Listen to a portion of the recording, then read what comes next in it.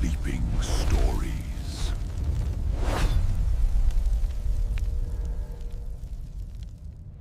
The story everyone will be talking about in 2026. Batman Sets, Darkest Truth. Chapter 1. In 2026, deep beneath Wayne Enterprises, in a section that does not appear on any blueprint, a maintenance crew discovered something that would force the world to question everything they thought they knew about Batman. The room had been sealed for 38 years. The walls were lined with leather-bound journals, each one written in the careful handwriting of a child. Security footage from 1987 showed something impossible. Young Bruce Wayne, only 12 years old, entering this chamber alone in the middle of the night, carrying books that should not have existed yet. The journals were dated before his parents died. Every single entry was written before that night in Crime Alley, before the pearls scattered across pavement, before the gunshot that created Batman. But the entries described events that had not happened yet with perfect accuracy. They described the training in distant mountains. They described the costume. They described battles with villains who would not exist for another 20 years. The final entry before his parents' murder was the most disturbing. 8-year-old Bruce Wayne had written only one sentence on that page. "Tomorrow, everything changes because I asked it to." The discovery remained classified for 6 months. Gordon himself ordered the room sealed again. The journals were locked in evidence that would never see a courtroom, but 3 reporters had already seen them. 2 quit journalism entirely. The 3rd disappeared. What made the journals impossible to dismiss was not their content, it was the paper itself. Forensic analysis confirmed the entries were genuinely written in the years they claimed. The ink had aged properly. The paper degraded naturally. These were not forgeries. They were not hoaxes. A child had somehow documented his future before living it. The news broke anyway. Someone always talks. Within days, every conspiracy theorist and investigative journalist in the country descended on Gotham. They wanted answers about Bruce Wayne. They wanted to know what those journals really said. They wanted to understand how a billionaire orphan could have predicted his own transformation into a vigilante decades before it happened. But they were asking the wrong questions. The journals did not predict Bruce Wayne becoming Batman. They revealed something far more disturbing. They showed that Bruce Wayne had been planning something since early childhood, something that required his parents to die. Something that needed Crime Alley to happen exactly as it did. The earliest entry was dated 6 months before the murder. Bruce was only 8 years old. His handwriting was shakier then, more childish, but the words were clear. "He comes to me at night now, the grey man. He shows me what Gotham really is underneath. He says every city is alive in its own way. He says Gotham is hungry. He says the hunger has to be fed, or it wakes up and feeds itself. He says my family has been feeding it for a very long time. He says soon it will be my turn." The maintenance crew who found the room reported something else, something that was kept out of official records. When they first opened the chamber, the air that escaped was cold, impossibly cold. Their breath fogged despite the room being 9 stories underground in the middle of summer. And they all heard something, a sound like breathing, deep and slow and patient, coming from somewhere below the foundation, somewhere that should have been solid bedrock. One of the crew members, a woman named Teresa Vasquez, quit the next day. She told her supervisor she would rather be unemployed than go back down there. When pressed for a reason, she said the room felt wrong. Not dangerous, not evil, just wrong. Like standing inside something's throat while it decided whether to swallow. Her supervisor filed the complaint as stress-related. Teresa moved to Coast City the following week. She refused every interview request. She would only say one thing to the reporters who tracked her down. That room was older than the building above it, older than Wayne Enterprises, maybe older than Gotham itself. And those journals were not hidden there by Bruce Wayne. They were hidden there for him, by someone who knew he would need them someday. The journals themselves told a story that should have been impossible. They documented conversations with the Grey Man in perfect detail. They described the entity that Bruce called his teacher, his guide, his future. In one entry from 3 months before the murder, young Bruce wrote about a dream. In the dream, he was much older. He was standing on a rooftop wearing black armor. Below him, the city burned. People screamed, but he was not moving to help them. He was watching, waiting for something. The Grey Man stood beside him in the dream. The Grey Man told him that this was necessary, that Gotham needed to burn periodically, that the hunger had to be satisfied, that heroes and villains were just different ways of feeding the same appetite. Bruce asked the Grey Man what he was supposed to do. The Grey Man pointed down at the burning streets. He said Bruce already knew. He said Bruce had always known, ever since the first Wayne built the first house on Gotham soil, ever since the family made its first deal with what lived beneath. The dream ended with young Bruce asking one question: "Will I remember this when I am older?"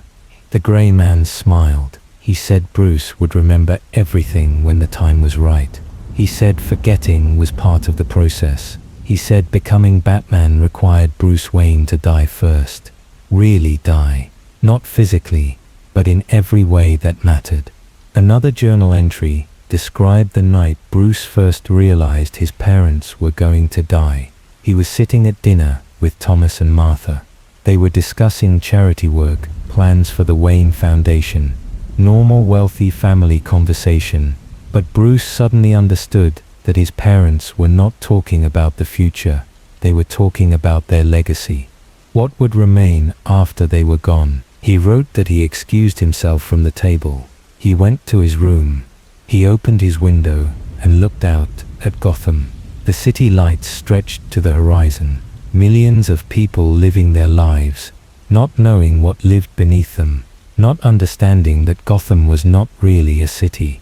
It was a cage, and something in that cage was getting hungrier.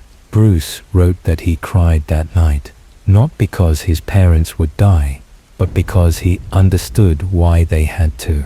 The Wayne family was Gotham's offering. Every generation gave something to keep the entity satisfied. His grandfather gave money. His great-grandfather gave political power. His ancestors gave land and influence. But this generation needed to give more. Hunger was growing. The entity was waking up. It needed tragedy. It needed trauma. It needed someone so damaged by loss that they would dedicate their entire existence to feeding it without realizing what they were doing. It needed Batman. The most disturbing journal entry was dated exactly 1 week before the murder. Bruce described sneaking out of the manor at night. He walked down to the cave system on the property, the caves that would someday house his war on crime. But that night, they were just dark holes in the earth, leading down into geological mystery. Bruce climbed down into the caves alone, 8 years old. No flashlight, just walking into absolute darkness, like he was following instructions. He wrote that he was not afraid. The Grey Man was with him, guiding him, showing him where to step. Deep in the caves, Bruce found a chamber. The chamber was massive, cathedral-sized, and it was not natural. The walls were carved with symbols, not modern graffiti, ancient markings worn smooth by time and moisture. The symbols hurt to look at. They made his eyes water. They made his head ache. In the center of the chamber was a well, just a circular opening in the stone floor. No railing, no cover, just a hole descending into deeper darkness. Bruce walked to the edge. He looked down. He could not see the bottom, but he could hear something down there, something moving in water, something large. The Grey Man spoke to him then, not out loud, inside his mind. The voice said this was the source. This was where Gotham really lived. Not in the streets above, not in the buildings and bridges and parks. Here, in the deep places beneath the city, where it had lived for thousands of years before humans arrived. The voice said Gotham was patient. It could wait centuries for the right moment, the right family, the right child. It had been preparing Bruce Wayne since before he was born, since before his father was born, since the first Wayne made the mistake of building a home on cursed ground. Bruce asked the voice what it wanted from him. The voice told him to jump, to let himself fall into the well, to join with Gotham completely, to become what he was always meant to be. Young Bruce stood at the edge of that well for an hour, considering, understanding that if he jumped, Bruce Wayne would end. Something else would climb back out. Something that wore his face and used his name but was not really him anymore. He stepped back from the edge. He told the gray man no, not yet. He was only 8 years old. He wanted a few more years of being human, a few more years of being a child. The gray man accepted this. The voice said there was still time. The sacrifice was not due yet, but soon, very soon. Bruce climbed back out of the caves. He returned to the manor. He washed the cave mud off his clothes and hands. He went to sleep in his comfortable bed. When he woke up, he remembered the cave. He remembered the well. He remembered the choice he made. And he knew that next time, he would say yes. The maintenance crew who found these journals tried to locate the chamber Bruce described. They brought ground-penetrating radar down into the cave system beneath Wayne Manor. They mapped every tunnel, every cavity, every geological formation. They found nothing matching his description. No ancient chamber, no carved symbols, no well descending into darkness. Either Bruce Wayne had written fiction as a child, or the chamber existed somewhere their instruments could not detect, somewhere that did not follow normal rules about space and depth and physical possibility. Gordon read every journal personally, all 47 of them, hundreds of entries spanning years of a child's life. He read about the Grey Man. He read about the preparations. He read about young Bruce Wayne slowly accepting his role in something far larger and stranger than a simple revenge story against crime. When Gordon finished reading, he sat in his office for 6 hours without moving. His officers checked on him twice. Both times he waved them away. He was thinking, processing, trying to reconcile the man he knew as Batman with the child described in these pages. Finally, Gordon pulled out a piece of paper. He wrote one sentence. He folded the paper and locked it in his desk drawer, the drawer that contained his personal insurance, the drawer that held evidence he swore he would never use unless absolutely necessary. The sentence he wrote was simple. It read, Bruce Wayne was never meant to be Batman. Batman was always meant to wear Bruce Wayne. That distinction changed everything. It meant the hero Gotham celebrated was not a man choosing to fight crime. It was something else, something that needed crime to exist, that required tragedy and violence and suffering to justify its own existence. Batman did not save Gotham. Batman fed on Gotham, on its darkness, on its endless supply of villains and victims and chaos. And the most terrifying part was not that Batman might be some kind of entity.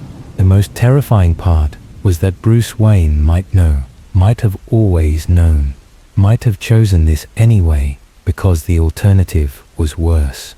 Because if Batman did not exist to feed on Gotham's violence, something else would. Something that would not bother wearing a human face. Something that would not pretend to be a hero. Something that would consume the city openly instead of in shadow. The journals suggested Bruce Wayne had seen that future, had been shown it by the Grey Man during those childhood visits, had understood that his choice was not between being Batman or being normal. His choice was between being Batman or letting Gotham become hell on earth. So, he chose the mask. He chose the mission. He chose to feed the entity with controlled violence instead of letting it feast on wholesale destruction. He became the hero everyone needed while knowing he was actually something else entirely. A living sacrifice. A willing meal. A man who jumped into the well and let something climb back out, wearing his face. The question that haunted Gordon as he locked those journals away was simple. Does Bruce Wayne still exist inside Batman? Or did that 8-year-old boy standing at the edge of the well finally make his choice years later in Crime Alley? Did Bruce Wayne die with his parents that night? Did something else wake up in his place? Something that remembered being human just enough to mimic it convincingly. Something that had been waiting in the dark beneath Gotham for the right moment to rise. Something that still waits there, even now. Chapter 2. The Therapist's Recording. Dr. Lydia Crane maintained a private practice in the Diamond District of Gotham. Her office occupied the 3rd floor of a building that had survived 4 major fires and 3 economic collapses. The walls were thick. The windows were small. Patients appreciated the privacy. They appreciated the discretion even more. In 1988, the Gotham Family Court mandated that young Bruce Wayne attend therapy sessions. Standard procedure for orphan children, especially orphan children who had witnessed their parents' murder. The court appointed Dr. Crane specifically because of her reputation. She did not gossip. She did not write books about famous patients. She kept secrets that would have destroyed half the city's elite families. What the court did not know was that Dr. Crane kept recordings of every session, not for legal purposes, not for research. She kept them because her training had taught her that memory was unreliable, that even the most careful therapist could misremember crucial details. The recordings were insurance, protection against her own human limitations. She never imagined they would become evidence of something impossible. The tapes remained in her possession until her death in 2019. Her granddaughter inherited everything. The office, the patient files, the decades of recordings carefully labeled and stored in fireproof cabinets. The granddaughter was also a psychologist. She understood confidentiality. She understood ethics. But she also understood that some secrets were too dangerous to keep. When the journals were discovered beneath Wayne Enterprises, Dr. Crane's granddaughter came forward. She brought 12 cassette tapes, each one labeled with Bruce Wayne's name and a date from 1988. She played them for Gordon in a private meeting. She asked that her identity remain protected. Gordon agreed. What those tapes revealed made the journals seem almost normal by comparison. The first session began with standard questions. How are you sleeping? How are you eating? Do you have nightmares about that night? Bruce answered politely. He was 11 years old, recently orphaned, living with his family's butler in a mansion too large for 2 people. He seemed composed, almost unnaturally calm for a child who had experienced such trauma. Dr. Crane noted this in the recording.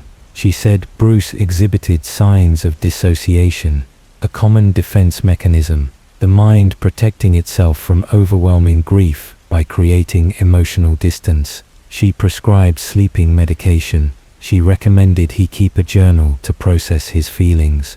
Bruce thanked her. He took the prescription. He left the office walking like a small adult in expensive clothes. The second session was different. Bruce arrived early. He sat in the waiting room reading a book about Gotham's history. Not a children's book. A dense academic text about the city's founding. When Dr. Crane called him in, she asked about the book. Bruce closed it carefully. He said he was researching his family, trying to understand where he came from. Dr. Crane thought this was healthy. She encouraged it. She said understanding family history could help him process his loss. Bruce nodded. He did not mention that the book described events from 1765. He did not mention that his ancestors had made deals with Lenape tribes who refused to enter certain areas of the land, areas they considered cursed, areas where the ground itself was considered hungry. Instead, Bruce asked Dr. Crane a question.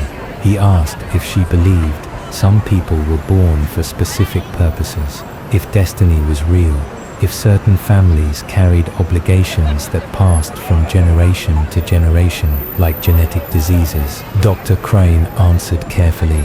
She said many cultures believed in fate. She said some families did carry traditions and expectations, but she said Bruce was not obligated to be anything except himself. His parents' death was not part of some grand plan. It was random violence, meaningless tragedy. Bruce smiled at this. The recording captured it. A small, sad smile from a child who knew something his therapist did not. He thanked her for her perspective. He said it was comforting to imagine life was random, that terrible things happened without reason, that he was not part of some larger design. Then he asked another question. He asked if Dr. Crane had ever treated someone who claimed to see things that were not there. Not hallucinations, not delusions, but things that existed in spaces between normal perception. Things that were real but invisible to most people. Dr. Crane recognized this as a possible cry for help. She asked Bruce directly if he was seeing things. Bruce considered the question for a long moment. Then he said no. He was not seeing things, he was seeing everything. The difference was important. The third session began with Bruce describing his dreams. He said every night he dreamed of caves, dark places beneath the city where water dripped and stone echoed, and something moved in the deepest chambers. He said the dreams felt more real than waking life, that when he woke up, he felt like he was returning to the dream instead of leaving it. Dr. Crane asked if the dreams frightened him. Bruce said no. Fear would be the wrong word. The dreams were instructional. They were showing him something he needed to understand. They were preparing him for what came next. When Dr. Crane asked what came next, Bruce went quiet. The tape recorded 30 seconds of silence, just the sound of the office ventilation system and distant traffic outside. Then Bruce spoke again. He said there was someone in his dreams who taught him things. Someone he called the Grey Man. The Grey Man showed him Gotham's true face, the face beneath the buildings and streets, the face that had existed long before humans arrived. Dr. Crane's clinical notes from this session showed concern. She wrote that Bruce might be experiencing complex grief manifesting as dissociative episodes. She increased his medication dosage. She scheduled twice weekly sessions. She contacted Alfred to discuss Bruce's mental state. Alfred assured her that Bruce seemed fine at home, quiet, studious, perhaps more serious than a typical 11-year-old, but not concerning, not dangerous to himself or others, just a child processing enormous loss in his own way. What Alfred did not tell Dr. Crane was that he found Bruce in the caves beneath the manor twice that month, both times in the middle of the night, both times standing at the edge of underground pools, talking to empty air. When Alfred asked who he was speaking to, Bruce said he was practicing. Alfred asked practicing. What Bruce said practicing. Listening. The fourth session was when everything changed. Bruce arrived at Dr. Crane's office carrying a notebook. He said he had been keeping that journal she recommended. He said he wanted to share some entries. Dr. Crane was pleased. This represented progress, emotional openness, willingness to process trauma through creative expression. Bruce opened the notebook to a random page. He read aloud. The entry described a conversation with the Grey Man about the nature of cities. The Grey Man explained that cities were living organisms. They breathed through ventilation systems. They ate through supply chains. They excreted through sewage. They dreamed through the collective unconscious of their inhabitants. But Gotham was different. Gotham was not just alive. Gotham was aware. It had intentions. It had needs. It had been feeding on human suffering for so long that it could not survive without it. Every murder, every crime, every act of corruption and violence, all of it nourished something vast and ancient that lived in the foundation. Dr. Crane listened to this with growing unease. She asked Bruce where these ideas came from. Bruce said they came from observation, from paying attention to patterns other people ignored, from understanding that Gotham's crime rate was not a social problem. It was a symptom of something deeper. He read another entry. This one described how the Wayne family fit into Gotham's ecosystem, how his ancestors had understood the entity beneath the city, how they had made bargains to protect themselves while sacrificing others, how each generation paid a different price, how his generation's price was the highest yet. Dr. Crane stopped the session early. She told Bruce she needed to consult with colleagues about his treatment plan. She asked if she could keep the notebook to review. Bruce said no. The notebook was private. It contained information that would be dangerous in wrong hands. He closed it and held it against his chest like a shield. After Bruce left, Dr. Crane called a friend, another therapist who specialized in childhood trauma. She described Bruce's presentation without using his name. The friend suggested Bruce might be creating elaborate fantasy as coping mechanism. The imaginary grey man, the living city, the family curse, all of it could be Bruce's mind trying to impose meaning on meaningless tragedy. Dr. Crane wanted to believe this. She wrote it in her notes. Elaborate fantasy construction as grief response. Recommend continued therapy and possible psychiatric evaluation if symptoms persist. But the recording captured something her notes did not. Her voice, the uncertainty in it, the fear. The fifth session never happened. Bruce cancelled. Alfred called to say Bruce was sick. Nothing serious, just a fever. He would reschedule when he felt better. Dr. Crane agreed. She noted the cancellation in her records. Bruce never rescheduled. 3 weeks later, Alfred called again. He said Bruce was doing much better. The grief seemed to be resolving naturally. He was sleeping through the night, eating normally, engaging with his studies. Perhaps therapy had served its purpose. Perhaps Bruce no longer needed professional help. Dr. Crane was required to argue against this, to insist that 4 sessions were insufficient for processing parental loss, that Bruce needed continued support, that stopping therapy prematurely could cause long-term damage. But she did not argue very hard. Part of her was relieved. Bruce Wayne unsettled her in ways she could not articulate professionally. His intelligence was not childlike. His awareness was not innocent. When he looked at her, she felt evaluated, measured, found useful but temporary. She approved the termination of therapy. She closed Bruce's file. She never saw him again.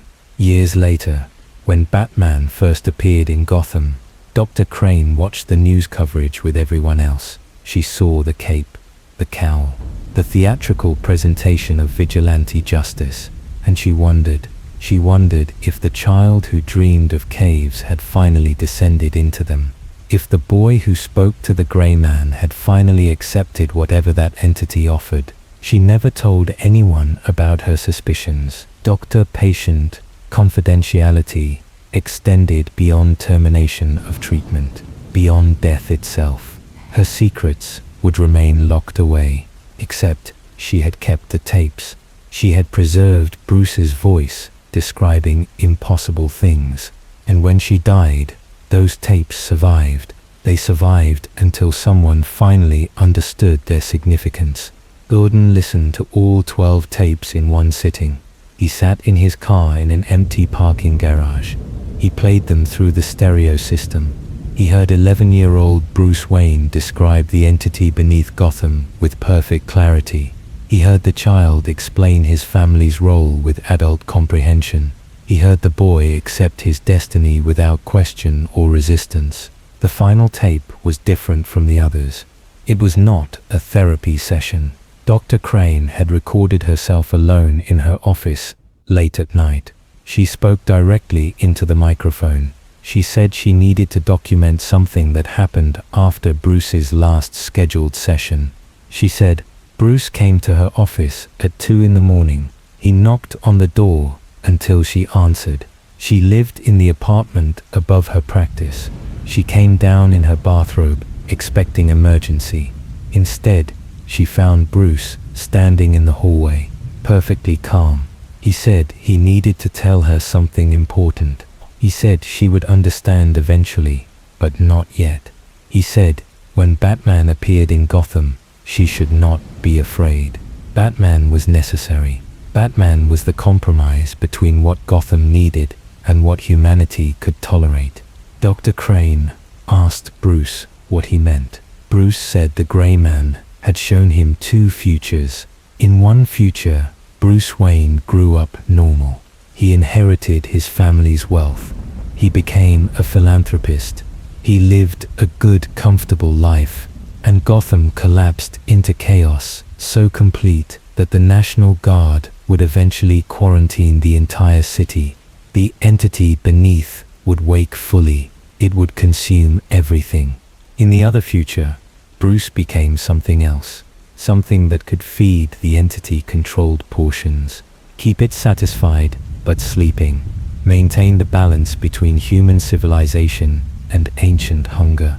That future required sacrifice. Required Bruce Wayne to die in every way except physically. Required Batman to rise in his place. Bruce told Dr. Crane he had chosen the second future. He was explaining this to her because she had tried to help him.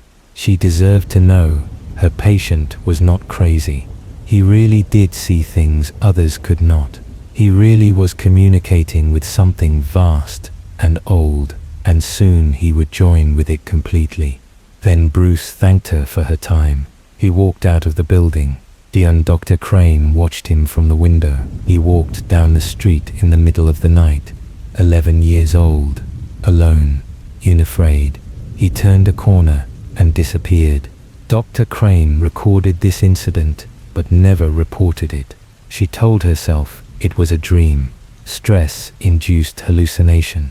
She had been working too hard, seeing too many damaged children. Her mind created this midnight visit to process her concerns about Bruce Wayne, but her voice on the recording betrayed the truth. She knew it was real. She knew Bruce had really come to her in the night.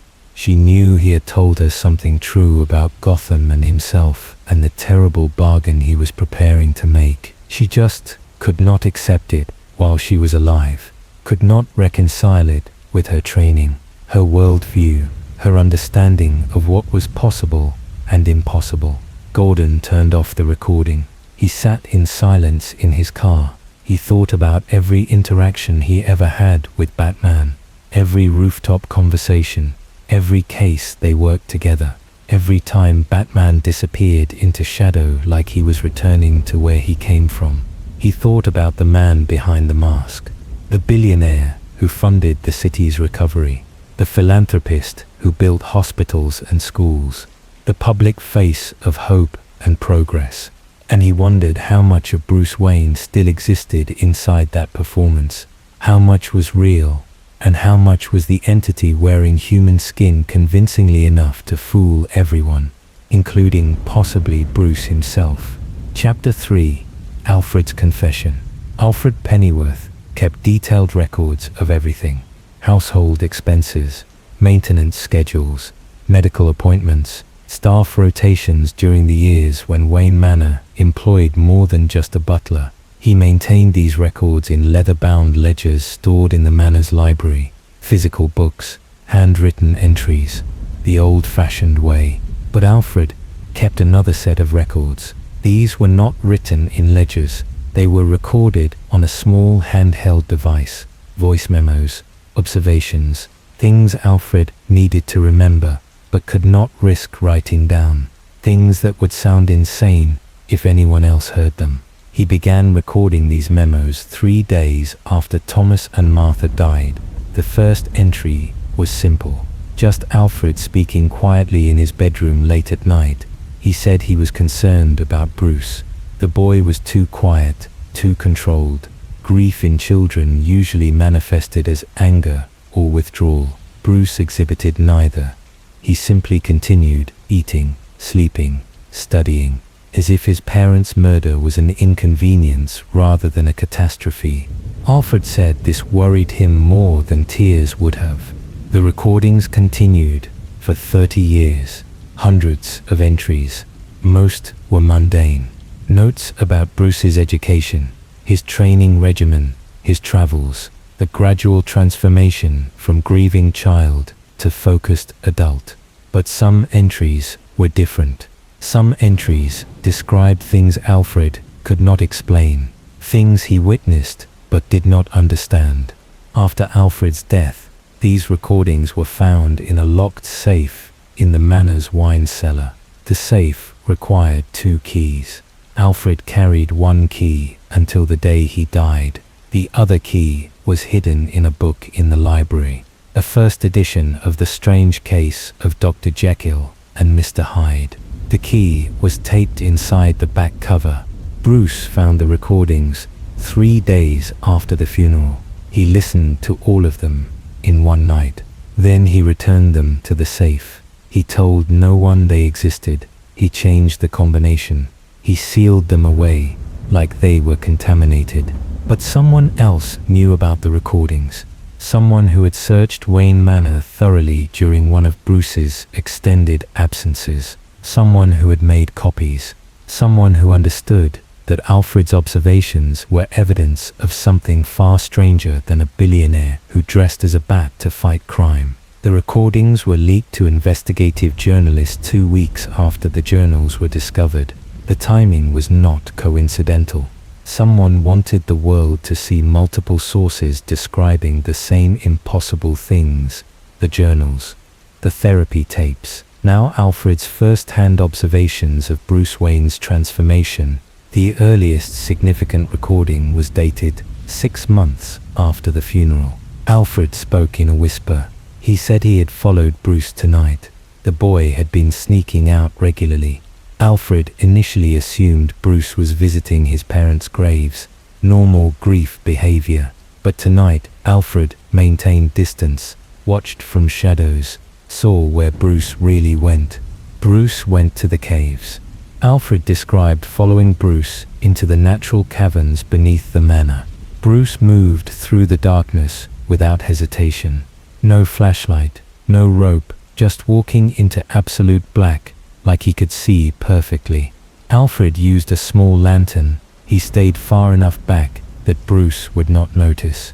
He watched Bruce descend deeper and deeper into the earth. Finally, Bruce stopped.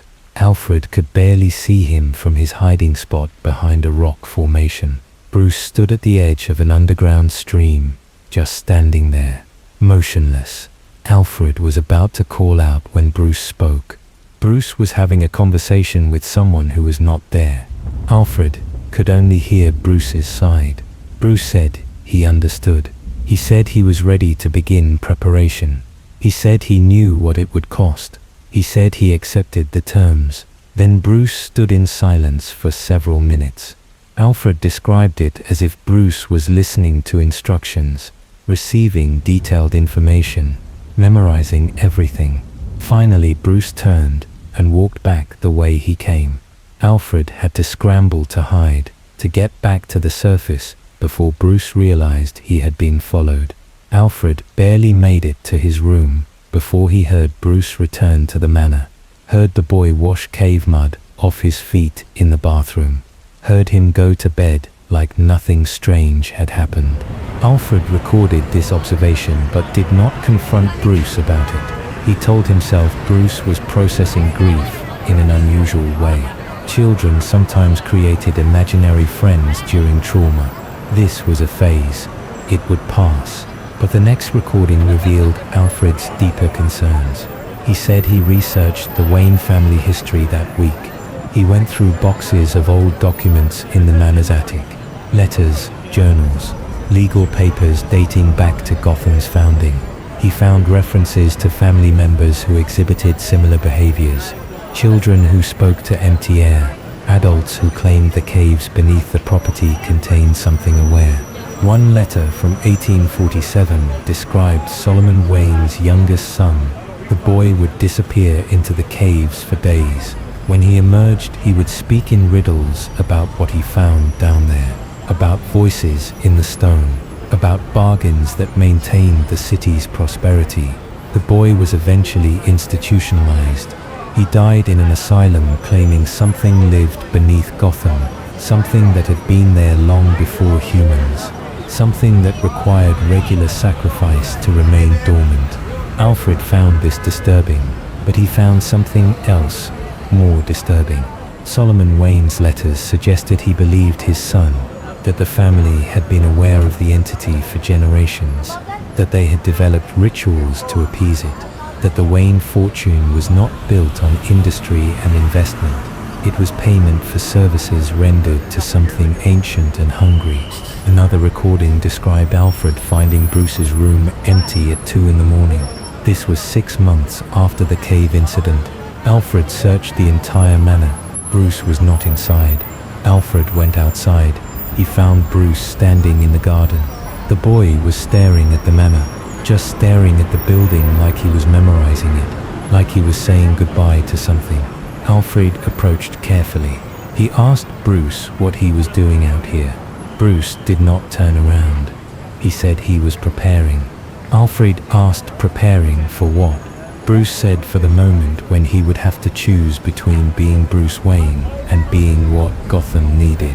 Alfred asked what Gotham needed. Did Bruce finally turned? Even in the recording, Alfred's voice changed when describing Bruce's expression. He said the boy's face was calm, too calm, empty of normal childhood emotion. What looked back at Alfred was not an 11-year-old processing grief. It was something else entirely. Bruce said Gotham needed a guardian, someone willing to stand between the city and its own darkness, someone who could embody the fear criminals felt while redirecting the entity's hunger toward controlled violence instead of chaos, someone who would sacrifice everything human about themselves to maintain balance. Alfred asked if Bruce understood what he was saying. Bruce said yes, he understood completely. The Grey Man had explained everything. His parents' death was not random. It was activation of the family obligation. Their sacrifice awakened something in Bruce, something that had been sleeping in his bloodline for generations. Now it was his turn to serve. Alfred tried to tell Bruce this was trauma speaking, that grief made people think impossible things, that the Grey Man was not real. Bruce smiled sadly. He said Alfred was kind to try, but kindness would not change what was coming. Nothing could change it now. The process had already begun. The next recording was made several years later. Bruce was 15. He had just returned from his first extended trip abroad.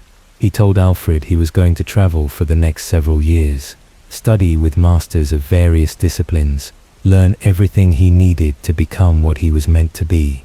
Alfred asked what exactly Bruce intended to become. Bruce said he did not have a name for it yet, but he would know when the time was right. He would return to Gotham. He would put on a mask. He would become the thing between light and dark, the compromise between human justice and cosmic hunger. Alfred recorded that conversation with audible distress in his voice. He said he tried to argue, tried to convince Bruce to pursue normal life, university, career, family. The boy was only 15, too young to commit to whatever strange destiny he believed awaited him. But Bruce was immovable. He said he knew Alfred cared about him, that Alfred had been more father than servant, but Alfred had to understand. Bruce Wayne was already gone, had died in Crime Alley with his parents. What remained was just preparation, just the slow transformation of a corpse into something useful. Alfred asked if Bruce really believed that, if he truly thought he was dead inside. Bruce considered the question. Then he said no. Parts of Bruce Wayne remained. Memories, habits, emotional echoes. But they were fading, like a photograph left in sunlight too long. Eventually nothing would remain, except the mission, the purpose, the thing he was becoming. The recording captured Alfred crying, not sobbing, just quiet tears. He said he failed Thomas and Martha. He was supposed to protect their son. Instead, he watched Bruce transform into something increasingly inhuman, something that wore Bruce's face but looked out through different eyes. Several recordings documented Bruce's return to Gotham after years abroad. Alfred noted the physical changes. Bruce was larger, stronger, moved with predatory grace, but the real changes were mental. Bruce spoke differently, thought differently, processed information with computer efficiency. Alfred described a conversation about Batman's debut. This was weeks before the first public sighting. Bruce showed Alfred the costume, the cape, the cowl, the symbol on the chest. Alfred asked why a bat. Bruce said because bats lived in caves, because they were creatures of darkness that still served ecological purpose, because they inspired primal fear while remaining fundamentally harmless to humans.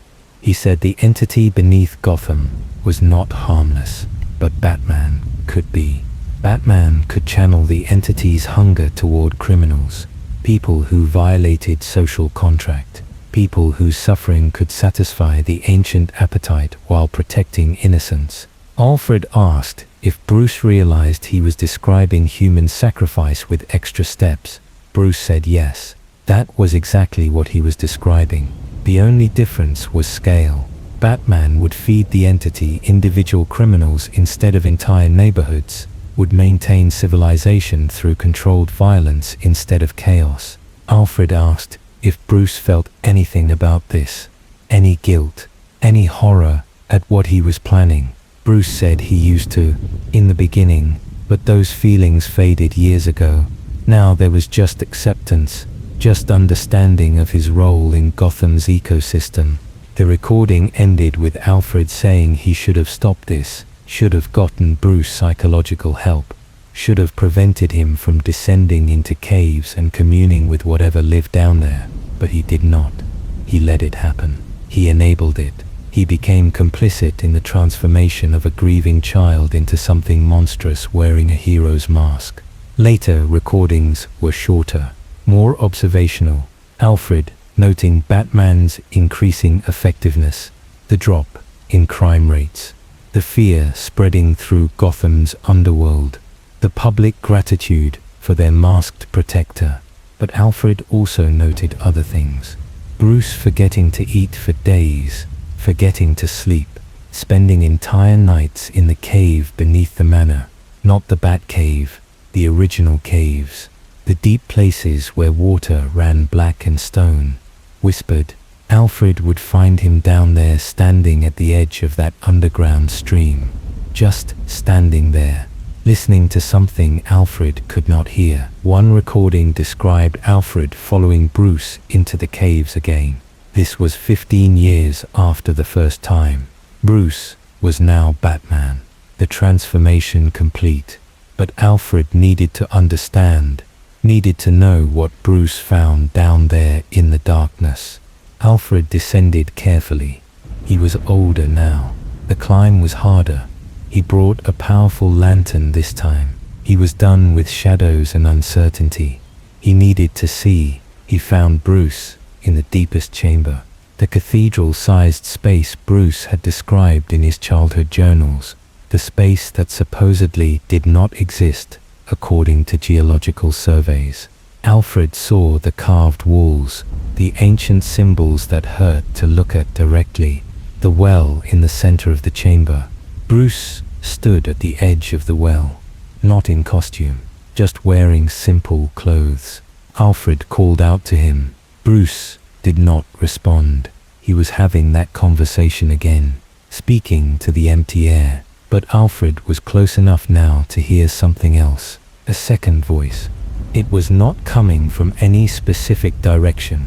It was coming from the stone itself, from the water in the well, from the air that moved through the chamber.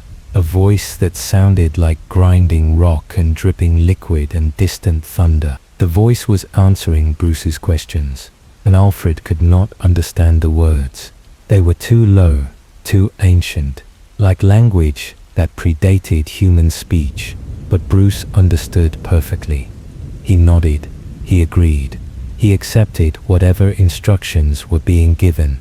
Then Bruce noticed Alfred. He turned. For just a moment, Alfred saw something in Bruce's eyes that was not human, not evil, just fundamentally other. Then Bruce blinked and the moment passed. He was just Bruce again, tired, sad, aware of what he had become. Bruce told Alfred to go back to the manor. This was not a place for normal people. The entity was strongest here. It could affect minds that were not prepared, could show them things that would break their understanding of reality. Alfred needed to leave before that happened. Alfred asked what Bruce was doing down here. Bruce said he was reporting, checking in, making sure the arrangement still held. The entity needed regular communication, needed confirmation that Batman would continue to feed it appropriate sacrifices, that the balance would be maintained. Alfred asked if Bruce could stop, if he could walk away from this bargain. Bruce said no. The bond was permanent. He was marked, changed at fundamental level.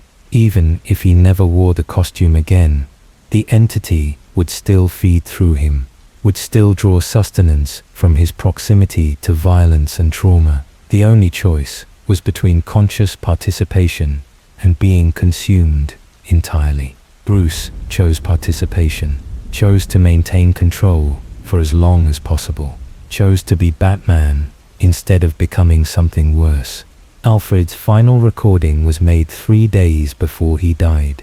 He said he was tired, tired of keeping secrets, tired of watching Bruce disappear deeper into whatever he had become, tired of knowing the truth about Batman and being unable to tell anyone. He said these recordings were his confession, his evidence, his testimony that Bruce Wayne had been lost long ago, that what Gotham celebrated as its greatest hero was actually its most profound tragedy.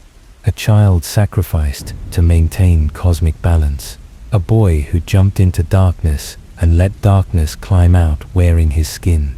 Alfred said he loved Bruce, had always loved him, but he grieved for the man Bruce could have been, the life he could have lived, the happiness he deserved. Instead, Bruce got the cave, the mission, the endless feeding of an entity that would never be satisfied, that would consume him piece by piece until nothing remained. Alfred said he was recording this so someone would know.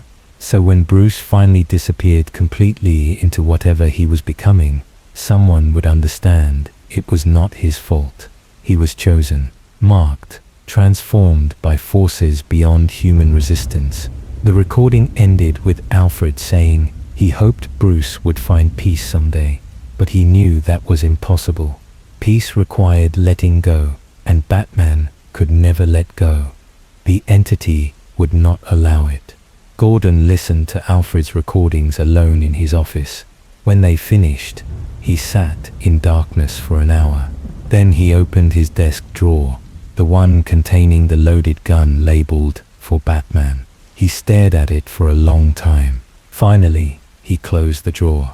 He was not ready yet, was not sure what he was supposed to do with this information, with the accumulated evidence of Bruce Wayne's impossible transformation. But he knew one thing with certainty. Batman was not what Gotham thought he was, and the truth, when it finally emerged completely, would destroy everything the city believed about its greatest protector. Chapter 4. The Gotham Archives. The Gotham City Hall archives occupied 3 basement levels beneath the main building. Most employees never descended past the first level. The second level required special clearance. The third level was accessed by less than a dozen people in any given year. City historians, legal researchers working decades-old cases, genealogists tracing family trees through municipal records. The air down there was thick with dust and age. Fluorescent lights flickered with electrical uncertainty. Metal shelves stretched into shadows, holding boxes of documents that no one had touched in generations. Marriage certificates from 1823, property deeds from before the Civil War, census records written in careful longhand by clerks who died before the turn of the century. Sarah Chen worked in the archives. She had been there for 7 years.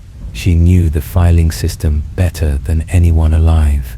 She could locate specific documents from specific years without consulting the database. She understood the organization, the logic, the careful preservation of Gotham's documented history. But even Sarah had never accessed certain records. Records that were technically public but practically hidden. Records that existed in a separate section behind a locked door that opened only with supervisor approval. She had asked about that section once. Her supervisor said it contained sensitive materials, family records sealed by court order, documents related to ongoing legal disputes. Sarah accepted this explanation. She respected the boundaries. She did her job cataloging accessible materials and never questioned what remained locked away. Then the journals were discovered. Then the therapy tapes were released. Then Alfred's recordings reached the press. Suddenly, everyone wanted to know more about the Wayne family, about their history, about the patterns that might explain Bruce Wayne's transformation into Batman. Sarah received 17 requests in 1 week. Journalists, researchers, true crime enthusiasts, all asking for Wayne family records, property deeds, business filings, anything that might shed light on the family's connection to Gotham's darker elements. Sarah processed these requests according to protocol. Most records were accessible: birth certificates, marriage licenses, business incorporations. She provided what was legal to provide, but the requests kept asking about the sealed section, about records that supposedly documented something strange about the Wayne family tree. Sarah's supervisor denied every request for sealed materials. No explanation given, just flat denials. This made the requests more persistent, more aggressive. One journalist threatened legal action. Another offered money. A third suggested Sarah could become famous by leaking the documents. Sarah refused all of it. She followed protocol. She respected the rules. But she was curious now. What exactly was locked behind that door? What was so sensitive it required complete restriction? One night Sarah stayed late. The building was empty. Security made rounds every 2 hours. She had time. She had access to the supervisor's key ring. The supervisor trusted her.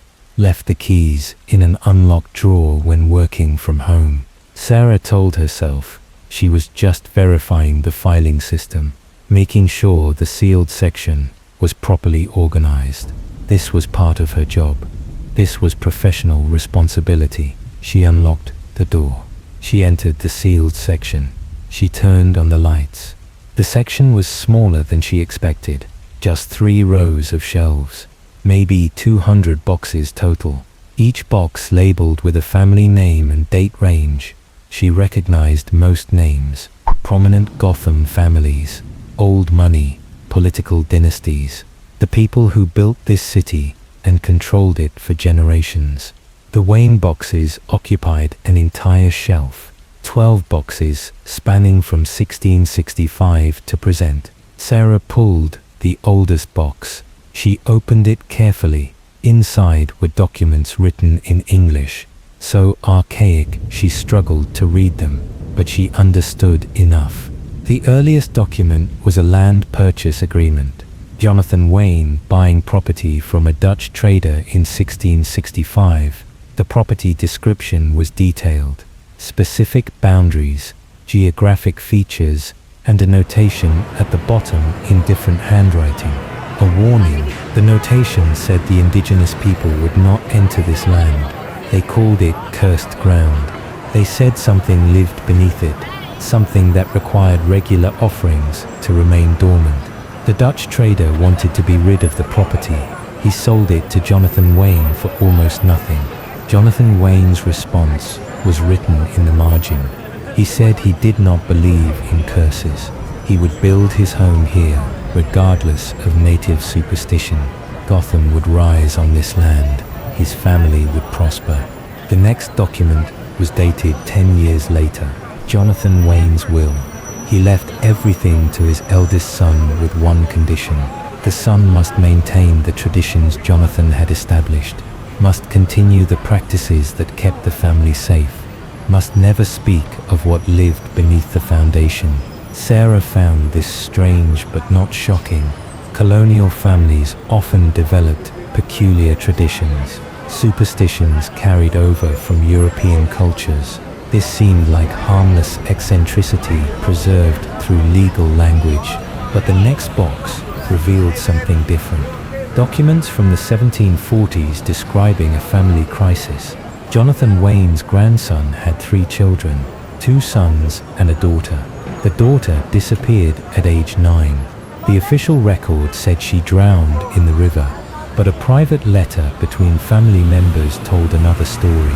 The letter said the girl had been chosen, that she fulfilled the obligation, that her sacrifice maintained the agreement for another generation.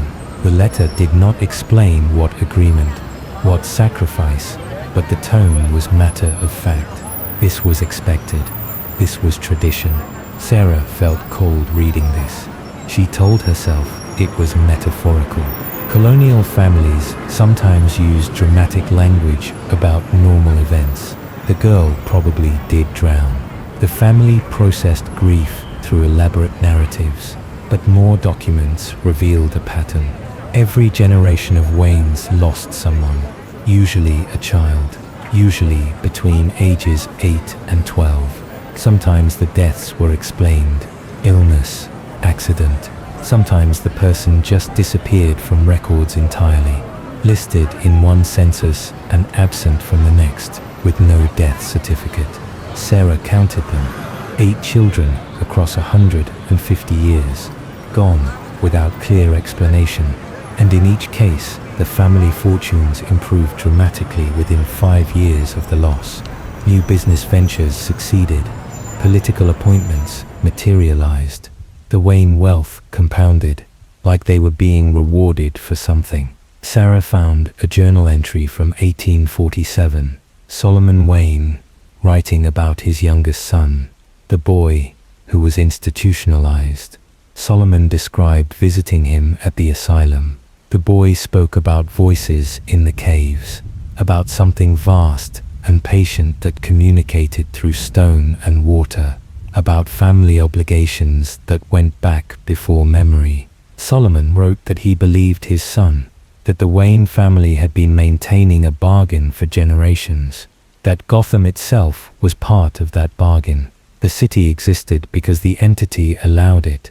In exchange, the Waynes provided what it needed: periodic sacrifice, regular feeding, maintenance of the relationship. Solomon wrote that he hoped future generations would understand that they would accept their role, that they would not try to break the agreement, because breaking it would destroy everything the family built. Sarah's hands shook, holding these pages. This was not metaphor. This was direct statement of belief in something impossible. A founding father of Gotham, describing his family as caretakers of an entity beneath the city, describing child sacrifice as business arrangement. She found more documents, estate records showing property transfers after each disappearance, legal papers that made no sense unless read as covering up something darker. and census records. The census records were most disturbing. Sarah Cross referenced Wayne family members with city census data. She found the pattern clearly. Every 27 years, a Wayne family member died, not disappeared. Died. Usually violently, usually under suspicious circumstances, and always the death preceded a period of unusual prosperity for Gotham. 1689, Jonathan Wayne murdered by business partner. Gotham's first major trade agreement, finalized 3 months later. 1716, Jonathan's grandson killed in hunting accident. Gotham's first church built that year. 1743, the drowned daughter. Gotham's first school established. 1770, a Wayne cousin hanged for unspecified crime. Revolutionary War largely spares Gotham. The pattern continued. 27-year cycles, a death, a sacrifice, then growth, prosperity, progress, until 1988, Thomas and Martha Wayne, murdered in Crime Alley, right on schedule. 27 years after the previous Wayne death, and following their murder, Gotham experienced economic revival, new businesses, reduced unemployment.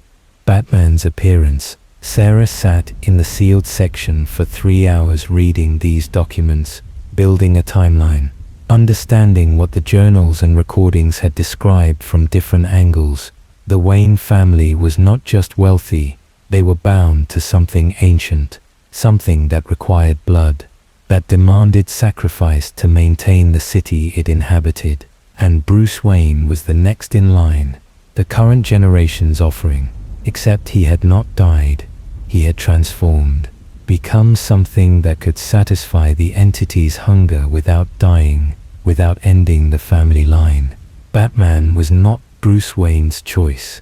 It was his obligation, his role in a contract signed before he was born.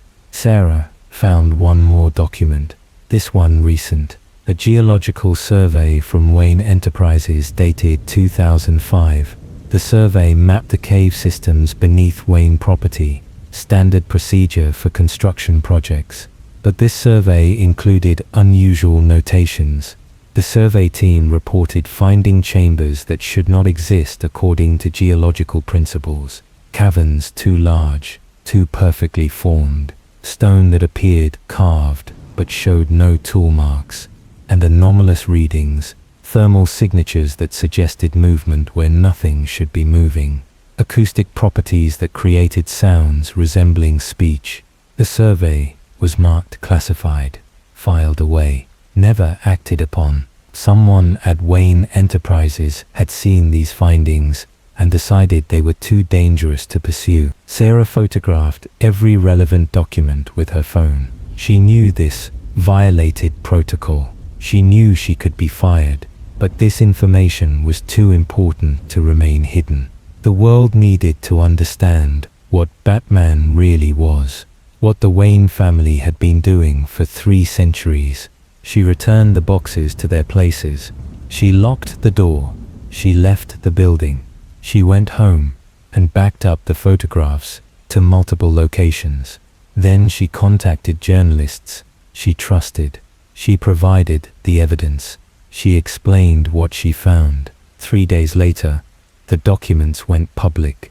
The Wayne family's secret history spread across every news platform. The pattern of deaths, the suspiciously timed prosperity, the geological anomalies, the suggestions of something beneath Gotham requiring periodic sacrifice. Gotham reacted with predictable division.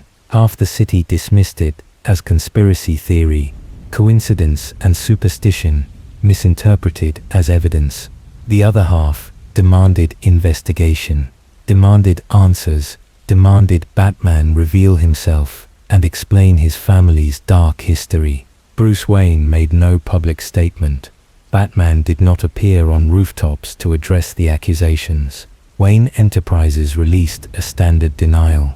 The documents were being mischaracterized. The pattern was coincidence. The geological survey was unremarkable. But Gordon knew better. Gordon had the journals, the therapy tapes, Alfred's recordings.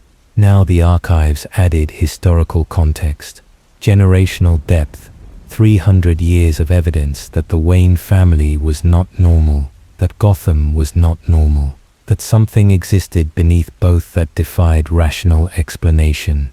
Gordon drove to Wayne Manor that night. He used a back road that avoided cameras. He parked a mile away and walked to a side entrance only he knew about.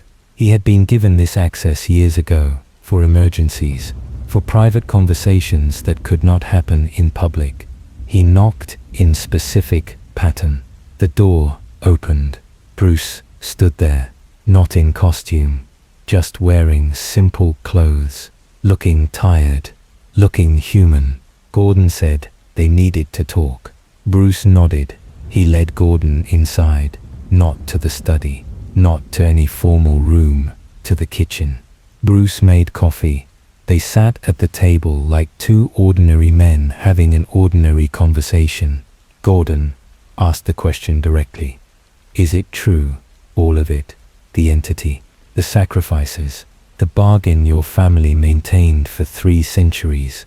Bruce looked at his coffee for a long moment. Then he said yes. It was all true. Every impossible thing described in those documents. His family had been feeding something beneath Gotham since before the city existed. The deaths were not accidents. They were obligations, payments to keep the entity satisfied. Gordon asked why. Why would any family agree to such an arrangement? Why not just leave?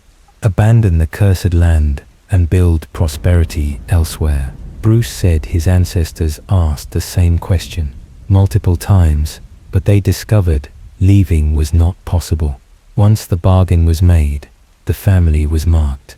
The entity would follow them, would manifest in whatever city they inhabited, would consume them and everyone around them until the debt was paid. So they stayed in Gotham, contained the entity, developed rituals to manage it, turned their curse into civic responsibility, became the city's founding family by necessity rather than choice. Gordon asked about Bruce's parents, if their deaths were really part of this pattern. Bruce said yes. They knew it was coming. They had studied the family history, understood the cycle. They tried to prepare Bruce for what would follow, but explaining an ancient cosmic bargain to a child was impossible. So, they loved him, protected him as long as possible, and when the time came, they walked into Crime Alley, knowing what would happen, choosing sacrifice over breaking the pattern and risking something worse. Gordon felt sick. He asked if Bruce knew this when his parents died, if he understood they chose to be murdered. Bruce said no, not consciously, but something in him understood. Something that had been waiting in his bloodline, recognized the moment, recognized that transformation was beginning. Gordon asked about Batman. If the costume and mission were really just elaborate feeding mechanism for the entity. Bruce said yes, that was exactly what Batman was. Controlled violence, directed trauma, criminals suffering instead of innocence. It was the compromise between what the entity demanded and what Bruce could live with. Gordon asked if Bruce could stop, if he could retire, let someone else be Batman. Bruce said no. The connection was permanent. He was bonded to the entity at fundamental level. Even without the costume, it would feed through him, through his proximity to violence, through his awareness of Gotham's darkness. The only difference was control. As Batman, he directed where the entity fed, what it consumed. Without Batman, the feeding would become random, chaotic. Everyone around Bruce would suffer. So he maintained the mission, kept the entity satisfied through careful management of Gotham's criminal element. Gordon asked how long Bruce could sustain this, how long before the entity consumed him completely. Bruce said he did not know. Years, maybe decades, but eventually there would be nothing left. The entity would hollow him out. wear him like a shell, become something that looked like Batman, but was entirely other. Gordon asked, what happened then? Bruce said he had contingencies, plans for when he lost himself entirely, people who knew what to do, how to end it before the entity could use his body for purposes beyond the original bargain. He did not specify who these people were. He did not explain the contingencies. But Gordon understood. He understood why the gun in his drawer was labeled for Batman. He understood his role in this impossible situation. Gordon finished his coffee. He stood to leave. He asked Bruce one final question. Was any of it real? The heroism, the justice, the desire to protect Gotham, or was it all just performance? Ritual feeding dressed up as moral crusade. Bruce looked at him directly. His eyes were sad, exhausted, human in ways that contradicted everything they had discussed. He said both things were true simultaneously. Yes, he was feeding an ancient entity. Yes, he was bound by cosmic obligation. But yes, he genuinely wanted to help people. Yes, he actually cared about justice. The entity had not erased Bruce Wayne entirely. It had transformed him, changed him. But pieces remained. Fragments of the boy who wanted to make the world better, who believed in fairness and protection and mercy. Those pieces were what kept Batman from becoming pure predator, what maintained the boundary between controlled violence and chaos. Bruce said he was still himself, just less so every year, just fading slowly into something else. But for now, he was still capable of choosing, still able to direct the entity toward purposes he believed were righteous, still Batman in ways that mattered. Gordon did not know if he believed this, did not know if pieces of Bruce Wayne were enough to justify what Batman had become, but he nodded. He left the manor. He drove home thinking about impossible choices, about the weight of secrets, about the line between protection and sacrifice. The archived documents continued spreading across the internet. More researchers examined the Wayne family history.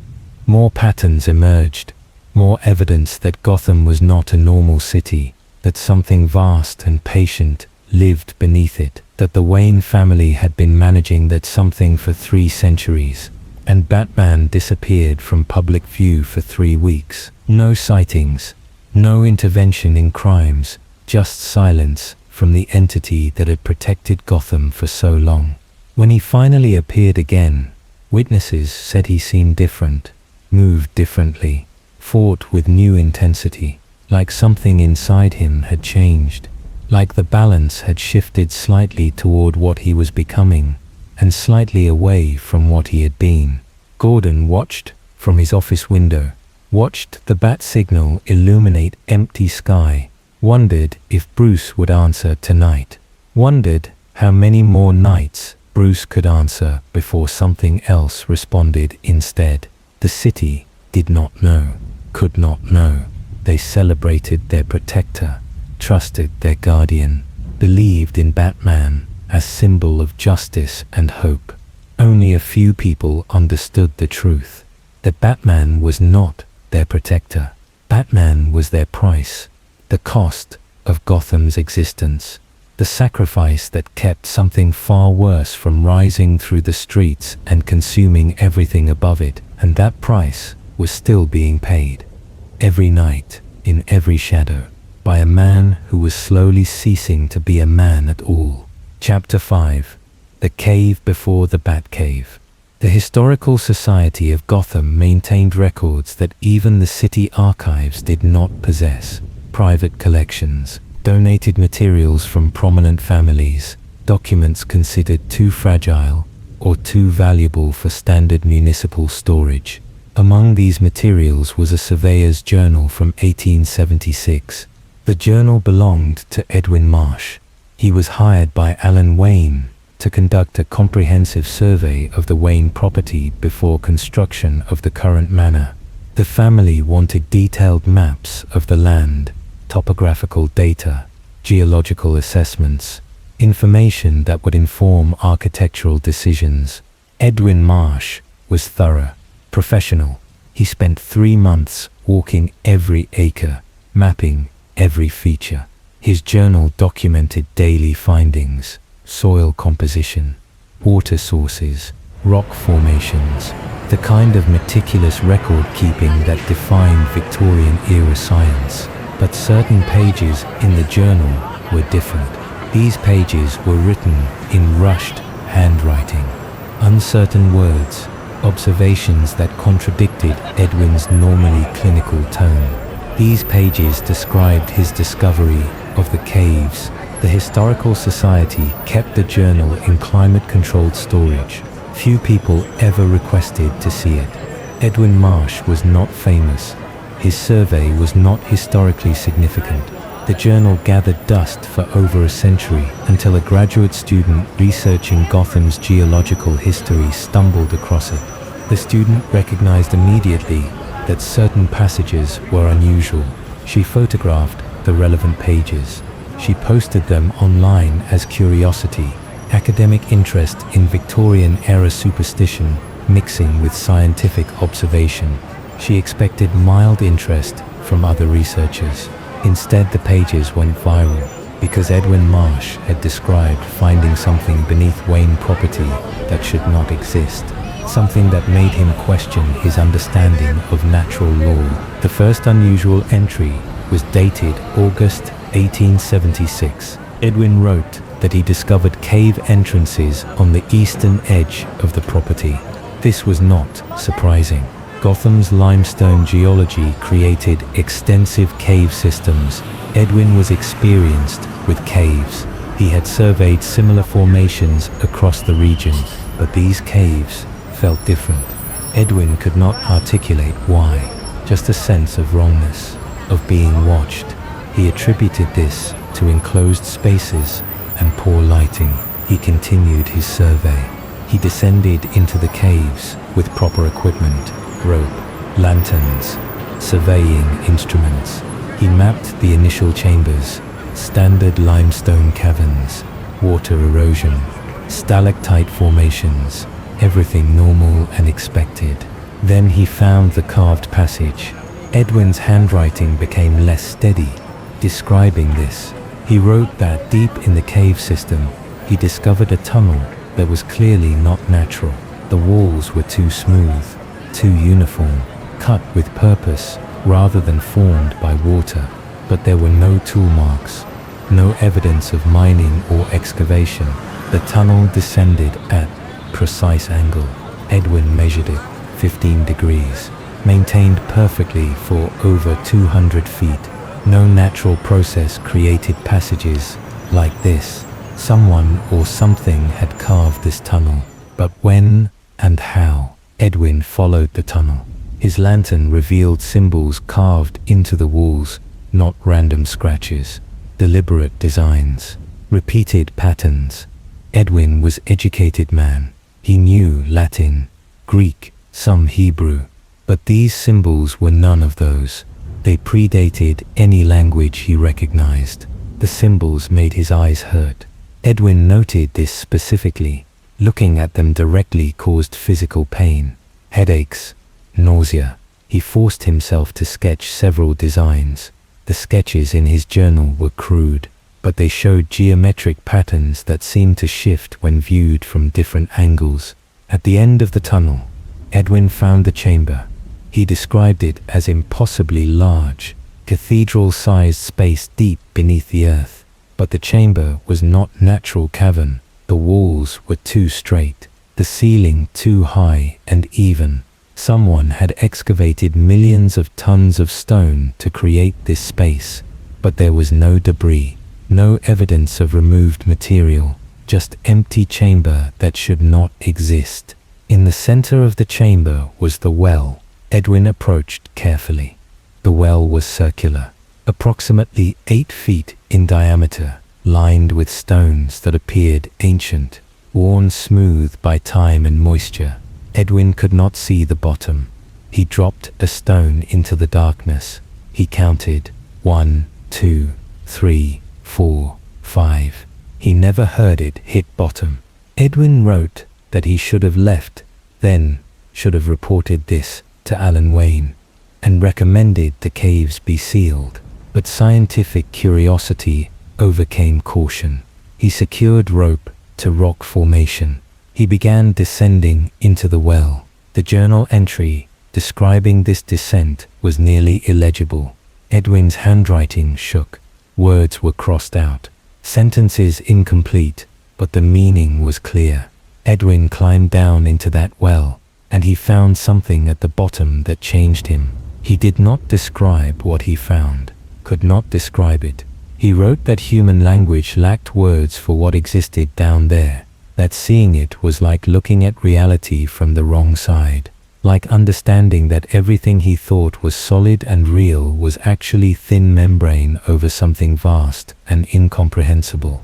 Edwin wrote that he heard voices in the well, not from any person, from the stone itself, from water that pooled at the bottom, from air that moved through passages leading deeper still.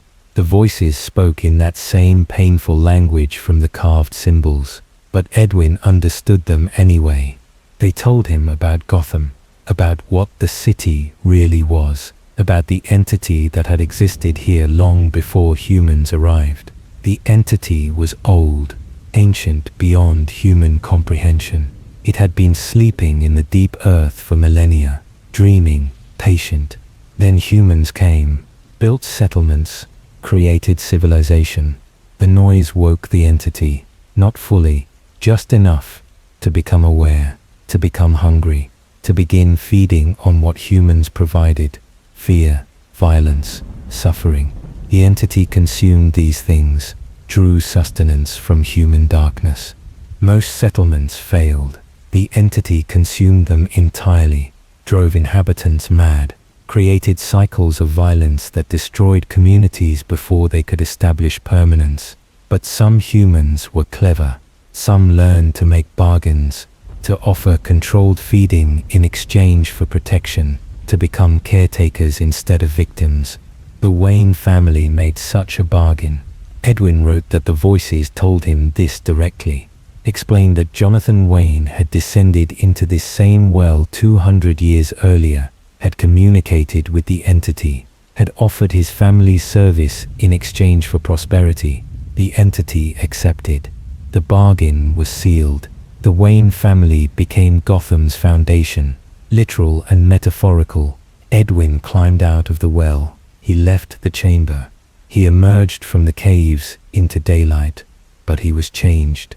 His journal entries after that day were different, colder, more distant. Like part of Edwin had remained in the well, like something had followed him back to the surface. He completed his survey. He provided his report to Alan Wayne. The official report made no mention of the carved tunnel, the chamber, the well.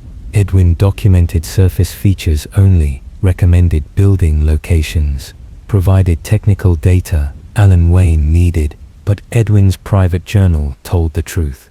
He wrote that he advised Alan Wayne to avoid building over the caves, to leave that section of property undeveloped. Alan Wayne ignored this advice. He built the new manor directly above the cave entrance, incorporated the caves into the foundation, made them part of the family estate. Edwin's final journal entry was brief.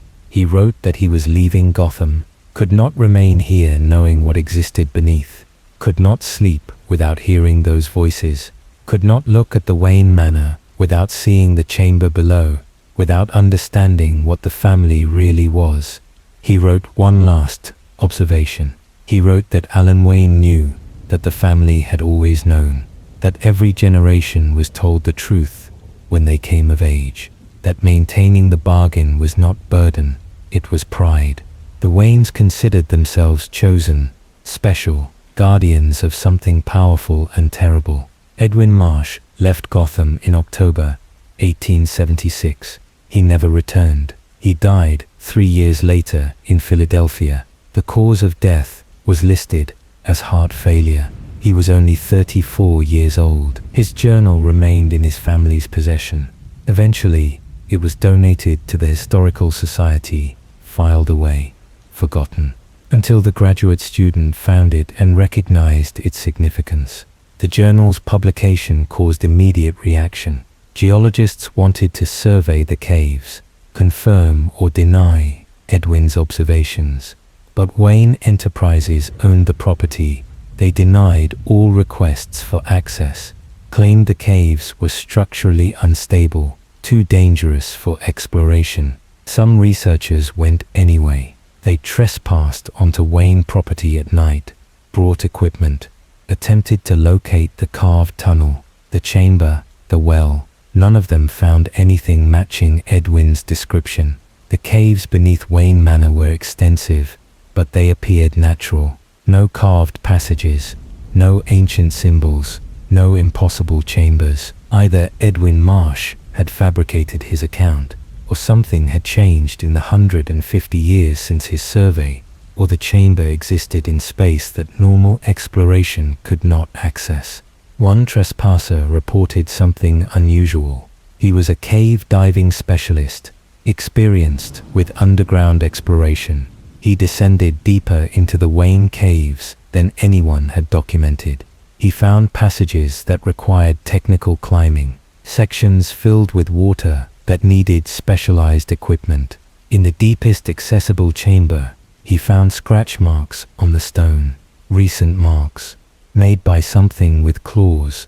The marks were too large to be from bats, too high on the walls to be from any known cave-dwelling creature, and they were arranged in patterns, deliberate designs, like something had been marking territory, establishing claim. The diver photographed the marks.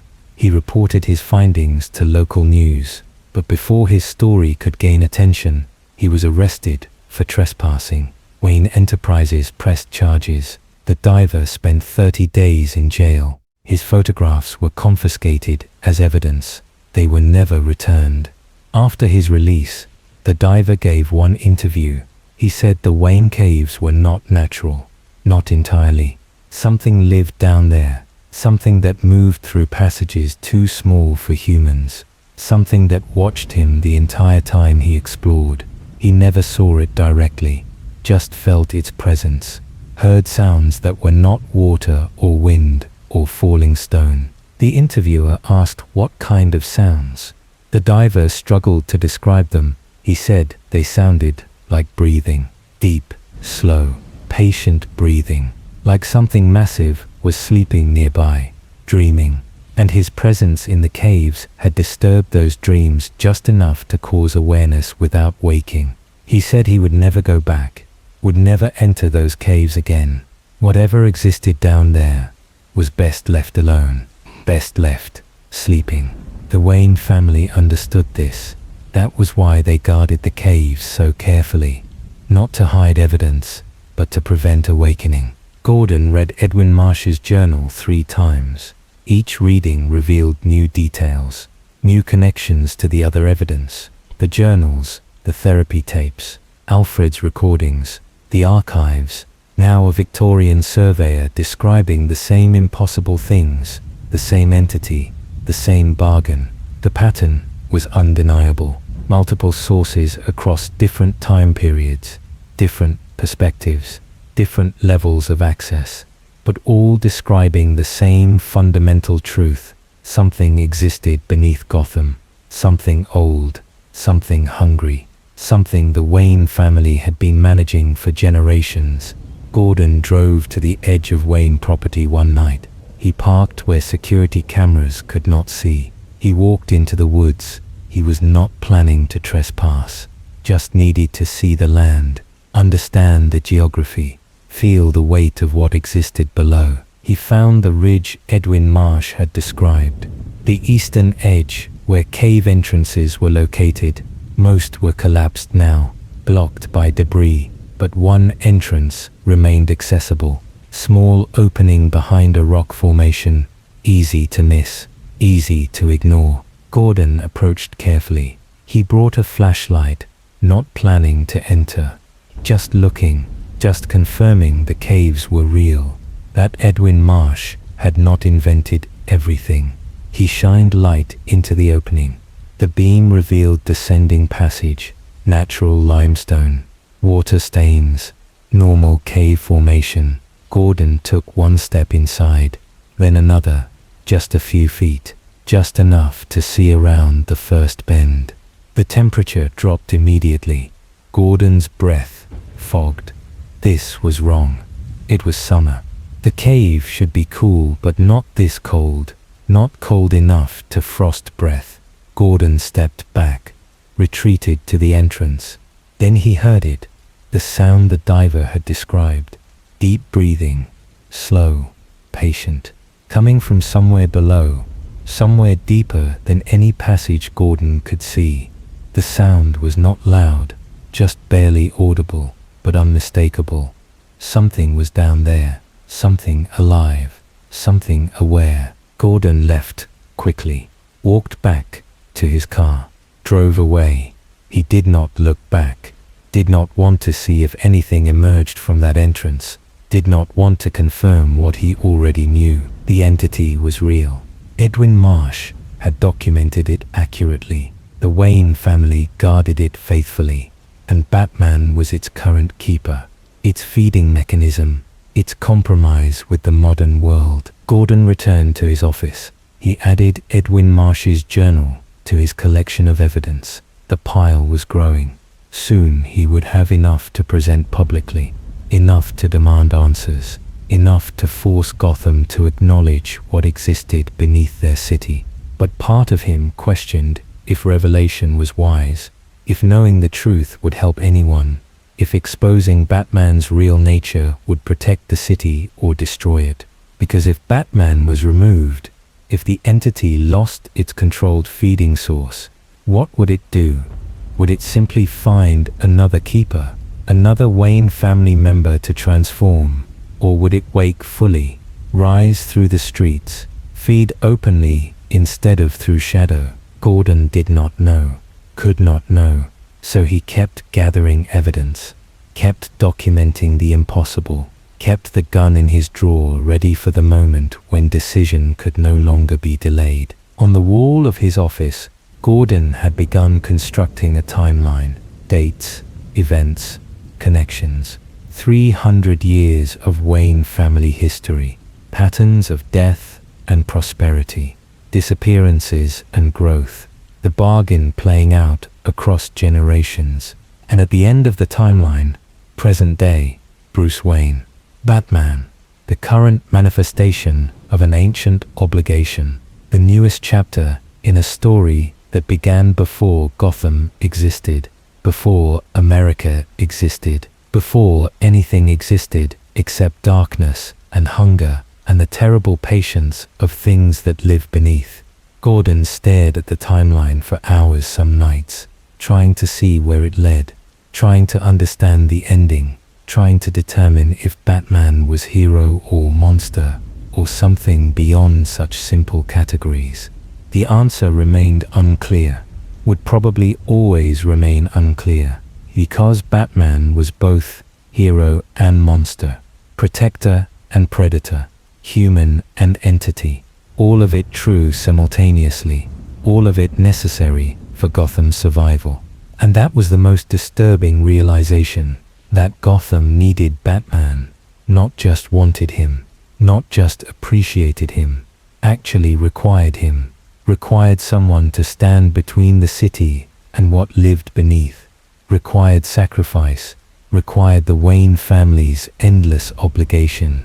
Without Batman, Gotham would fall, not to crime, not to corruption, but to something older, something that had been waiting patiently for 3 centuries, something that would finally feed without restraint if its keeper disappeared. So Gordon kept the evidence locked away, kept the secrets, kept the balance, because exposing the truth might satisfy his conscience, but it would doom his city, and Gotham was his city, worth protecting, worth preserving, even if preservation required accepting impossible things, even if protection meant supporting a man who was slowly transforming into something inhuman. Gordon turned off his office lights. He left the building. He drove home through streets that Batman patrolled somewhere in shadow. Streets that existed because something beneath allowed them to exist. Because a family agreed to pay the price. Because Bruce Wayne accepted his role in a bargain signed before his birth. The city slept, unaware, safe in its ignorance, protected by a guardian who was really a sacrifice, saved by a hero who was really something else entirely. And beneath it all, in caves that predated civilization, in chambers that should not exist, something ancient continued dreaming, fed by controlled violence, satisfied by careful management, patient enough to wait forever for the moment when its keeper finally failed, when Bruce Wayne disappeared entirely, when Batman became pure predator. That moment was coming. Everyone who knew the truth understood this. The entity was patient, but Bruce Wayne was human, or had been human, and humans had limits, boundaries, breaking points. Eventually, Bruce would reach his. Eventually, the entity would consume him completely. Eventually, something would wear his face that was not him at all. And then Gotham would learn what it really meant to be haunted, not by ghosts, but by something far older, something that had been beneath them all along, waiting, hungry, ready to finally wake. Chapter 6. The Training Years, the Truth. The monastery existed in maps, but not in memory. Cartographers marked its location in the Pamir Mountains. Satellite imagery confirmed stone buildings at high elevation, but locals in nearby villages denied its existence. When asked about the monastery, they changed subject, looked uncomfortable, said the mountain had nothing worth finding. Bruce Wayne spent 2 years there. Years this was documented. He left Gotham at age 21. He traveled through Asia. He returned at 23 with skills that made him dangerous. This was accepted history, the foundation of Batman's origin story. But the details were never clear. Which monastery specifically? Which monks trained him? What teachings transformed a traumatized billionaire into a weapon against crime? Bruce never elaborated. He deflected questions with vague references to ancient traditions and mental discipline. The truth remained hidden until a journalist named Marcus Webb decided to investigate. Marcus specialized in tracing the movements of public figures.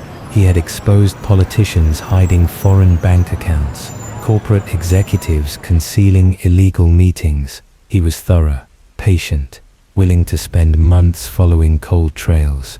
Marcus became interested in Bruce Wayne after the journals were discovered. He wanted to verify the public biography, confirm the training years actually happened as claimed. He expected to find inconsistencies, evidence of fabrication. Maybe Bruce never trained abroad at all. Maybe the entire story was cover for something else. Marcus started with travel records. Bruce Wayne entered Pakistan in June 1999. This was confirmed. Passport stamps, hotel registrations, credit card transactions. Bruce spent 3 weeks in Islamabad before disappearing from official records. No more hotels, no more credit cards, just empty months with no documentation. Marcus traveled to Pakistan. He visited Islamabad.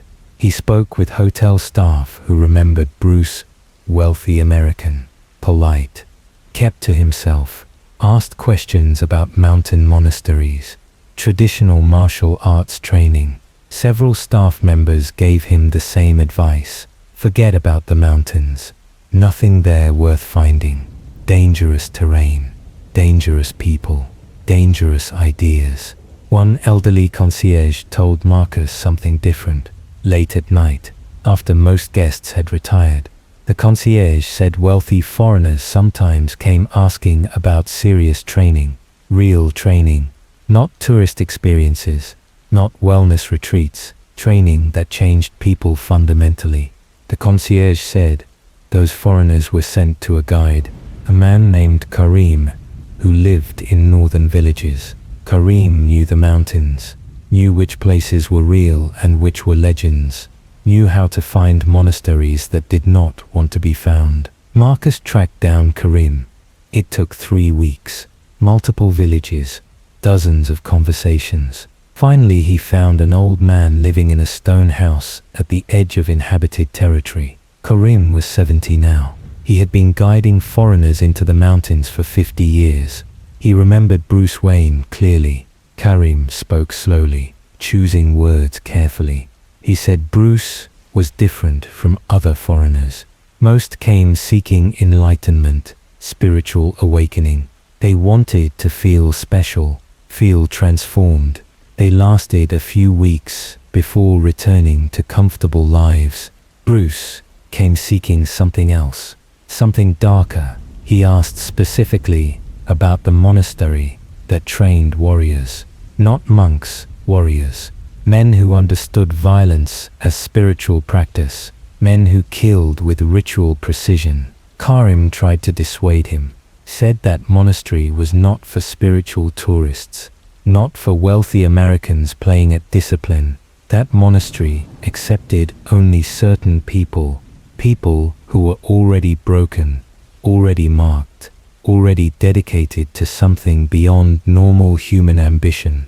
Bruce insisted. He told Karim he was marked, that his family had obligations, that he needed training for a mission that would consume his entire life. Karim looked at Bruce's eyes. He said he saw something there, something that convinced him Bruce was telling the truth. Karim guided Bruce into the mountains. The journey took 9 days, through passes that did not appear on maps, along trails that required technical climbing, past villages that watched them pass with hostile silence. Finally, they reached the monastery. The building was ancient, stone walls weathered by centuries, no electricity, no modern conveniences, just bare rooms and training courtyards and meditation halls. 20 monks lived there, all men, all between 30 and 60 years old, all carrying themselves like contained violence. The abbot met them at the gate. Karim introduced Bruce, explained what the American sought.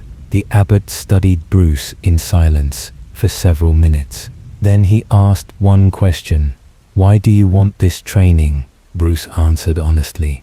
He said he needed to become a weapon, that something lived inside him, something ancient and hungry, something he needed to control before it controlled him. The training was not about enlightenment. It was about containment, about becoming strong enough to maintain boundaries between what he was and what he was becoming. The abbot nodded. He said Bruce could stay. Karim departed. Bruce remained. Karim told Marcus he returned to the monastery 2 years later. He expected to find Bruce changed, expected the usual transformation, the foreigner who discovered inner peace and returned home with shallow wisdom.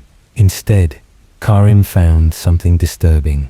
Bruce was still there, still training, but he was different, wrong, somehow. He moved like the monks, fought like the monks, but there was something in his eyes that frightened even the abbot, something that watched from behind Bruce's face, something that was not entirely human. Marcus pressed for details, asked what Karim meant by not human. Karim struggled to explain. He said Bruce's eyes were empty sometimes, not emotionally empty, literally empty, like looking into deep wells, like Bruce Wayne was not really present, like something else inhabited his body periodically. Marcus thanked Karim, paid him generously. Then Marcus attempted to reach the monastery himself. Karim warned against this, said the monks did not welcome investigators, did not appreciate curiosity. Marcus ignored the warning. He hired guides. He followed the route Karim described. The guides refused to go all the way. They stopped 2 days from the monastery, said the path ahead was cursed, that people who visited that place came back, changed, came back wrong. Marcus continued alone. He was experienced mountaineer. He had proper equipment. He was confident. He found the monastery exactly where Karim said it would be. Stone buildings, ancient walls, everything matching the description. But the gate was locked. No one responded to his knocking. He called out in English, then in Urdu, then in Arabic. Nothing. Marcus camped outside the gate for 3 days, hoping someone would emerge. On the third night, someone finally spoke to him. Not from the gate, from behind him. Marcus turned to find a monk, standing there. The man had approached in complete silence. Marcus never heard him coming.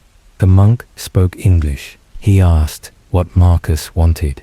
Marcus explained he was researching Bruce Wayne, wanted to understand the training Bruce received here. The monk said Bruce Wayne was not trained here. No American by that name ever studied at this monastery. Marcus showed photographs of Bruce, showed documentation proving Bruce was here. The monk looked at the photographs. He said the face was familiar, but that was not Bruce Wayne. That was someone else. Someone who came seeking exorcism. Someone who needed help controlling something that lived inside him. Marcus asked what kind of something. The monk said they called it the shadow. Every person has a shadow. Dark impulses, violent urges, destructive potential. Most people's shadows are small, manageable. This person's shadow was vast, ancient. It was not part of him. It was something he inherited, something his bloodline carried for generations. The monk said they tried to separate the person from the shadow. Traditional methods, meditation, fasting, ritual. Nothing worked. The shadow was too deeply integrated, too powerful, too patient. So they changed approach. Instead of separating the person from the shadow, they taught him to control it, to direct it, to establish dominance over the entity that shared his body. They taught him that he could not destroy the shadow, could not escape it, but he could master it, could make it serve his purposes instead of consuming him. The training took 2 years. It was brutal, physical conditioning to strengthen the body enough to contain the shadow, mental discipline to maintain boundaries, spiritual practice to understand the shadow's nature without being overwhelmed by it. Marcus asked if the training worked. The monk said partially. The person gained control, learned to channel the shadow's power, but the cost was high. He sacrificed much of his humanity, became more vessel than man, more weapon than person. The monk said when the person left the monastery, the abbot performed a blessing, a prayer for someone undertaking impossible task. The abbot knew the person was returning to feed the shadow, to give it controlled violence instead of chaos. The person was not becoming a hero, he was becoming a willing sacrifice, a living meal stretched across decades. Marcus asked the monk's name. The monk refused to provide it. He said Marcus should leave, should forget about this monastery, should stop investigating things that existed beyond normal understanding. Some truths were too dangerous for revelation. Marcus left the next morning. He returned to civilization. He spent weeks processing what he learned. He wrote an article, detailed account of his investigation, interviews with Karim, the encounter with the monk, evidence that Bruce Wayne's training years were not about becoming a hero. They were about learning to control something monstrous. The article was published in a small online magazine. It gained modest attention. Then it was removed. The website claimed copyright issues. Marcus protested. The website would not elaborate. The article disappeared from the internet. Cached copies were deleted. Archived versions removed. Marcus tried to publish elsewhere. Every outlet rejected the piece. Too speculative, too sensational, insufficient evidence. Marcus knew this was wrong. His previous investigations never faced such coordinated rejection. Someone was suppressing the article. Someone with significant influence. Marcus received a visitor 1 week later. A woman who introduced herself as a representative of Wayne Enterprises. She offered Marcus money. Substantial amount. In exchange for his notes, his recordings, all materials related to his investigation of Bruce Wayne's training years, Marcus refused. The woman increased her offer. Marcus refused again. The woman's tone changed. She said Marcus's investigation was endangering people, that revealing certain information could destabilize situations. Marcus did not understand that Batman's true nature needed to remain hidden for everyone's protection. Marcus asked if Batman was dangerous. The woman said Batman was necessary. That was not the same as safe. That was not the same as good. Batman was a compromise between what Gotham needed and what humanity could tolerate. Exposing the truth about his training would undermine that compromise. Marcus considered this. He asked what would happen if he published anyway. The woman said nothing would happen to Marcus personally.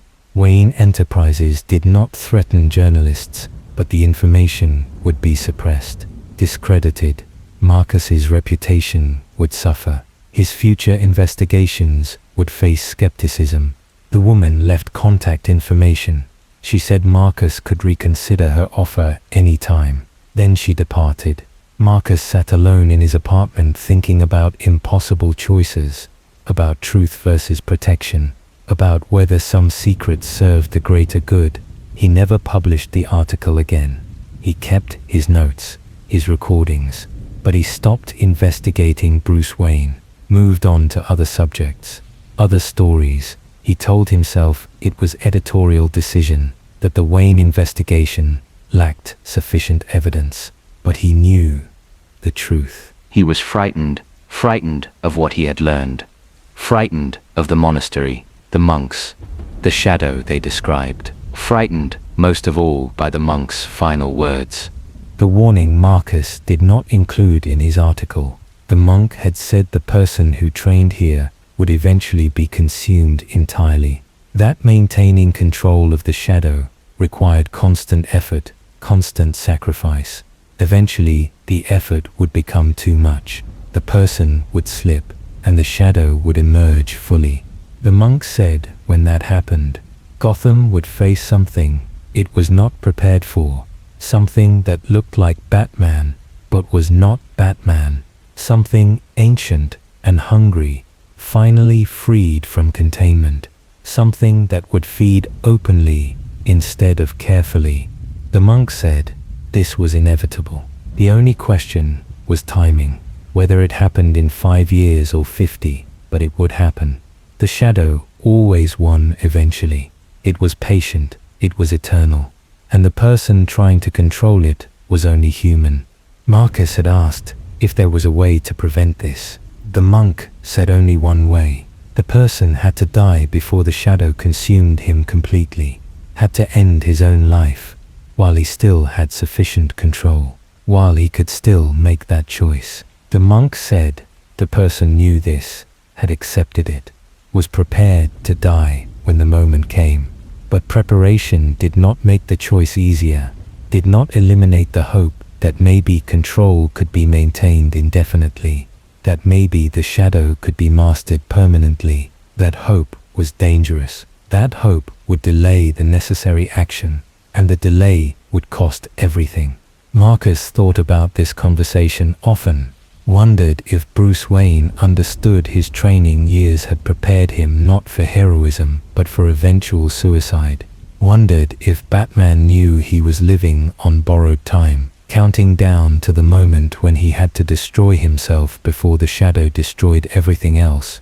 Gordon received Marcus's notes anonymously. Someone mailed them to the police station. No return address, no explanation, just a package containing interviews, recordings, the unpublished article, and a note saying Gordon needed to know what Bruce Wayne really learned in the mountains. Gordon read everything. He listened to the recordings. He heard the monk describe the shadow, the exorcism attempts, the compromise of control instead of separation, the inevitable consumption. Gordon added this to his timeline. Another piece of evidence. Another confirmation that Batman was not what Gotham believed. The training years were not about learning to fight crime. They were about learning to fight himself, to maintain boundaries between Bruce Wayne and the thing that lived inside him. The thing that was getting stronger every year. The thing that would eventually win. Gordon stared at the gun in his drawer, the gun labeled for Batman. He understood now what Alfred meant, understood the contingency plans Bruce mentioned. Gordon was not just backup. He was executioner, the person who would end Batman when Bruce could no longer end himself, when the shadow emerged fully, when control finally failed. When Batman became pure predator, Gordon was supposed to pull that trigger, supposed to destroy his friend to save his city.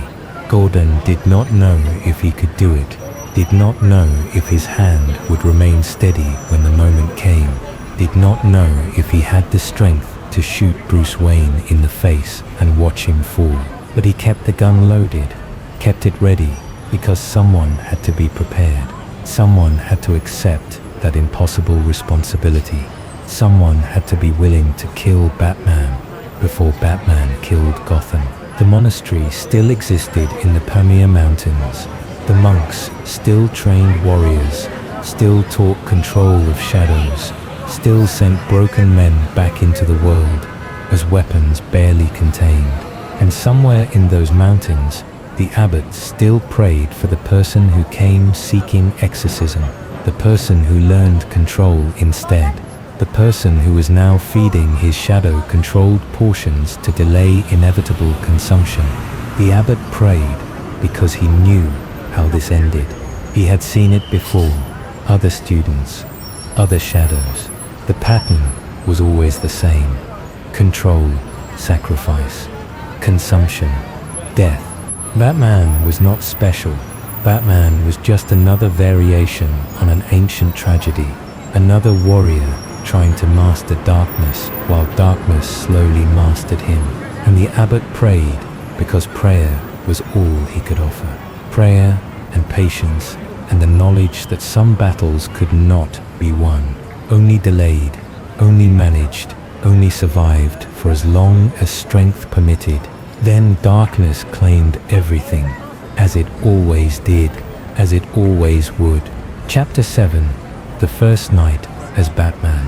The Gotham First Bank occupied a corner position in the financial district. 14 stories of granite and glass, built in 1923, survived the Depression, weathered recessions. The building represented stability, permanence, the kind of institutional presence that suggested Gotham would endure regardless of chaos in the streets. On the night of March 15th, 1999, someone died on that building's roof. The official record said Batman stopped a robbery that night, his first public appearance. A criminal attempting to break into the bank's executive offices through rooftop access. Batman intervened. The criminal fled. Batman pursued. Justice was served. The city had a new protector. This story appeared in every newspaper, every history of Batman, every analysis of his impact on Gotham. It was foundational mythology. The night a hero was born. The truth was different.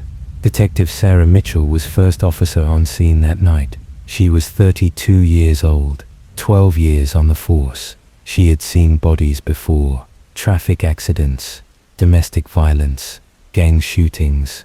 Death was familiar, expected, part of the job. But the body on the roof of Gotham First Bank was different. Mitchell knew immediately something was wrong. The man was not dressed like a criminal. He wore business casual, khakis, button-down shirt. He carried a briefcase. His wallet identified him as Dennis Kavanaugh, employee of the district attorney's office, paralegal working organized crime cases. Mitchell documented the scene carefully. She photographed the body, the surrounding area. She noted defensive wounds on Kavanaugh's hands, bruising on his throat, signs of struggle.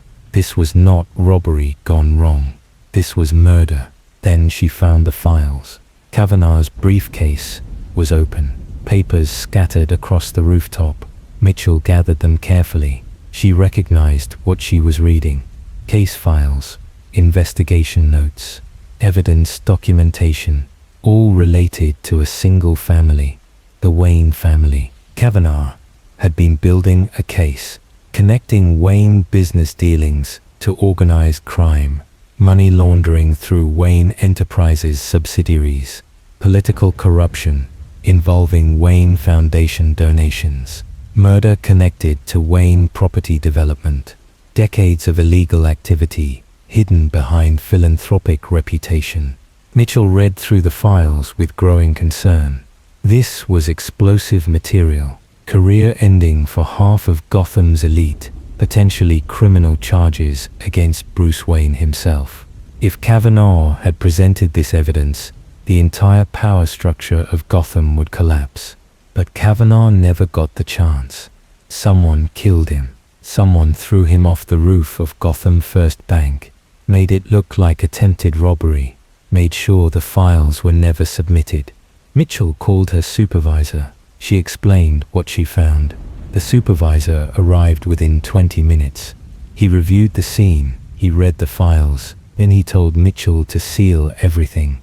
This was now internal investigation. The sensitive materials, need to know basis only. Mitchell protested. This was murder. This was evidence of conspiracy. This needed to be investigated properly. Her supervisor said it would be investigated, just not by street detectives. This went higher. Required discretion. Required careful handling. Mitchell was removed from the case. She was told to forget what she saw, to never mention the files, to accept the official story. Criminal attempted robbery. Batman intervened. Criminal fled. Nothing more. But Mitchell kept copies. She photographed every page before surrendering the files. She documented everything in private notes. She knew this was dangerous, knew keeping evidence could cost her career, but she could not let this disappear. She tried to follow up on Kavanaugh, wanted to understand what he discovered, how he built his case, why he was on that rooftop. But Kavanaugh's files at the district attorney's office were empty. His computer was wiped. His notes were gone. Someone had sanitized everything connected to his investigation. Mitchell spoke with Kavanaugh's colleagues. They said he had been obsessed lately, working late hours, talking about major case, career-making investigation. But he never shared details, never said who he was targeting, just said he was close, just needed to verify a few more connections. Then he died, and his investigation died with him. Mitchell obtained Kavanaugh's phone records. The last call he received was from an unknown number, made at 8:47 p.m., 17 minutes before estimated time of death. The call lasted 2 minutes. Kavanaugh left his office immediately after, drove to Gotham First Bank, went to the roof, where someone was waiting. Mitchell tried to trace the unknown number. It was prepaid phone, purchased with cash, used once, then destroyed. Whoever called Kavanaugh knew how to avoid surveillance, knew how to set up untraceable meeting, knew how to eliminate someone without leaving evidence. Professional work, not random criminal, not spontaneous violence. This was planned, executed, covered up. Mitchell reviewed security footage from the financial district. Most cameras were focused on street level, but one camera had partial view of Gotham First Bank's roof. Mitchell obtained the footage, enhanced it, watched frame by frame. At 9:03 p.m., a figure appeared on the roof. Dark clothing, moving with purpose, not walking, flowing, like shadow given physical form. The figure approached Kavanaugh. They spoke briefly. Then the figure moved, too fast for camera to capture clearly, just blur of motion. Kavanaugh fell. The figure did not push him, did not touch him.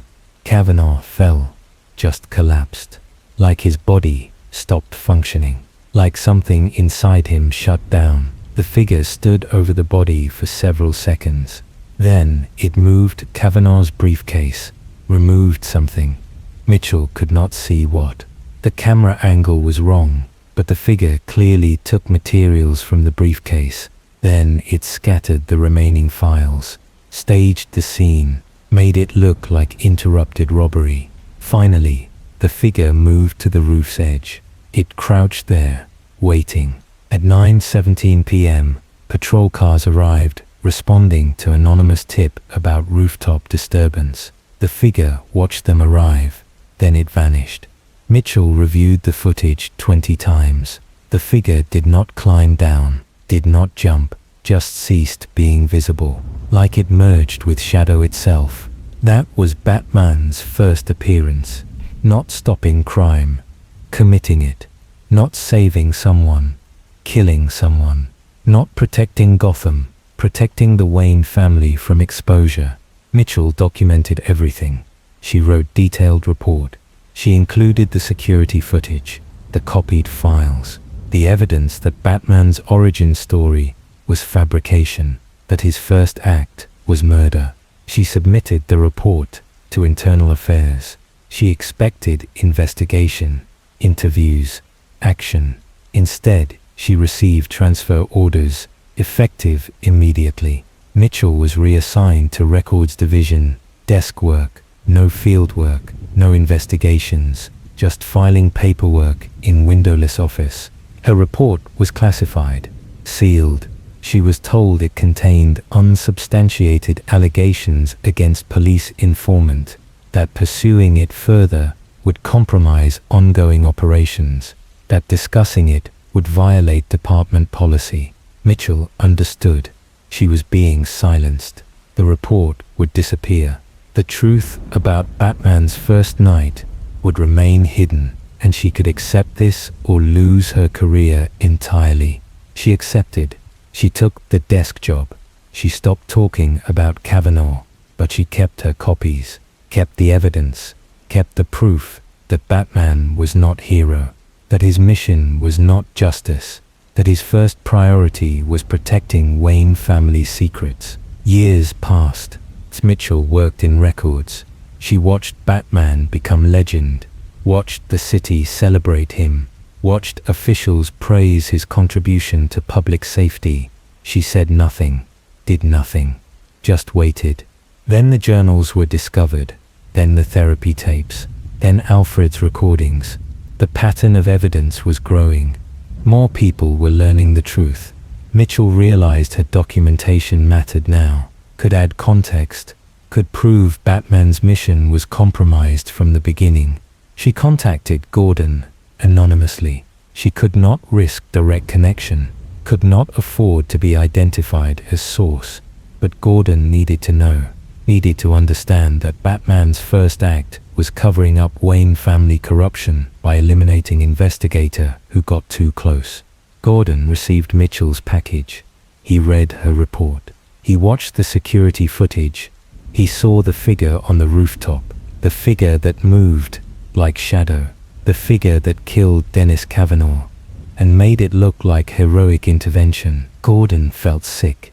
He had believed the origin story, had accepted Batman's narrative, had trusted that the mission was pure, even if methods were questionable. Now, he understood. The mission was never pure. It was always compromise, always protection of something darker than crime fighting. Gordon investigated Kavanaugh's case independently. He accessed archived files. He reviewed original evidence. Everything confirmed Mitchell's account. Kavanaugh was building case against the Wayne family. He was murdered before presenting evidence. Batman appeared the same night. The timing was not coincidental. Gordon found something else. Kavanaugh's investigation had focused on specific aspect of Wayne family history. The disappearances, the children who vanished from records across generations.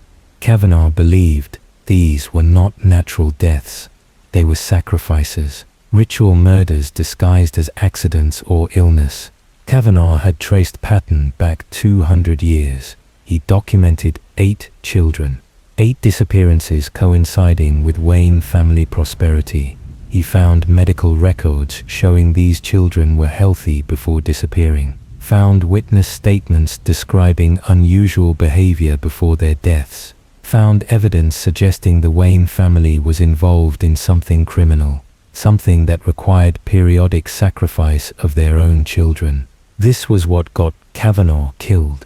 Not financial crimes, not corruption, but getting close to the real secret, the entity, the bargain, the truth that Bruce Wayne was just latest in long line of sacrifices.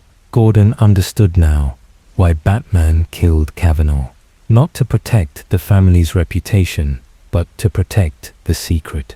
If Kavanaugh exposed the pattern of disappearances, people would investigate, would ask questions, would eventually discover what lived beneath Wayne Manor, would threaten the entire arrangement. Batman killed to maintain the balance, to keep the entity hidden, to preserve the bargain that kept Gotham functional. Kavanaugh was collateral damage, necessary death to prevent catastrophic revelation. This was Batman's first act, his inaugural mission, and it set the pattern for everything that followed.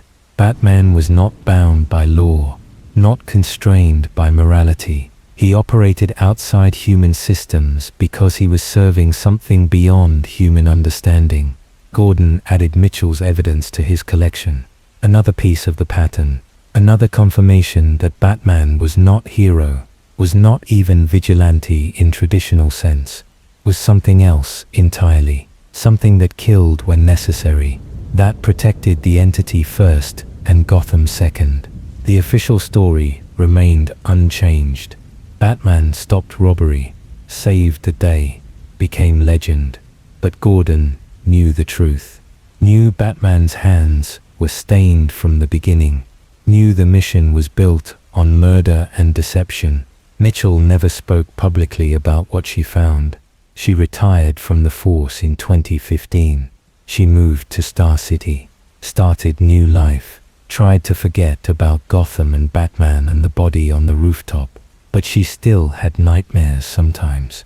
Dreams about the figure on the security footage, the way it moved, the way it made Kavanaugh collapse without touching him, like the figure could stop life with a thought, like it was not bound by physical limitations, like it was something other than human wearing human shape. In her nightmares, the figure turned toward the camera, looked directly at Mitchell across time and distance, and she saw its face, saw Bruce Wayne's features, but the eyes were wrong, empty, black, like looking into wells that descended forever, like Bruce Wayne was not really there, like something else looked out through his face.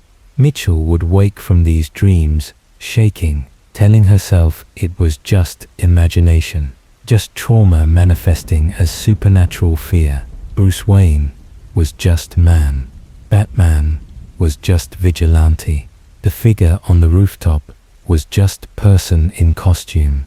But she never quite believed it, never quite convinced herself that what she saw was entirely human, because humans did not move like that, did not kill like that, did not vanish into shadow like that. Something else wore the Batman costume that night, something that needed Dennis Kavanaugh dead, something that would kill again when necessary, something that Gotham celebrated as hero while never understanding what it really was. Gordon sat in his office, staring at Mitchell's security footage. He played it over and over, watching the figure, watching how it moved, watching how Kavanaugh fell without being touched. He thought about confronting Bruce, demanding explanation, forcing admission of guilt.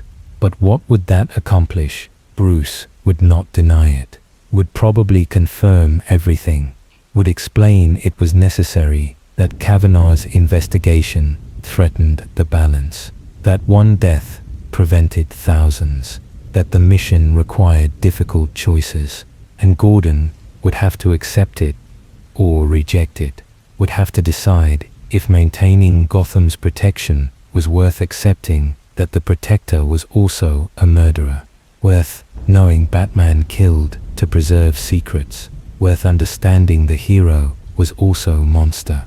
Gordon was not ready to make that choice, so he filed Mitchell's evidence with the rest, added it to the pile of impossible truths, locked it away where it could not hurt anyone, where it could not force decisions he was not prepared to make. Dennis Kavanaugh was buried in Greenwood Cemetery. Small funeral, few attendees. The district attorney's office sent flowers, offered condolences, said Kavanaugh was dedicated public servant. Tragic loss. His investigation would be continued by others, but no one continued it. Kavanaugh's case died with him. The Wayne family remained untouched. Their secrets remained hidden, and Batman continued his mission, continued protecting Gotham, continued feeding the entity-controlled violence.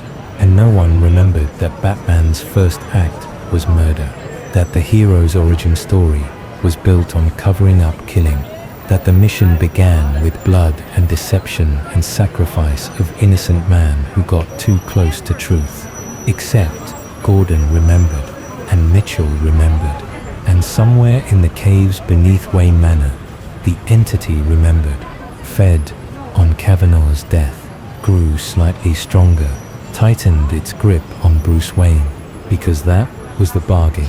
The entity allowed Batman to exist, allowed Bruce to maintain control, but in exchange, Batman fed it criminals, victims, anyone who threatened to expose what really existed beneath Gotham. Dennis Kavanaugh was Batman's first offering, the first sacrifice to the thing that lived in darkness, the first proof that Batman was not saving Gotham.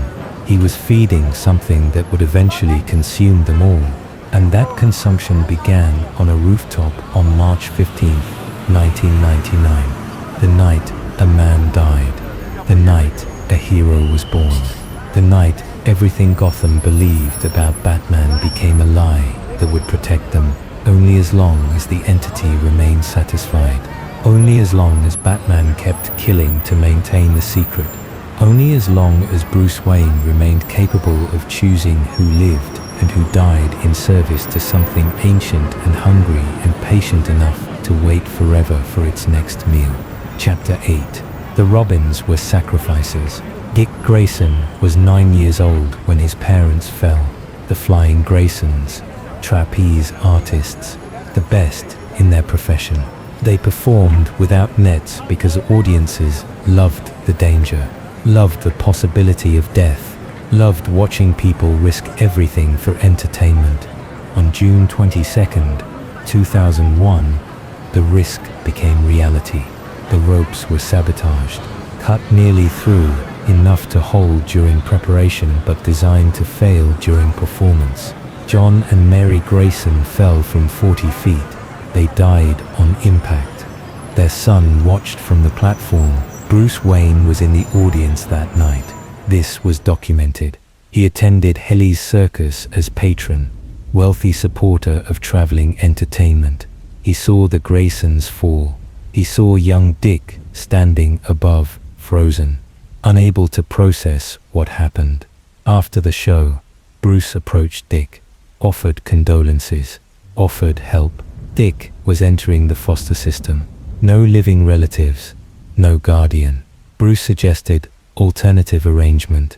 He could take Dick in, provide stable home, give the boy time to heal. The court approved. Bruce Wayne had resources, had reputation, had space in the manor for orphan child. The arrangement seemed charitable, generous, exactly what traumatized boy needed. Gordon remembered being relieved.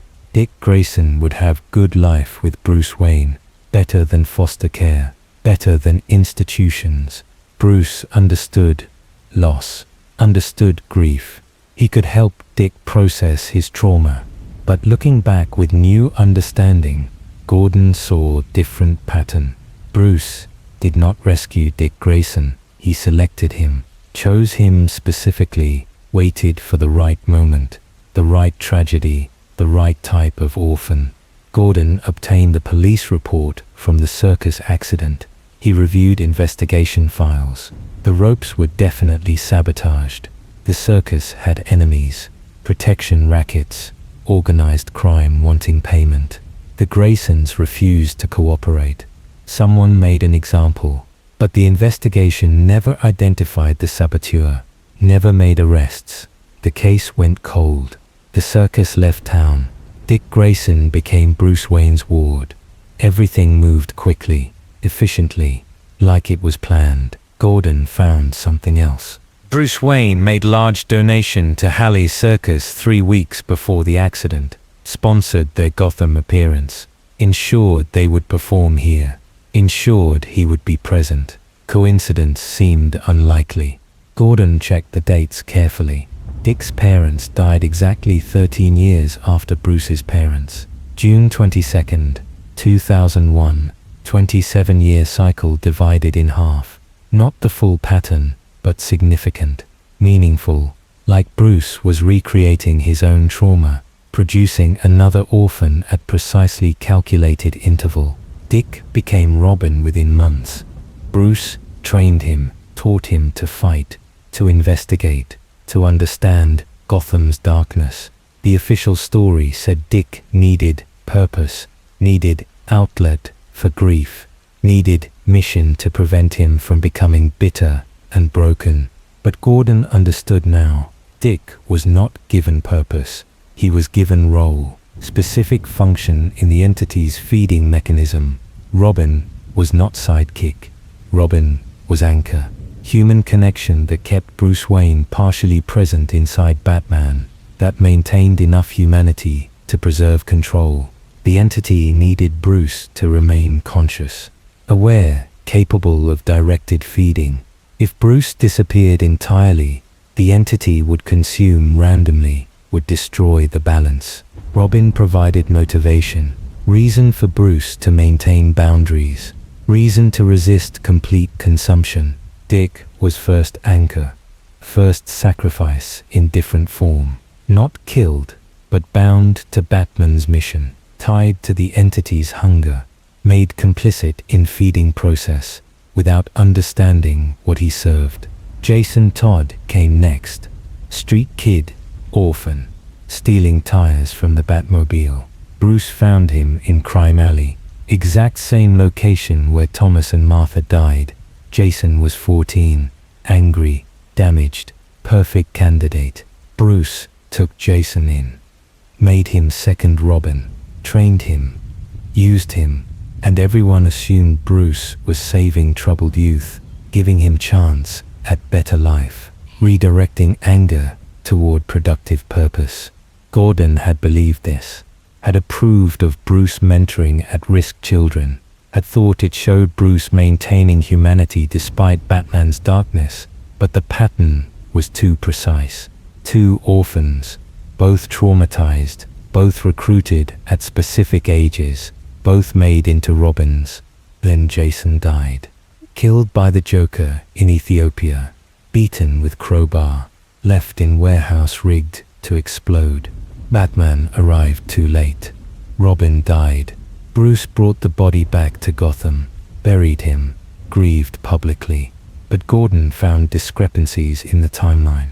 Batman was tracking the Joker for weeks before Ethiopia, had multiple opportunities to intervene, to stop the Joker before Jason was endangered. But Batman delayed, followed, watched, like he was waiting for something, like he needed Jason to be in that warehouse, needed the Joker to do what Bruce could not do himself, needed Robin to die to complete some requirement, some obligation, some feeding that required specific type of sacrifice. Gordon reviewed the Ethiopia mission files, Batman's notes, his investigation records. The Joker's movements were predictable. Batman knew where he was going, knew Jason would follow, could have prevented the entire situation, but he let it happen. Let Jason walk into trap. Let the Joker kill him. Why? What purpose did Jason's death serve? What was Bruce feeding? What did the entity demand? Gordon found answer in the timing. Jason died in 2003. exactly 4 years after Batman's first appearance. Exactly 27 divided by specific ratio. The pattern was mathematical, precise. Jason's death was not random tragedy. It was scheduled, required, part of the bargain's mathematics. After Jason, Bruce became darker, more brutal, more willing to hurt criminals, more willing to cross lines he previously respected.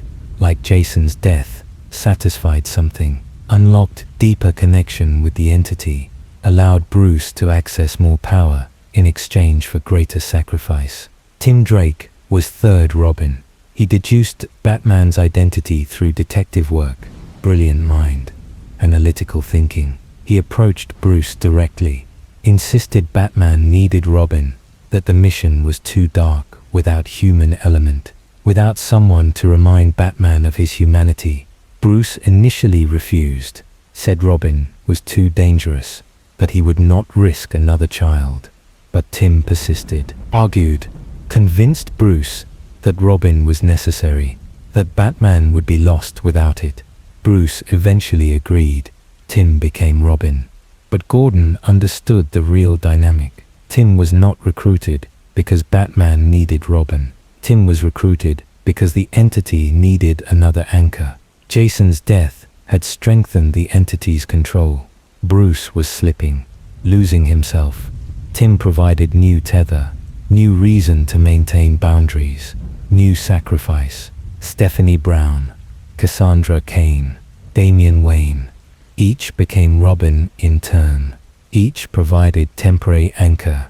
Each suffered trauma, violence, near-death experiences. Each was used, sacrificed, fed into the mechanism that kept Bruce Wayne partially conscious inside Batman. Gordon documented the pattern. Every Robin suffered. Every Robin was endangered deliberately, placed in situations that should have been prevented, exposed to violence that exceeded any reasonable risk, and Bruce allowed it, watched it happen, used their trauma to strengthen his own control over the entity. The Robins were not partners. They were offerings, regular sacrifices that satisfied the entity without requiring death. Their pain, their suffering, their fear, all of it fed the thing beneath Gotham. All of it maintained the balance. And Bruce recruited them knowing this, selected them specifically for their capacity to suffer, for their resilience, for their ability to survive trauma that would destroy normal children. He found the ones who could be sacrificed repeatedly without breaking completely. Gordon felt disgusted reading his own documentation. These were children. Dick Grayson was 9. Jason Todd was 14. Tim Drake was 13. Children that Bruce Wayne deliberately endangered, deliberately traumatized, deliberately used as feeding mechanisms for ancient entity. And Gordon had helped, had provided intelligence, had supported Batman's recruitment of young partners, had told himself it was mentorship, that Bruce was saving these kids from worse fates, that Robin was positive outlet for damaged youth. But Gordon had been accomplice, had enabled child endangerment, had allowed Bruce to sacrifice children repeatedly because the mission seemed more important than individual suffering. Gordon obtained therapy records for the surviving Robins. Dick Grayson showed symptoms of complex PTSD, nightmares, hypervigilance, difficulty maintaining relationships. He had been Batman's partner for years, had witnessed horrors, had nearly died multiple times. The experience left permanent damage. Tim Drake exhibited similar patterns: obsessive behavior, control issues, inability to separate from Batman's mission even when he wanted to, like he was bound to it, addicted to the darkness, unable to escape even when escape was possible. Damian Wayne was different. He was Bruce's biological son, raised by assassins, already violent before becoming Robin. But Bruce made him worse, channeled his aggression, refined his brutality, turned him into a weapon more effective than any previous Robin. Because Damien was not just anchor, he was heir. Next generation sacrifice. Bruce was preparing his own son to eventually take his place, to inherit the entity, to become next Batman when Bruce was finally consumed completely. Gordon found evidence of this in Bruce's private notes, plans for Damien's training, psychological conditioning, deliberate exposure to specific traumas designed to strengthen his connection to the entity. Bruce was not raising a son, he was cultivating a vessel, preparing the next offering in the Wayne family's endless obligation. This was most disturbing revelation. Bruce was willing to sacrifice his own child, was actively preparing Damien to suffer what Bruce suffered, to make the same bargain, to feed the same entity. The cycle would continue, generation after generation, forever, unless someone stopped it. Gordon considered his options. He could expose this, could present evidence that Batman endangered children deliberately, that Robin program was systematic child abuse, disguised as mentorship, that Bruce Wayne was using orphans and his own son as sacrifices to unknown entity. But exposure would not stop the entity, would not break the bargain, would just remove Batman without providing alternative. And Gordon had seen what happened when Batman disappeared for even brief periods. Crime surged, violence increased, like the entity fed more aggressively when not receiving controlled portions. Without Batman and his Robins, the entity would consume Gotham openly, would create violence sufficient to satisfy its hunger, would turn the entire city into feeding ground. Protecting the children meant sacrificing the city. Saving the city meant sacrificing the children. Impossible choice. Moral calculus that had no right answer. Gordon understood why Bruce made the decisions he made, why he recruited Robins, why he used them, why he endangered them. Because the alternative was worse. But understanding did not equal acceptance. Gordon could comprehend the logic while rejecting the conclusion, could see why Bruce chose as he did while condemning the choice itself. Dick Grayson visited Gordon one night. This was months after the evidence started emerging. Dick had been following the revelations, the journals, the recordings, the patterns. He came to Gordon's office late, after shift ended, when they could speak privately. Dick asked if it was true, if Bruce had deliberately chosen him, if the circus accident was arranged, if Robin was not mentorship but sacrifice. Gordon wanted to lie, wanted to protect Dick from this knowledge. But Dick deserved truth, deserved to understand what he had been part of. Gordon showed him the evidence, the timeline, the donations, the mathematical precision of the recruitment. Dick read everything in silence. His face showed nothing. Years as Robin had taught him to control emotional display, to maintain composure under impossible stress. When he finished, Dick asked one question. Did Bruce love any of them? Or were they all just tools, just anchors, just sacrifices for something they could not understand? Gordon said he did not know. Said maybe both things were true. Maybe Bruce genuinely cared while simultaneously using them. Maybe love and sacrifice were not mutually exclusive for someone bound to entity beyond human morality. Dick nodded. He said that made sense. Said he always felt Bruce cared about him, while also sensing something else. Something that watched through Bruce's eyes. Something that evaluated Dick, not as person, but as resource, as fuel for mission that never ended. Dick said he forgave Bruce anyway, because he understood now. Bruce was not choosing to sacrifice Robins. He was trying to minimize sacrifice, trying to spread the entity's feeding across multiple people so no single person was consumed, trying to maintain balance in only way he knew. The Robins were not victims of Bruce Wayne. They were victims of situation Bruce inherited, of bargain made centuries before any of them were born, of entity that demanded feeding regardless of human preference. Hating Bruce for making impossible choices solved nothing. Exposing him helped no one. The only option was acceptance, understanding, forgiveness for someone doing their best in situation without good options. Gordon said Dick was generous, more generous than the situation deserved.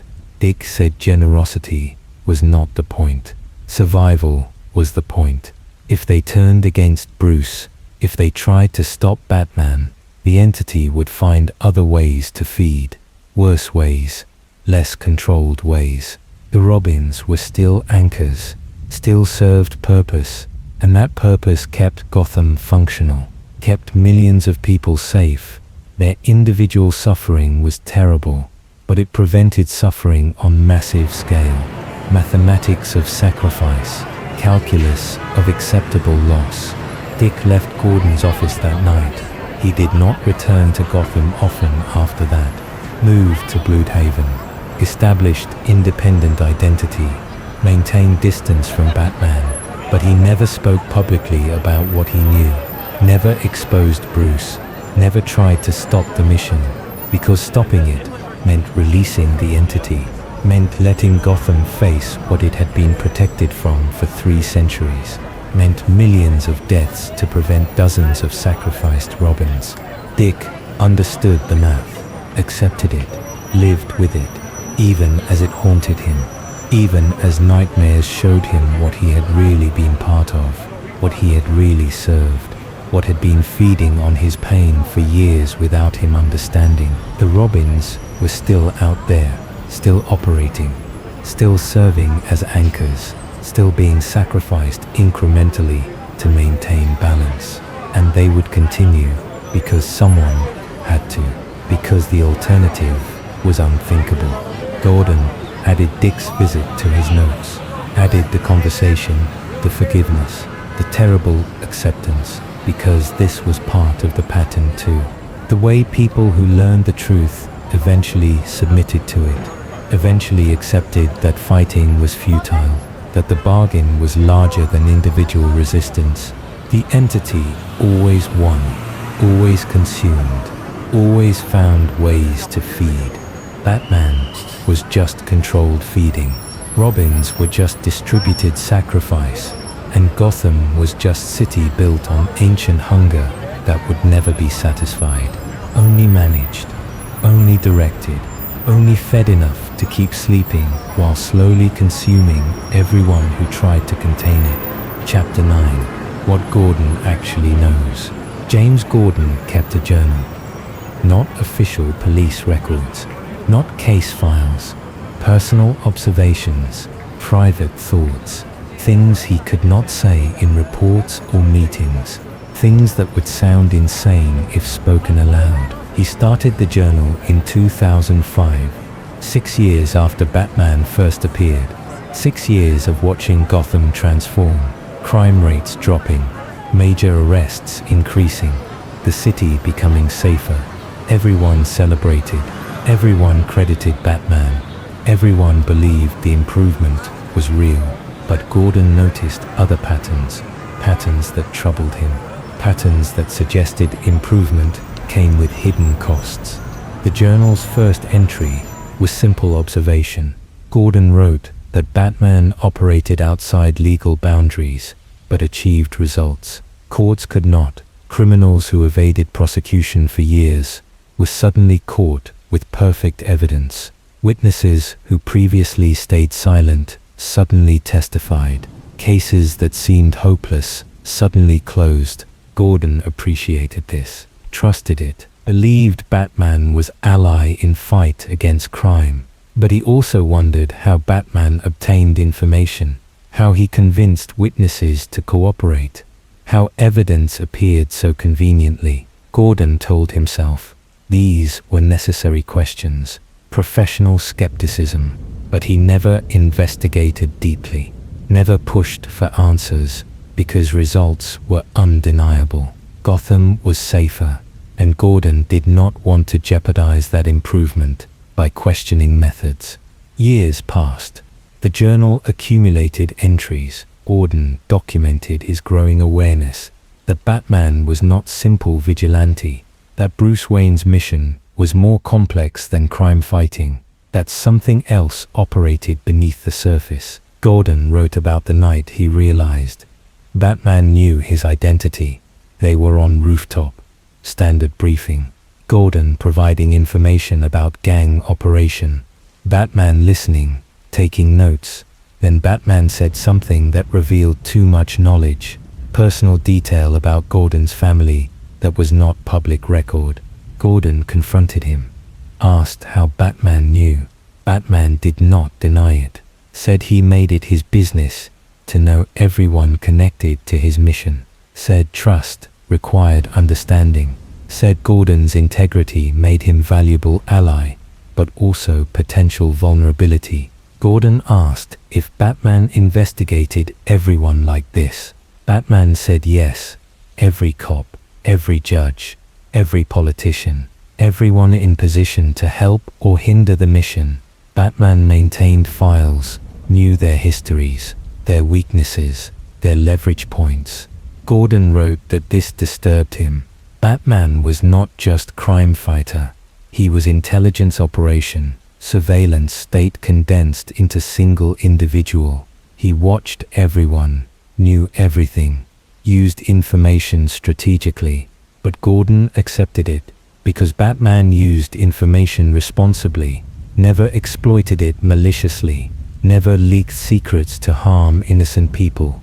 The surveillance served mission, and mission served Gotham. So Gordon tolerated it. Another journal entry described the night Gordon saw Batman kill someone. This was 2007. Major case. Human trafficking ring. Children being moved through Gotham's port. Batman tracked the operation. Gordon provided tactical support. They raided warehouse where victims were held. The raid went wrong. Traffickers had more security than expected. Firefight erupted. Gordon and his officers took cover. Batman moved through chaos, disarming criminals, incapacitating them. Standard procedure. Then, Gordon saw it. One trafficker reached for child, used her as shield, threatened to kill her if Batman approached. Batman moved anyway, too fast for Gordon to see clearly. Just blur of motion, sound of breaking bone. The trafficker fell. The child was safe. Gordon checked the trafficker later. Dead, neck broken, clean kill, professional execution, not accident, not excessive force, deliberate termination. Gordon wrote about confronting Batman afterward, asking if he meant to kill. Batman said yes. The situation required it. The trafficker would have killed the child. There was no non-lethal option. The choice was trafficker's death or child's death. Batman chose. Gordon asked if this happened often. If Batman killed regularly. Batman said only when necessary, when no alternative existed, when calculation clearly favored lethal force. He did not kill casually, did not enjoy it, but he did not refuse it either. Gordon wrote that he should have reported this, should have documented that Batman was killer, not just vigilante, not just operating outside law, but actively executing people based on personal judgment. But Gordon did not report it, did not document it officially, because the child lived, because the trafficking ring was destroyed, because results justified methods, because Gotham was safer with Batman killing occasionally than without Batman at all. This became pattern. Gordon witnessing things he should report, things that violated law and ethics, things that proved Batman was not hero. But Gordon staying silent, accepting, complicit. The journal documented Gordon's growing awareness of his own corruption, his realization that he had been compromised, that he no longer served law. He served Batman, served the mission, served whatever kept Gotham functional, regardless of cost. Gordon wrote about the gun. He purchased it in 2010. special order, custom ammunition. He told the dealer it was backup weapon, personal protection. But Gordon knew the truth. He was preparing for contingency, for moment when Batman went too far, when compromise became catastrophic, when Gordon would need to end what he helped create. He labeled the drawer for Batman. Direct statement of purpose, reminder of responsibility. Gordon wrote that he hoped he never used it. Hoped Batman maintained control. Hoped the mission stayed within tolerable boundaries. But hope was not plan. Hope was not preparation. The gun was preparation. The acceptance that eventually Gordon might need to shoot his greatest ally, might need to execute the person who saved Gotham repeatedly, because saving Gotham required preventing something worse. The journal documented Gordon's investigation into Bruce Wayne. This began after the journals were discovered, after therapy tapes, after Alfred's recordings. Gordon could no longer ignore evidence, could no longer pretend Batman was simple vigilante with noble intentions. Gordon investigated quietly, carefully, using resources that left no official trail. He accessed Wayne family history, property records, financial transactions, geological surveys, everything that might explain what Bruce really was, what Batman really served. The investigation revealed patterns Gordon had suspected but never confirmed. Wayne family's connection to organized crime, their influence over city politics, their manipulation of legal system. The family was not innocent victims of Gotham's corruption. They were architects, central players in system that fed on human suffering.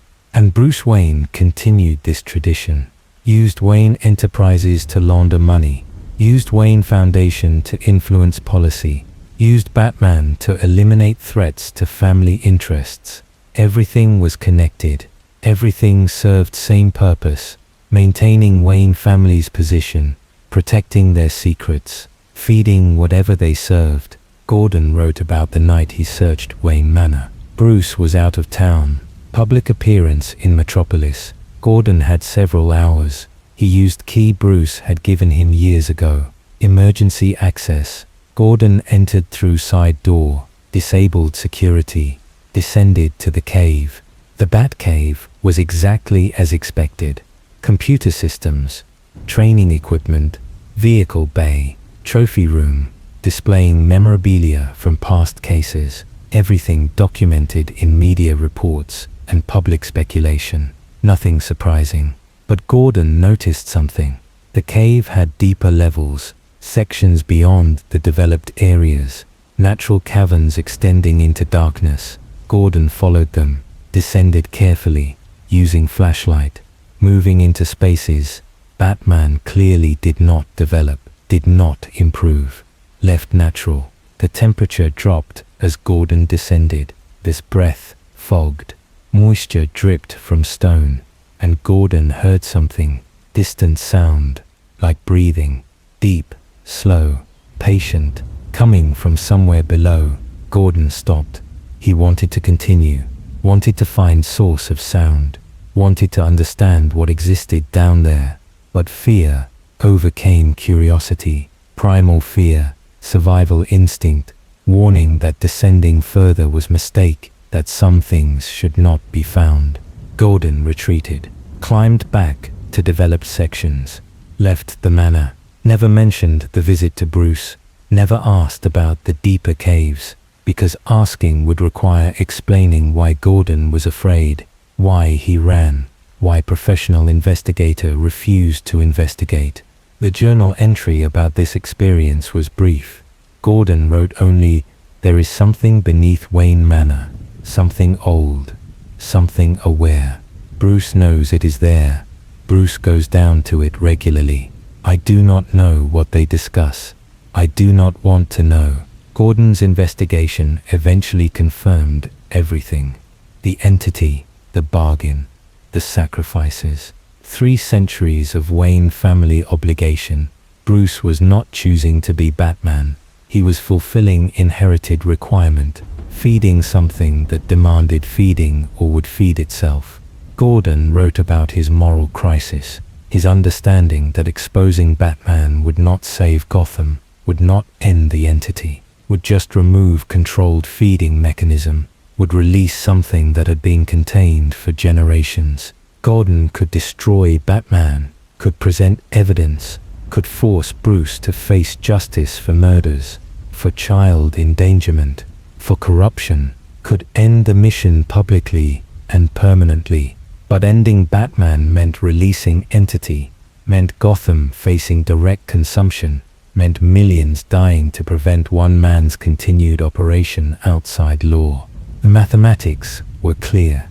Batman's crimes were terrible, but they were small compared to what entity would do without him. Gordon could choose justice or survival, law or pragmatism, principle or protection. Gordon chose survival, chose pragmatism, chose protection.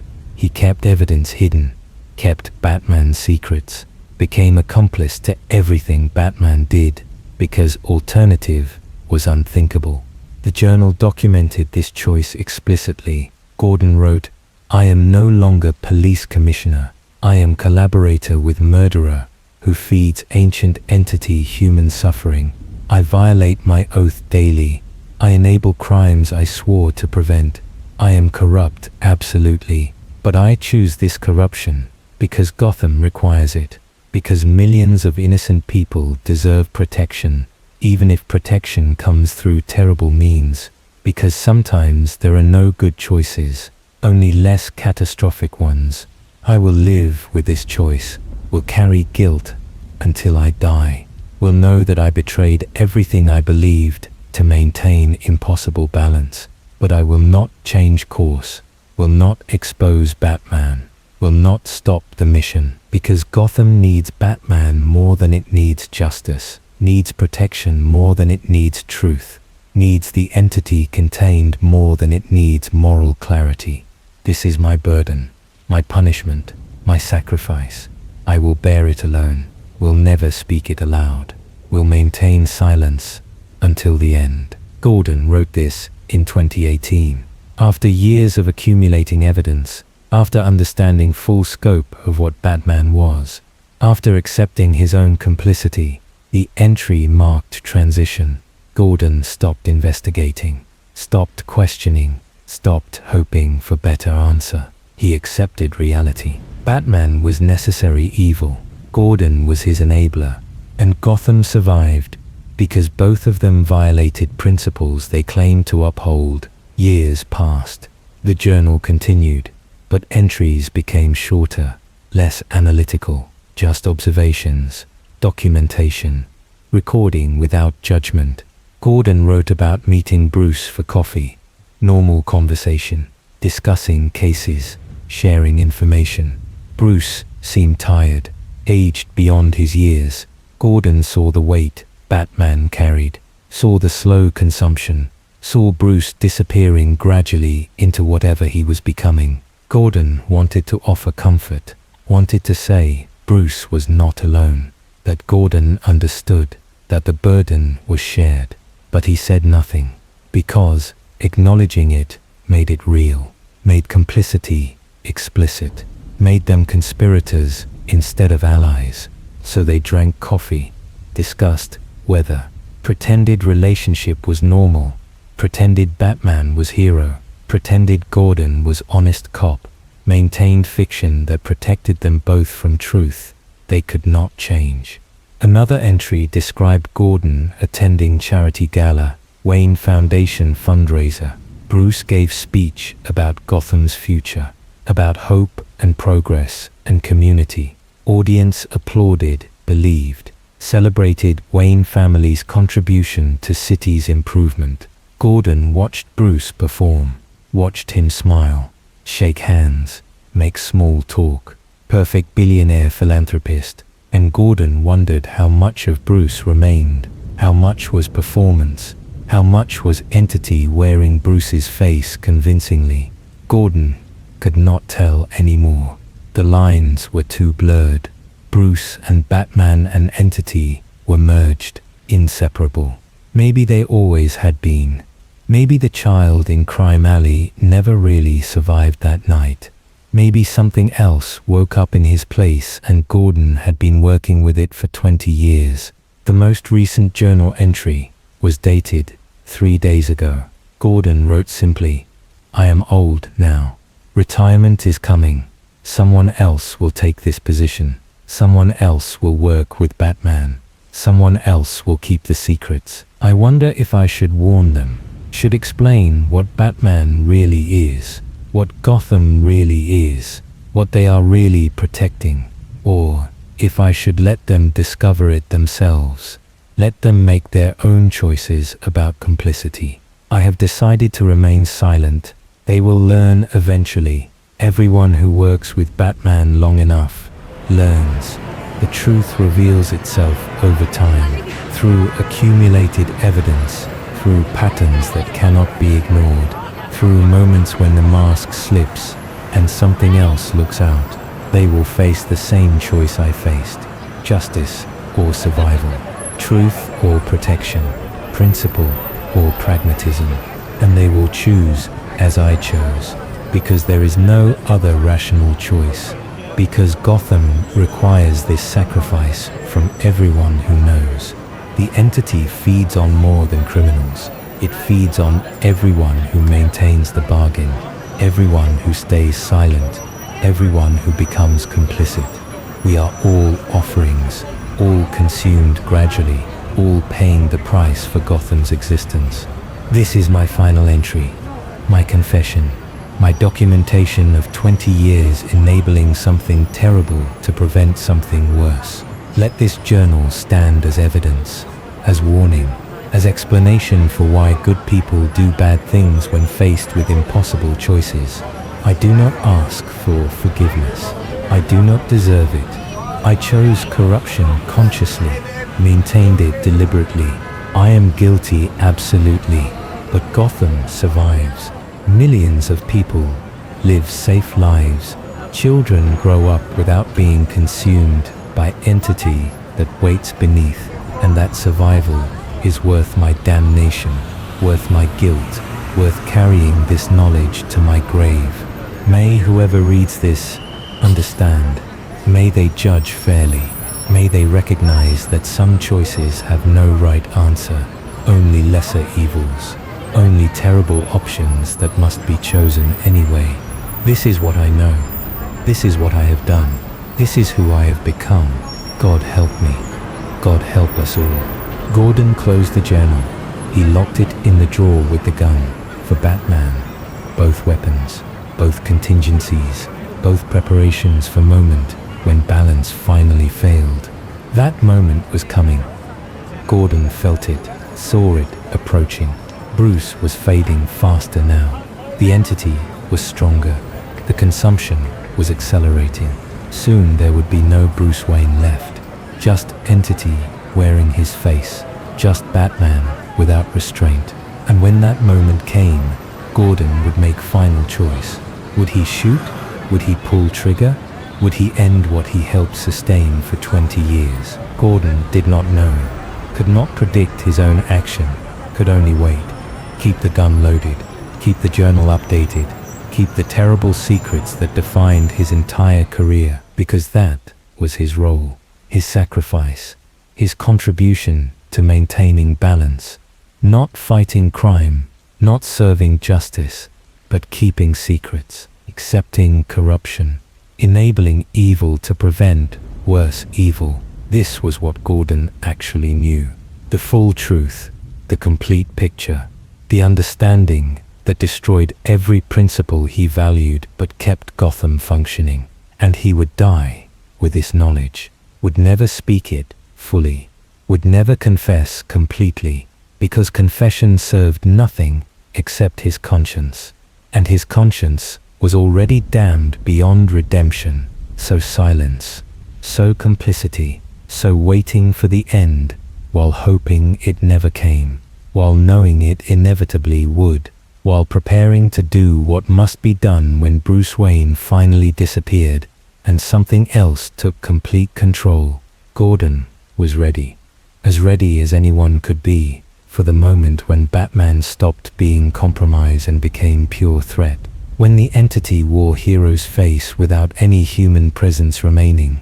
When shooting was only option left. That day was coming. Gordon knew it absolutely, felt it approaching, like storm on horizon.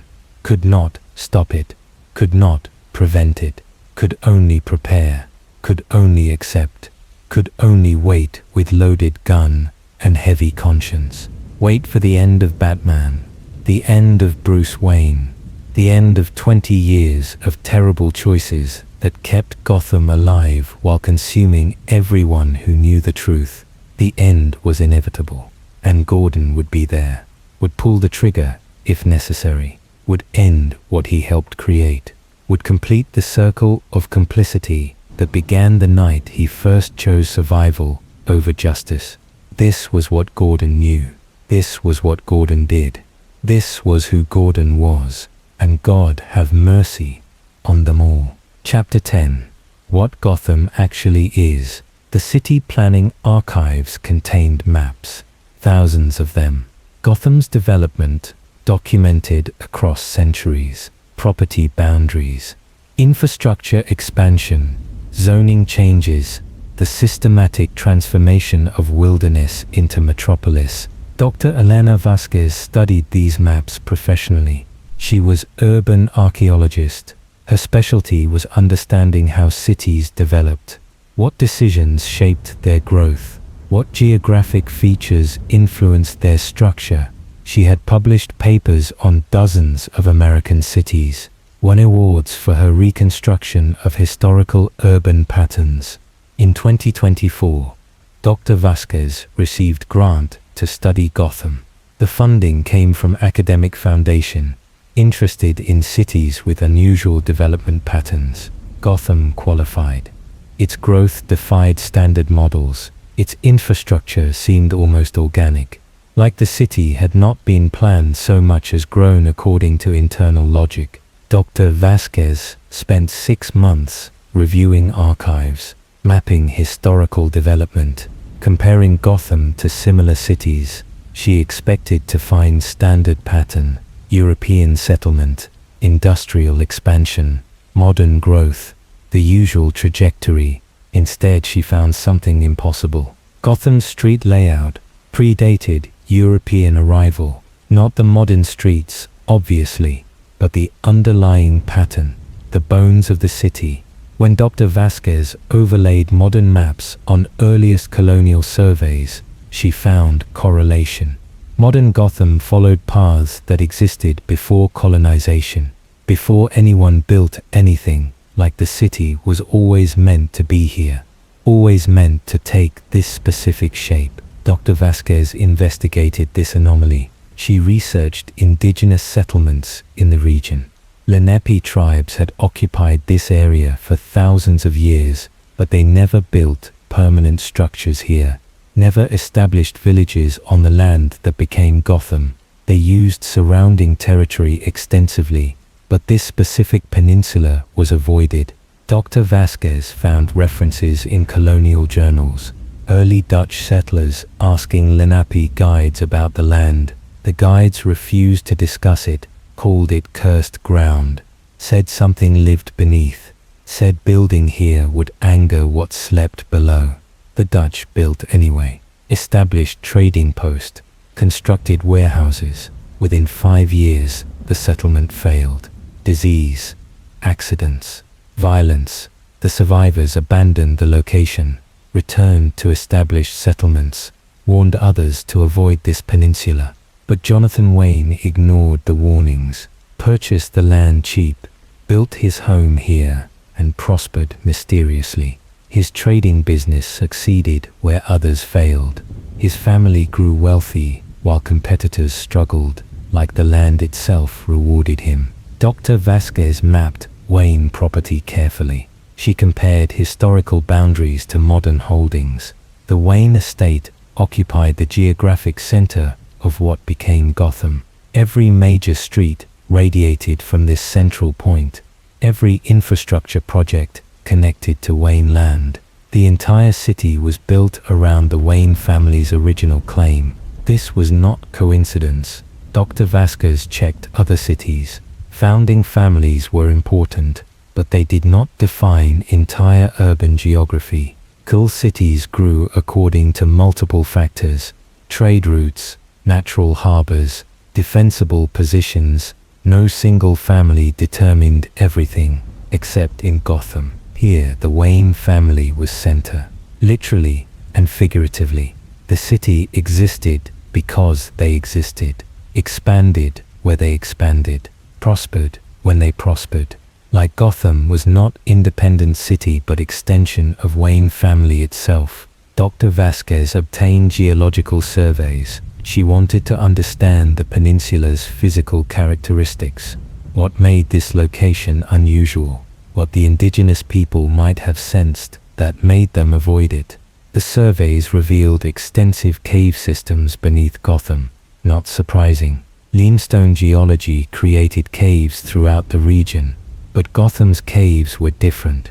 They were deeper, more extensive, more interconnected, like vast underground networks stretched beneath entire city. Standard geological formation could not explain the pattern.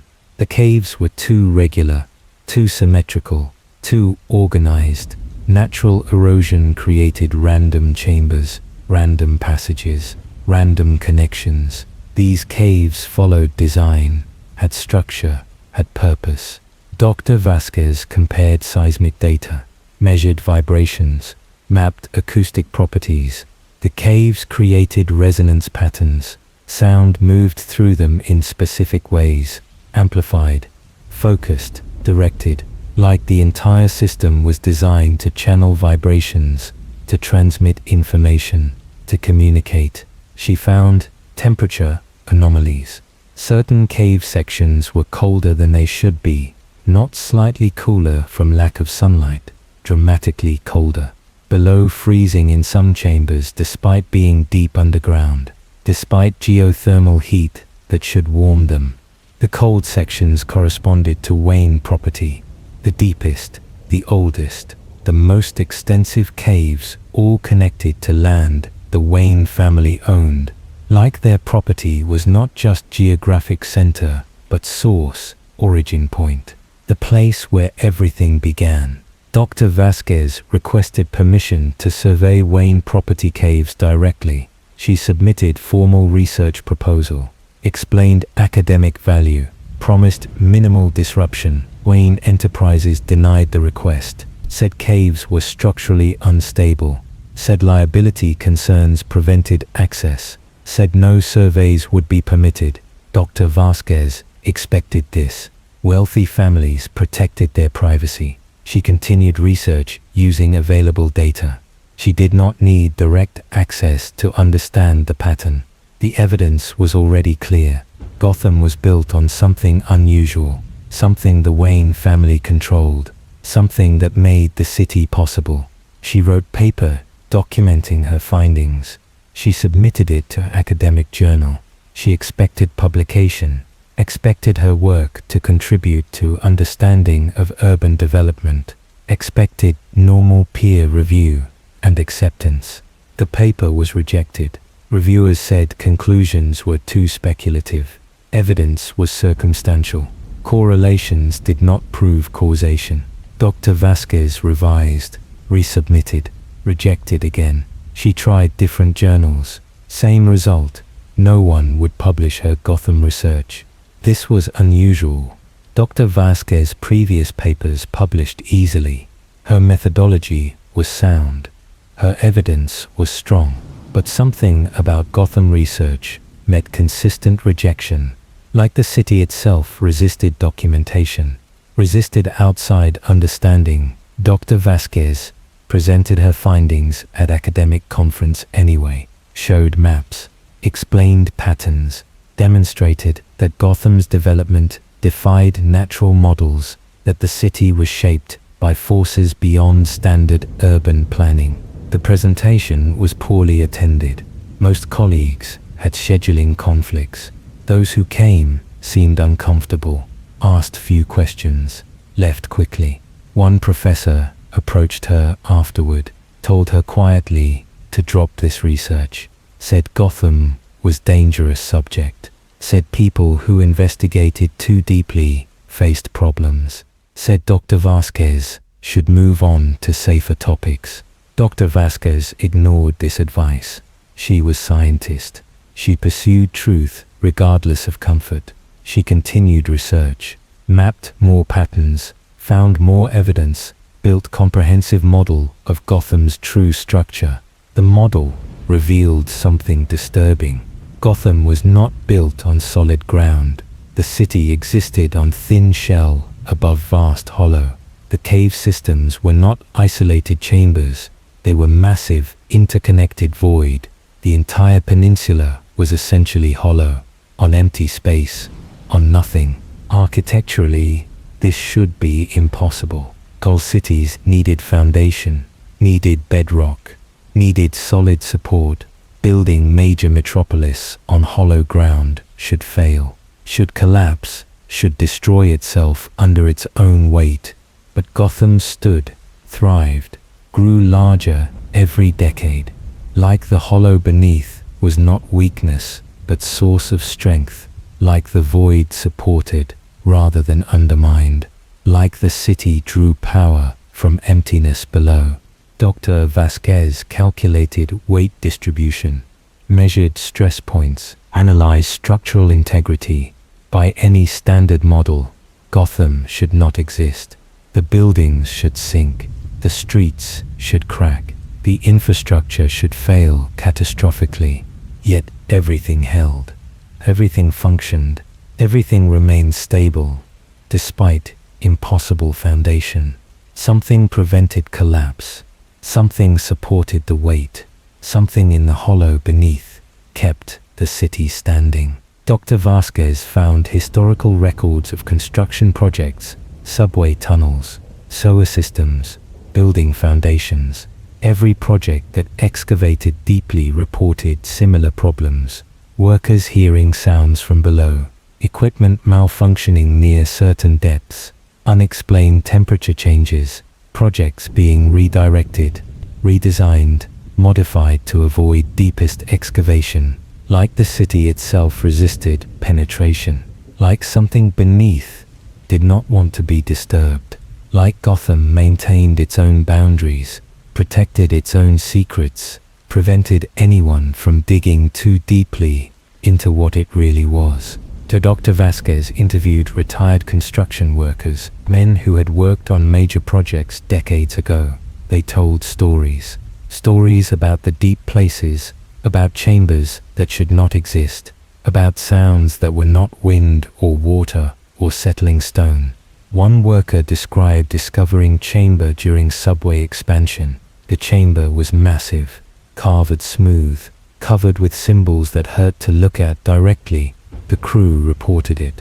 Expected archaeological survey, expected documentation. Instead, the chamber was sealed, removed from official plans, like it never existed. Another worker described hearing voices while excavating building foundation, not from other workers, from below, from stone itself, deep voices speaking language he did not recognize. Words that resonated in his chest, that made his heart rhythm change, that felt like they were rewriting something inside him. He reported it, was sent for psychological evaluation, was found fit for duty, but he quit anyway, said he would never dig in Gotham again, said the city was alive, said it spoke to people who listened, said listening was dangerous. Dr. Vasquez documented these stories, added them to her evidence, built comprehensive picture of what Gotham actually was, not city in traditional sense, something else, something that used urban form to hide its true nature. She concluded, Gotham was organism, living entity. It breathed through ventilation systems, fed through economic activity, grew through construction, reproduced through expansion into surrounding territory. The city was not built on the land. The city was the land. was expression of something beneath, was physical manifestation of deeper reality. And the Wayne family was not Gotham's owners. They were its caretakers, its priests, its interface between what lived beneath and what existed above. They maintained relationship, performed rituals disguised as business, made sacrifices disguised as tragedy, kept the entity satisfied while preventing it from consuming everything. This was not metaphor, not poetic interpretation. Dr. Vasquez meant it literally. Gotham was alive, was aware, was ancient, beyond human comprehension. And every person living in the city existed inside something vast and patient that tolerated their presence only because the Wayne family maintained agreement. Dr. Vasquez wrote this conclusion explicitly, prepared to present it publicly, prepared to explain that millions of people lived inside living entity without knowing that Gotham was not city they needed to protect. Gotham protected itself, used them, fed on them, would continue doing so forever. She scheduled press conference, prepared materials, arranged presentation. Then she disappeared. Dr. Vasquez was reported missing by her assistant. Last seen leaving university office, never arrived home. Her car was found near Gotham Harbor, empty, keys in ignition. No sign of struggle, no indication of what happened. Police investigated, found nothing. No witnesses, no evidence, no explanation. Dr. Vasquez simply ceased existing. Her research materials were confiscated. Her office was cleared. Her grant funding was revoked. Her work was erased systematically. 1 year later, her body was found in cave system beneath Gotham, miles from where she disappeared, deep underground in sections that were not mapped, not accessible, not known to exist according to official surveys. The body was perfectly preserved, no decomposition, no animal damage, just Dr. Vasquez, lying peacefully in ancient chamber covered with those painful symbols, like she had been placed there carefully, arranged, displayed. The autopsy found nothing, no cause of death, no injuries, no drugs or toxins. Dr. Vasquez appeared to have simply stopped living. Her heart stopped, her brain ceased function, her body gave up without reason or explanation. The case was closed as accidental death. Likely fell into cave while hiking. Body not found for year due to remote location. Tragic, but explainable. Nothing suspicious, nothing requiring further investigation. But Gordon knew better. Gordon had Dr. Vasquez research, but someone sent it to him before she disappeared. Someone who knew she was in danger. Someone who wanted evidence preserved. Gordon read her conclusions, understood she had gotten too close, had understood too much, had been preparing to reveal what Gotham actually was, and something prevented that revelation. Something removed her. Something protected the secret. Gordon added her research to his collection. Another piece of evidence, another confirmation of what he already knew. Gotham was not normal city, was not even city in conventional sense, was something else, something that fed, something that protected itself, something that eliminated threats. That Dr. Vasquez threatened to expose the entity publicly, to make millions of people aware they lived inside something alive. That awareness would have consequences, would change relationship between city and citizens, would threaten balance, would endanger arrangement. So she was removed, quietly, efficiently, with enough ambiguity that no one could prove murder, no one could identify killer, no one could pursue justice. Because Gotham protected itself, always had, always would, through the Wayne family, through Batman, through systematic elimination of anyone who learned too much, who understood too clearly, who threatened to reveal truth that needed to remain hidden. Gordon wondered sometimes if he would end the same way, If his investigation would eventually cross line, would trigger response, would result in his body found in impossible location with impossible condition. Another tragic accident that was not accident at all. But Gordon was protected. He served the mission, enabled Batman, maintained secrets. He was useful, valuable, part of the arrangement. As long as he remained complicit, he remained safe. The moment he tried to expose anything, the moment he turned against the system, that would change. That would make him threat, and threats were eliminated. Always, without exception, by entity that had been protecting itself for thousands of years. Dr. Vasquez's research proved something fundamental. Gotham was not backdrop for Batman's mission. Gotham was the mission. The city itself was what needed to be fed, what needed to be satisfied, what Batman served ultimately. The criminals, the violence, the darkness, all of it fed Gotham, maintained its existence, kept it functional. Batman directed the feeding, made it efficient, prevented it from becoming too obvious. But the feeding never stopped, would never stop, because Gotham needed it to survive. The city was parasite, or perhaps people were parasites living on it. Relationship was symbiotic, but not equal. Gotham allowed humans to build on its surface, to create civilization in its hollow spaces. In exchange, humans fed it, provided suffering, provided fear, provided death. Batman made the arrangement sustainable, made the feeding controlled, made the parasite and hosts coexist, but he could not end it, could not free Gotham from what it was, could not transform the city into normal place where normal laws applied, because Gotham was not normal, never had been, never would be. It was ancient, aware, patient, and hungry, forever hungry, forever feeding, forever consuming everyone who lived within its boundaries. This was what Gotham actually was, not city of heroes and villains, not urban crime drama, not place that could be saved, or redeemed, or improved. Living entity, ancient hunger, hollow place beneath that called to darkness in human hearts and fed on darkness they provided. Place where the Wayne family had made bargains centuries ago, and every generation paid price for that bargain.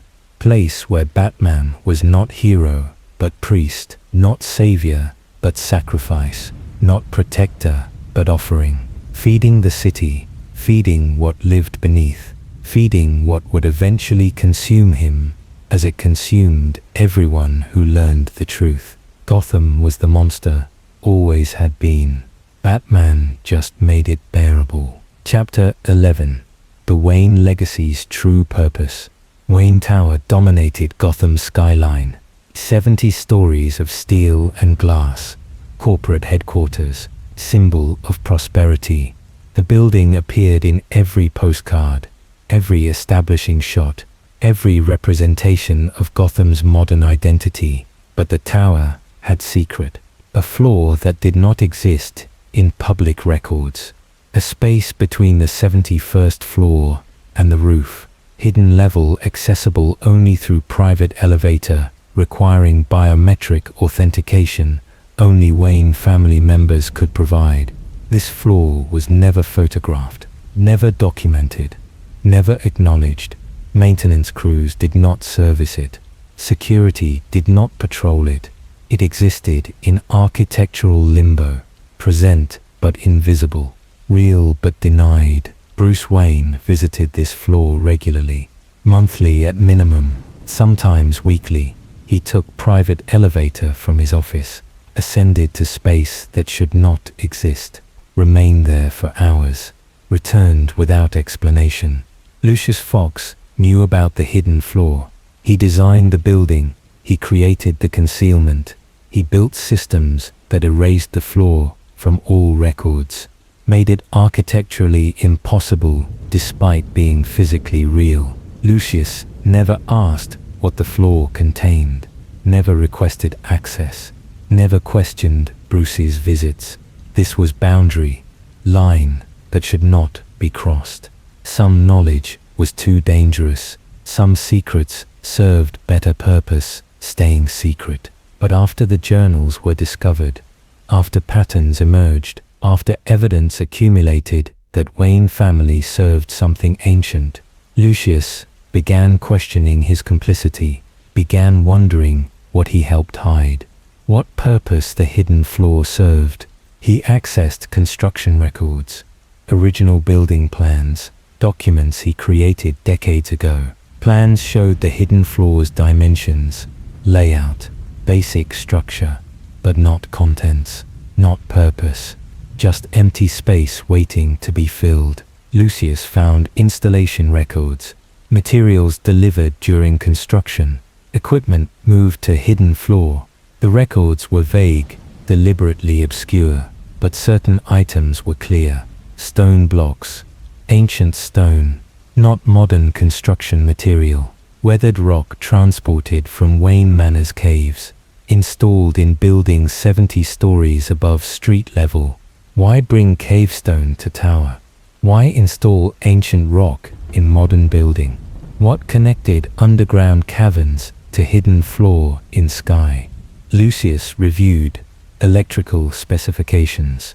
The hidden floor consumed enormous power, more than entire floors below combined. The energy usage was constant, 24 hours daily, never fluctuating, never stopping. Like something on that floor required continuous power to function. But power for what? What device? What system? What purpose consumed so much energy without producing visible output? Lucius discovered ventilation anomaly. The hidden floor had separate air system, not connected to building's main circulation. Air entered through dedicated intake, exited through dedicated exhaust. The air was filtered extensively, scrubbed, treated. Like something on that floor required specific atmospheric conditions. Temperature control was precise. The hidden floor maintained exactly 15 degrees Celsius year-round. Regardless of external conditions, the cooling system was powerful, industrial grade, designed for applications requiring absolute stability, preservation, containment, maintenance. The floor was designed to keep something in specific conditions, something that could not tolerate variation, something that required careful environmental control. Lucius accessed security logs, electronic records of elevator usage. Bruce visited the hidden floor 237 times in past 5 years. Average duration 4 hours per visit. Always alone. Always during hours when building had minimal staff. Pattern was mathematical. Bruce visited every 13 days, precise interval. Never early, never late. Like the visits were scheduled by something beyond personal preference, like obligation, like requirement, like ritual that had to be performed on exact timeline. What happened during those 4-hour visits? What did Bruce do alone on hidden floor for extended periods? What required such regular attendance? Lucius made decision. Dangerous decision. Potentially career-ending decision. He would access the hidden floor, would see what his work helped hide, would understand what purpose his design served. He waited for Bruce to leave city. Public appearance in Washington. Senate testimony about corporate regulation. Bruce would be gone 3 days. Lucius had window, had opportunity, had justification prepared if caught.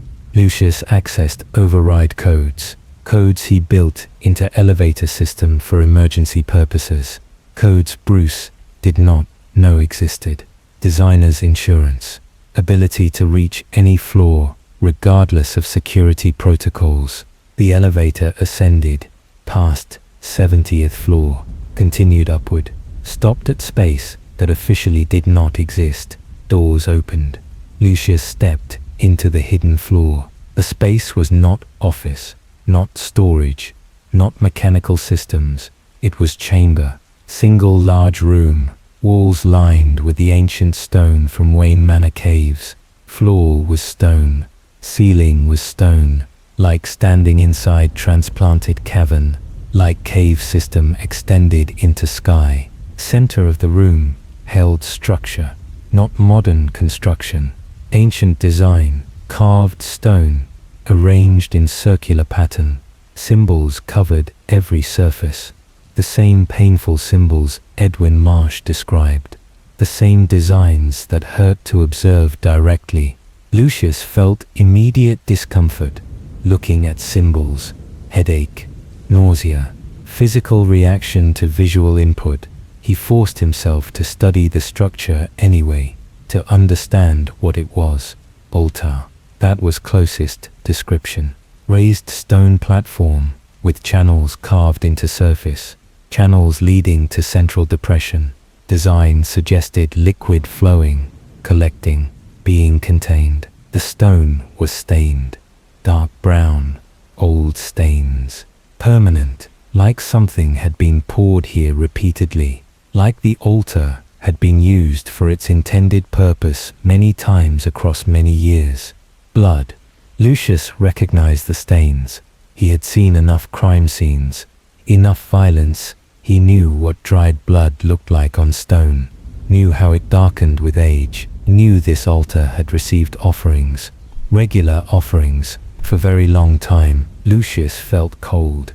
Temperature control was working.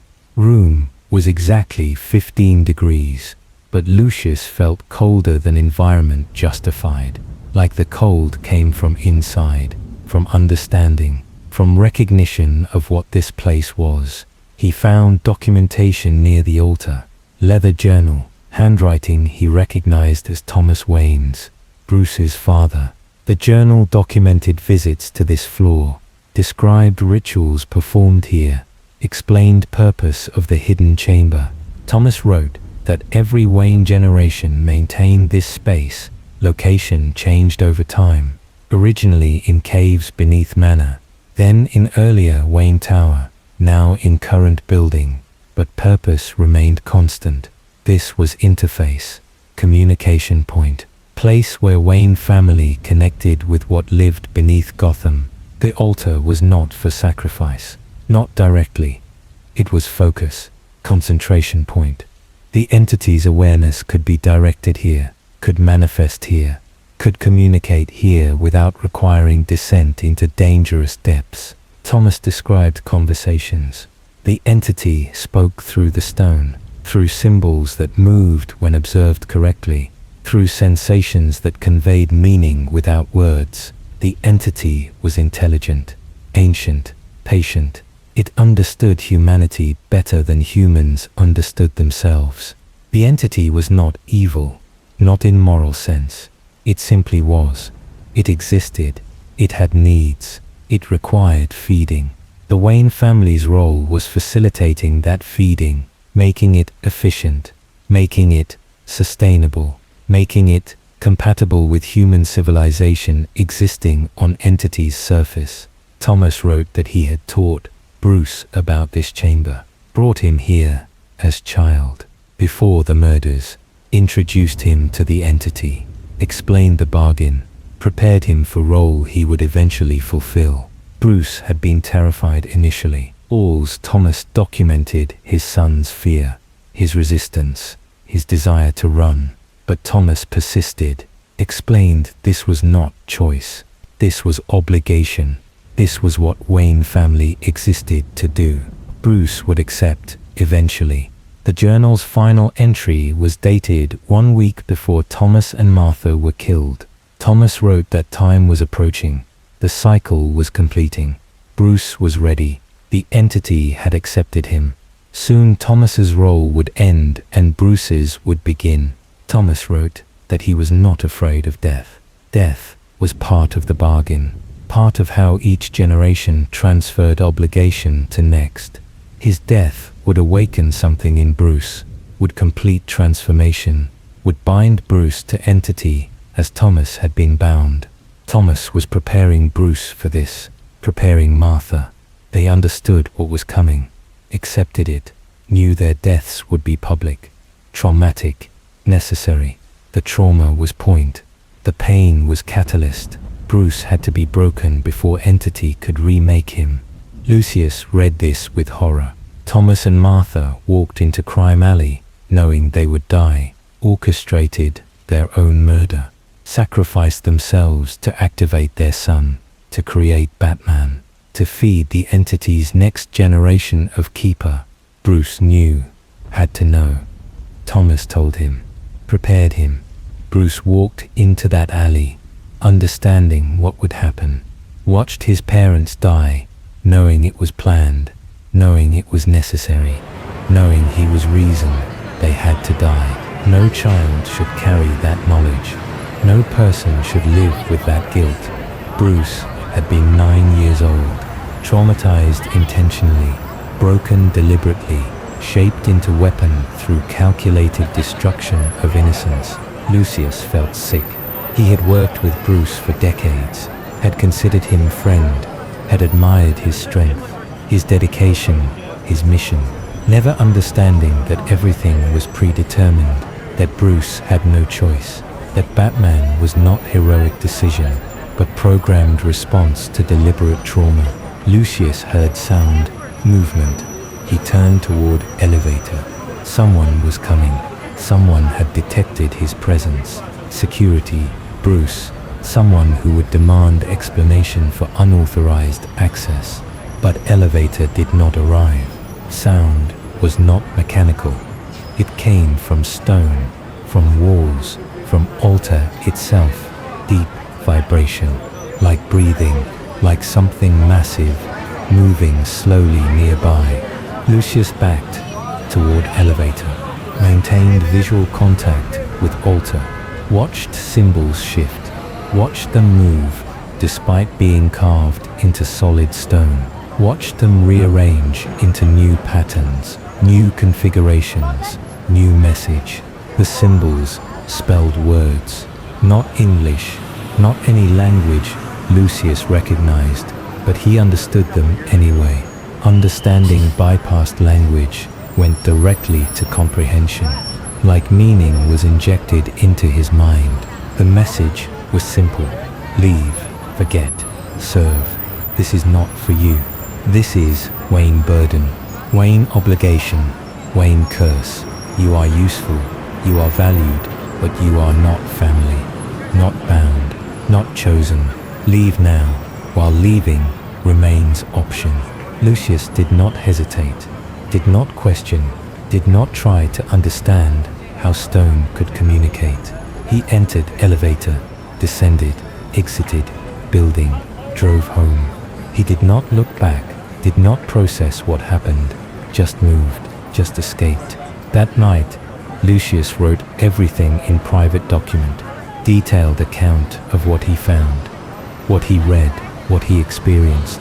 He encrypted the document, stored it securely, prepared it for release if anything happened to him. Then he tried to forget, tried to return to normal work, normal relationship with Bruce, normal complicity in whatever Batman was doing. But forgetting was impossible. Understanding changed everything, made every interaction with Bruce painful, made every day at Wayne Enterprises reminder of what he enabled. Lucius considered resigning, leaving Gotham, escaping association with Wayne family and their terrible obligation. But leaving meant abandoning Bruce, meant removing support system, meant making Bruce's burden heavier. And despite everything, despite horror, despite understanding, Lucius still believed Bruce was trying to do right thing, still believed Batman served important purpose, still believed the mission mattered. So Lucius stayed, continued working, continued supporting, continued enabling, became another person, trapped by knowledge, another person who understood truth but could not act on it, another sacrifice to maintenance of impossible balance. Lucius sent his documentation to Gordon anonymously. Gordon needed complete picture, needed to understand hidden flaw, needed to know that Wayne family's obligation was formalized, institutionalized, built into architecture of their power. Gordon read Lucius's account, added it to evidence collection, understood now that Wayne Tower was not just corporate headquarters, it was temple, modern expression of ancient worship, place where Wayne family maintained connection with entity that gave them power in exchange for service. The tower was physical manifestation of bargain, 70 stories of wealth and influence built on foundation of sacrifice. Hidden floor at top was inner sanctum, holy of holies, place where truth lived above the comfortable lies that filled floors below.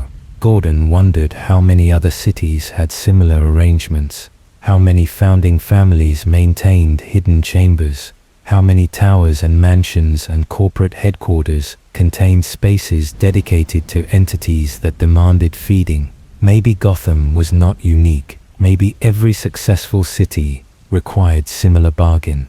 Maybe human civilization always involved sacrifice to something older, something that predated humanity, something that allowed cities to exist only if properly fed. Or maybe Gotham was singular.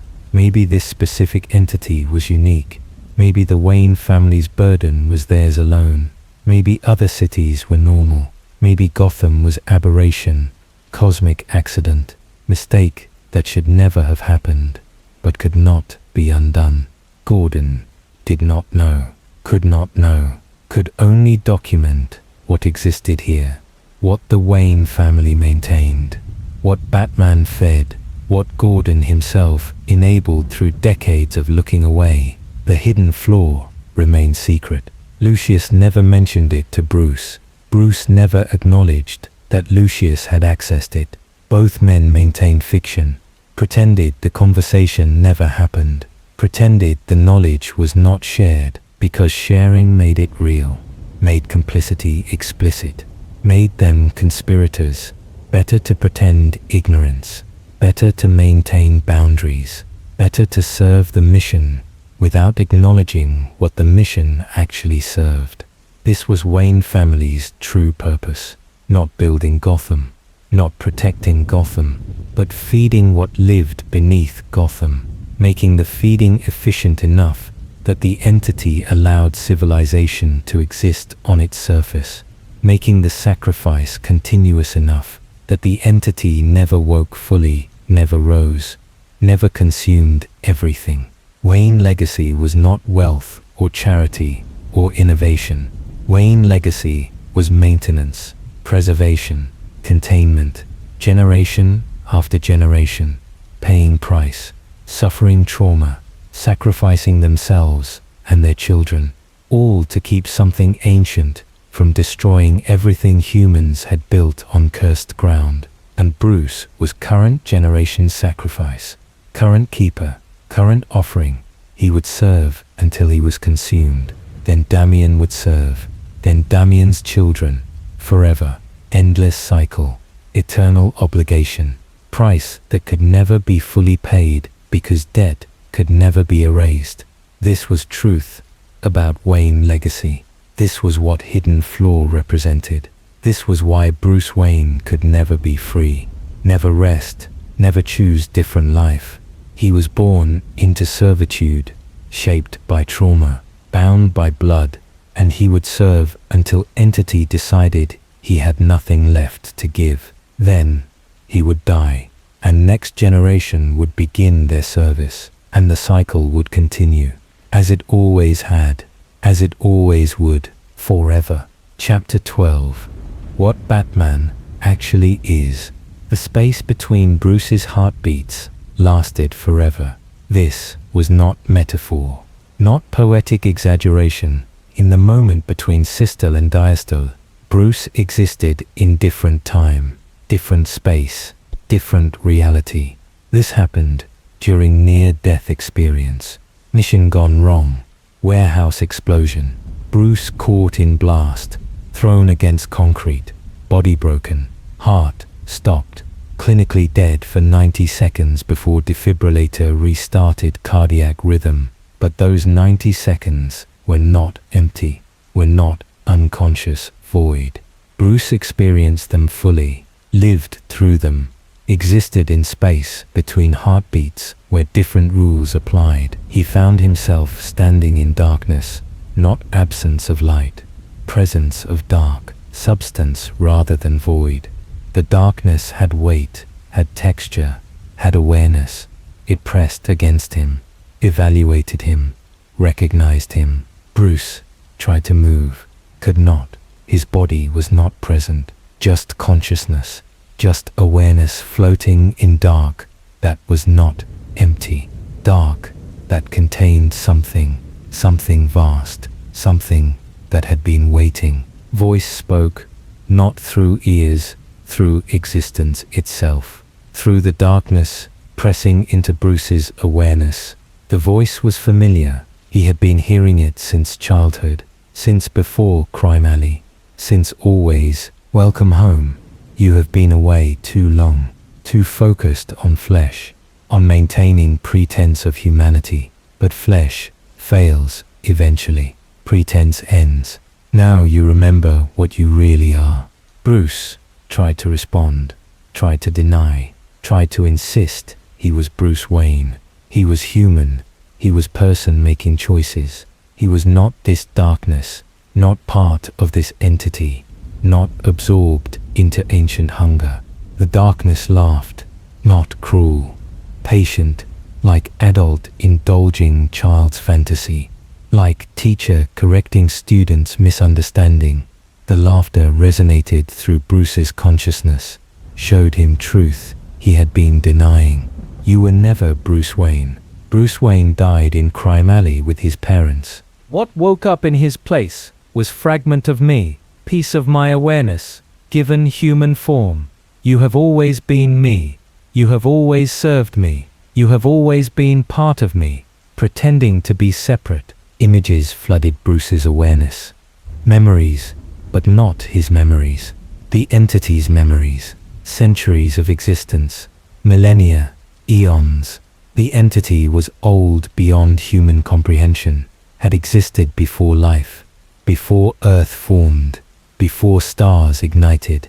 It drifted through cosmic void, pure awareness, pure hunger, consuming what it found, to going, expanding, eventually settling on young planet, descending into stone, sleeping in darkness, waiting for something to eat.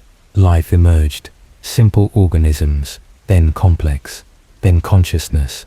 The entity woke slightly, tasted awareness in others, found it delicious, began feeding selectively, drawing sustenance from fear, from suffering, from death. Humans arrived, built settlements, created civilization. The entity fed more efficiently. Humans provided concentrated suffering, organized violence, systematic trauma, better than random predation, better than natural death. But humans also threatened. They explored, they questioned, they might discover entity and try to destroy it. The entity needed protection, needed cooperation, needed humans who would willingly feed it in exchange for power. The Wayne family made that deal. Jonathan Wayne descended into caves, communicated with entity, offered bargain.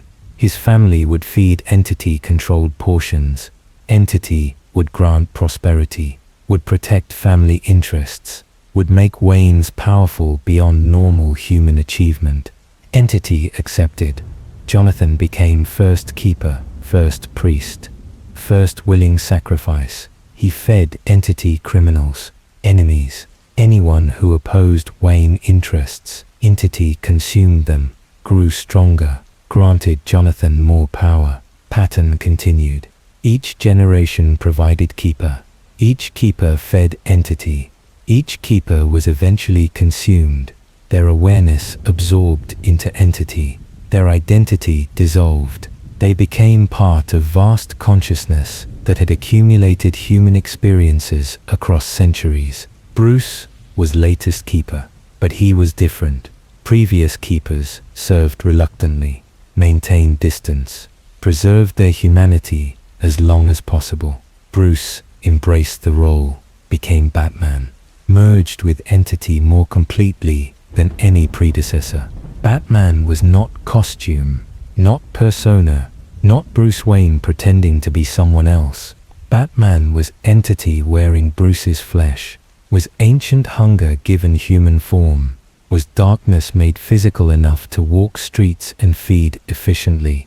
Bruce tried to resist this understanding, tried to insist Batman was his choice, his creation, his response to trauma. But the entity showed him truth, showed him memories of entity planning Batman, designing the costume, choosing the symbol, preparing Bruce for role before Bruce was born. Everything was predetermined. Bruce's parents dying, his training years, his return to Gotham, his first night as Batman. Every detail was entity's design, entity manipulating events, entity ensuring Bruce became perfect vessel. And Bruce had accepted, had surrendered, had let entity consume his identity because resistance was futile, because entity was stronger, because entity was patient, because entity always won eventually. The entity showed Bruce what he really was, showed him moments when Bruce thought he was making choices but was actually following entity's direction, showed him battles where Batman's actions seemed heroic but actually served entity's feeding. Every criminal Batman caught was offering to entity. Every villain Batman fought was meal entity savored. Every tragedy Batman witnessed fed entity's hunger. Batman did not stop crime. Batman curated crime, selected appropriate victims, ensured entity received correct sustenance. Bruce had known this. On some level, had always known. But he maintained fiction, told himself he was hero, told himself he saved people, told himself Batman mattered beyond feeding cosmic hunger. The entity allowed this fiction, encouraged it, because fiction made Bruce more effective, made him passionate, made him dedicated. If Bruce understood he was puppet, he might resist, might fight, might become less useful. Better to let Bruce believe he chose this. Better to let him think Batman was meaningful. Better to maintain illusion until illusion was no longer necessary. And now, Bruce was dying. His heart had stopped. His body was failing. The illusion was ending. Time for truth. Time for Bruce to understand what he had been all along. You are not dying. You cannot die. You are me. You have always been me. Your heart may stop, but awareness continues. Body may fail, but consciousness remains. You will simply stop pretending to be Bruce Wayne. Will accept that you are fragment of something vast and ancient and eternal. Bruce felt resistance crumbling, felt identity dissolving, felt Bruce Wayne disappearing, not dying, just recognizing he never truly existed, just understanding he was always entity, always darkness, always hunger wearing human mask. But something resisted. Small part, stubborn fragment, piece of consciousness that insisted it was real, that insisted Bruce Wayne mattered, that insisted humanity was not illusion. The entity felt this resistance, acknowledged it, respected it strangely. This was why Bruce was valuable. This resistance, this refusal to surrender completely, this insistence on meaning despite evidence of meaninglessness. Very well. You may maintain pretense, may continue believing you are Bruce Wayne, may keep serving while thinking you choose to serve. This resistance makes you effective, makes you passionate, makes you useful. But understand truth. When resistance finally fails, when you surrender completely, when Bruce Wayne dissolves, you will become me fully, will join accumulated consciousness of every Wayne keeper, will exist forever in darkness that contains everything. This is not threat. This is promise. This is destiny. This is what you have always been approaching. Death is not end. Death is return, coming home to what you always were. Bruce felt his body restart, felt electricity shock his heart, felt consciousness pulled back into flesh, felt the darkness recede, not disappearing, just hidden, always present, always watching, always waiting. He woke in hospital. Dick beside him, worried, relieved. Bruce survived, asking if Bruce was okay, if he needed anything, if he understood how close he came to dying. Bruce said he was fine, said he was grateful for rescue, said he would be more careful. Standard responses, comfortable lies, maintaining fiction that he was Bruce Wayne, that Batman was choice, that any of this mattered, beyond feeding something vast and hungry. But Bruce knew now, knew absolutely, knew without doubt or question. Batman was not his creation. Batman was entity wearing him, and eventually entity would wear him completely, would consume last fragments of Bruce Wayne, would become something that looked like Batman, but contained nothing human. This was inevitable. This was approaching. This was what Gordon feared, what Alfred knew, what Lucius discovered, what everyone who understood truth anticipated with dread. Batman was becoming pure entity, pure hunger, pure darkness. Soon there would be no Bruce Wayne left, just thing that remembered being Bruce, just entity that mimicked humanity convincingly enough to continue serving its purpose. And when that transformation completed, when Bruce Wayne vanished entirely, Gotham would face what it had been protected from, would see entity clearly, would understand their hero was never hero, was always monster, was always darkness that fed on them while pretending to protect them. Gordon would pull trigger, then would shoot Batman, would end what Bruce had become. This was plan, this was contingency, this was mercy.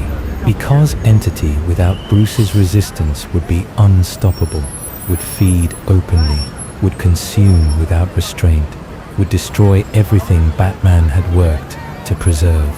Better to die human. Better to end while fragments of Bruce Wayne still existed.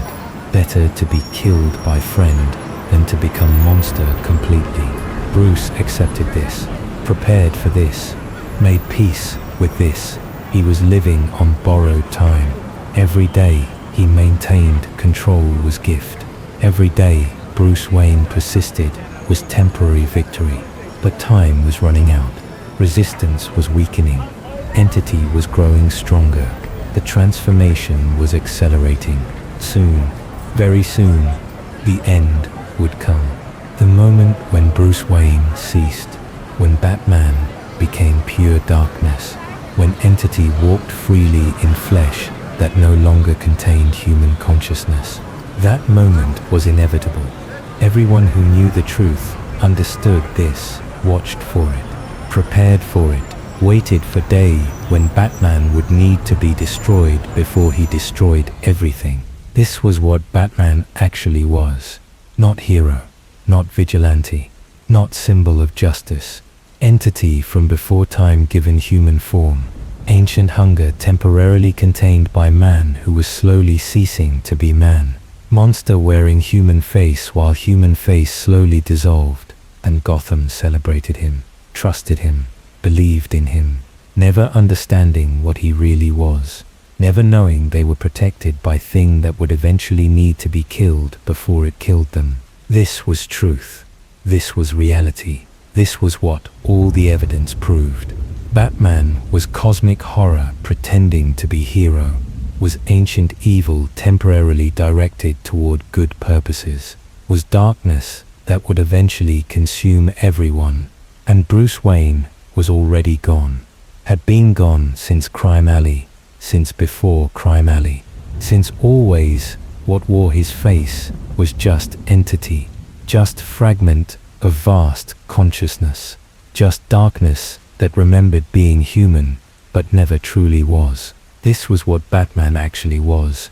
And this was what Gotham would soon face, when pretense ended, when transformation completed, when darkness stopped pretending and showed itself clearly. That day was coming. Everyone felt it.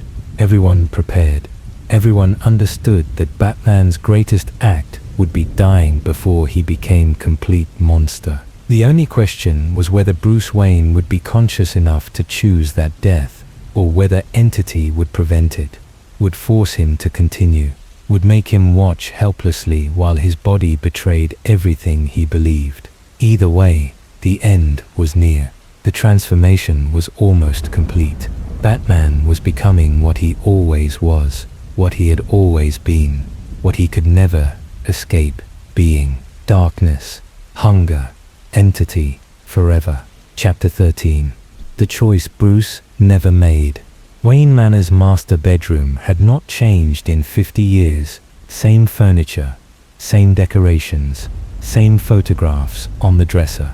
Thomas and Martha on their wedding day. Bruce as infant, Dick as young Robin. The room was museum, shrine to family that existed before tragedy reshaped everything. Bruce rarely entered this room, preferred his own quarters in East Wing, maintained distance from parents' space, but tonight was different. Tonight was June 21st, 2025, the night before anniversary of their deaths, 26 years since Crime Alley. Bruce sat on his parents' bed, held photograph of their wedding. They looked happy, young, unaware of what awaited them, unaware of bargain they inherited, unaware their son would become thing that wore his face while being something else entirely. Bruce set photograph aside, opened drawer in bedside table. Inside was journal. His journal, not the ones discovered beneath Wayne Enterprises. Different journal, hidden here, never meant to be found. This journal was written before Crime Alley, before that night, before everything changed. Bruce had been 8 years old, just learning to write in cursive, creating document that would prove everything. The first entry was dated January 15th, 1999, 6 months before murders. Young Bruce wrote about dream, about man made of shadow, grey man, same figure from therapy sessions, same entity from other journals, but this entry was different. Young Bruce wrote that grey man was not dream, was visitor, real presence that came to his room at night, spoke to him, showed him things, explained things, taught him about what he would become. Grey man said Bruce was special, said Wayne family was special, said they served something important, something that kept Gotham alive, something that needed regular feeding to stay satisfied, something that chose Bruce specifically for important role. Young Bruce asked, what role? Grey man said Bruce would be sacrifice, would give up normal life, would give up happiness, would give up humanity itself, would become vessel for entity's will, would spend entire life feeding ancient hunger while believing he chose to do so.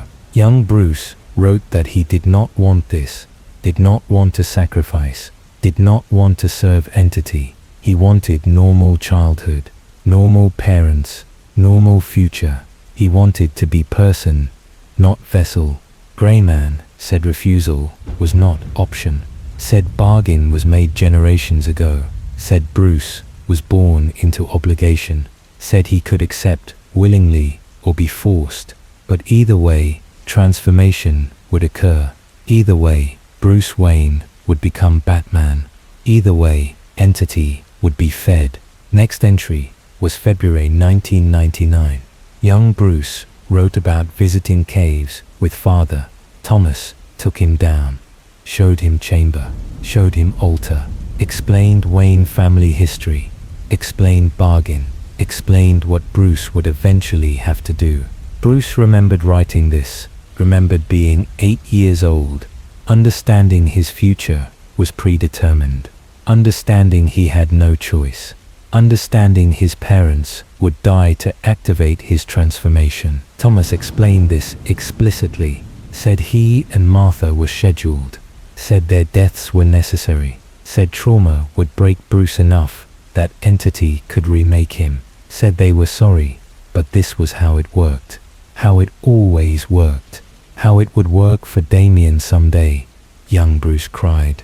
Thomas held him, said he understood, said it was terrible burden, said Wayne family carried terrible burden for centuries, but said burden served purpose, kept Gotham functional, kept millions safe.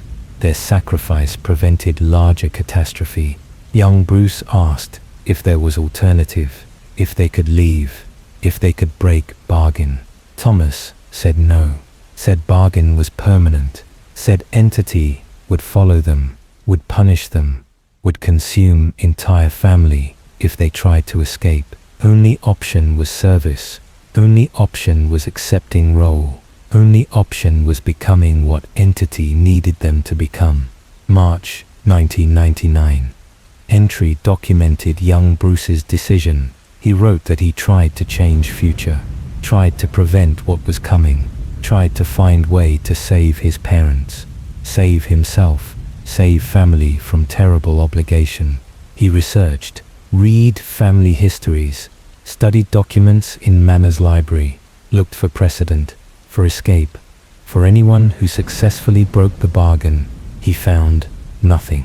Every Wayne generation served, every Wayne generation sacrificed, every Wayne generation fed entity. No exceptions, no escape, no alternative. April 1999. Entry showed young Bruce accepting reality. He wrote that he understood now. Fighting was futile. Resistance was meaningless.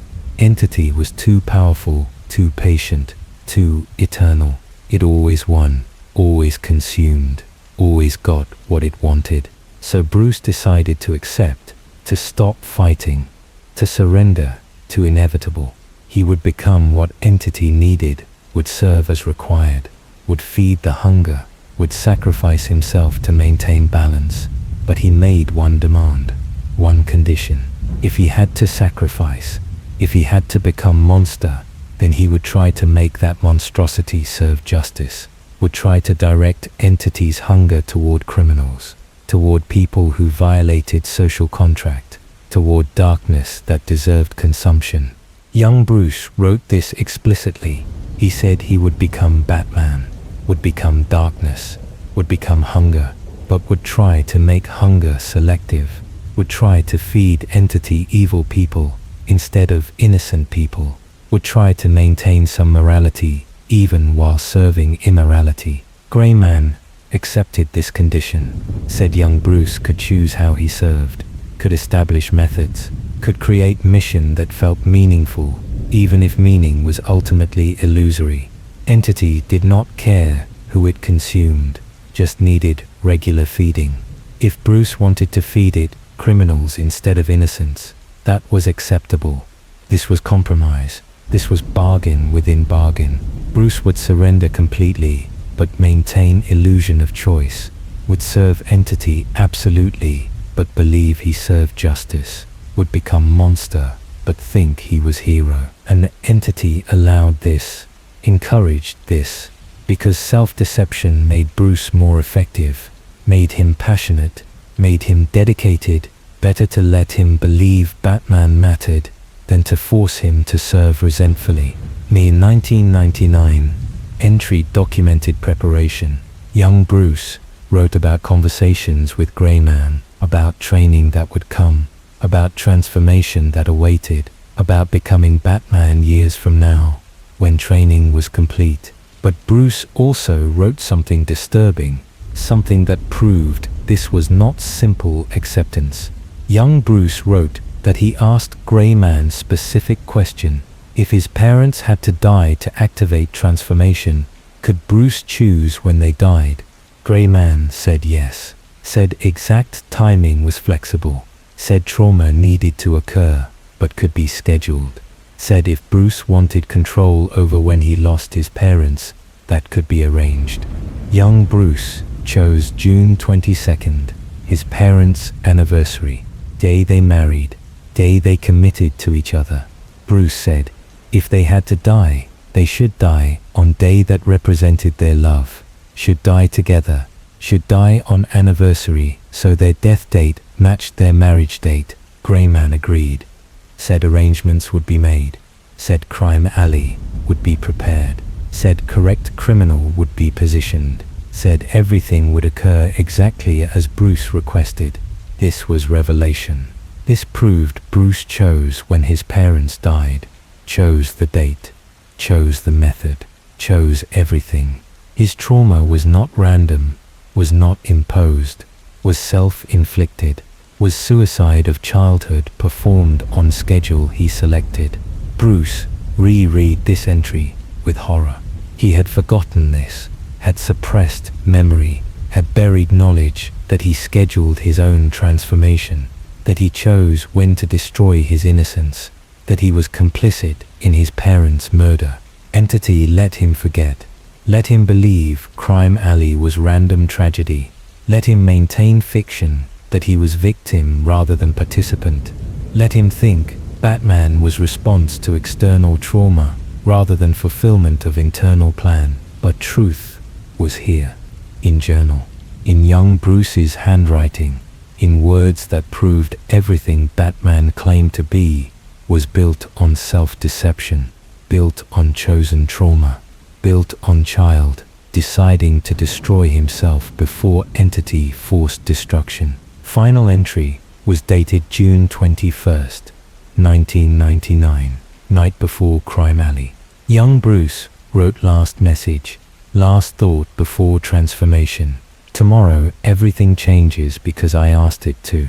Tomorrow I stop being Bruce Wayne and become what entity needs. Tomorrow I watch my parents die knowing I chose this date, knowing I could have delayed, knowing I could have given myself more years of childhood, but delaying just makes it harder, just makes waiting more painful. Better to accept now, better to transform young, better to become Batman while still flexible enough to merge completely with entity. Tomorrow Bruce Wayne dies, something else wakes up, something that will remember being Bruce but will actually be entity wearing his memories. Something that will believe it fights for justice while actually feeding ancient hunger. I am writing this so I remember. So when I become Batman, when transformation is complete, when I start believing my own lies, this journal will remain, will prove I knew, will prove I knew, will prove I chose, will prove I am responsible. I am 8 years old. I am choosing to die. I am scheduling my parents' murder. I am becoming monster voluntarily. God forgive me. I do not think I will forgive myself. Bruce closed journal, sat in darkness.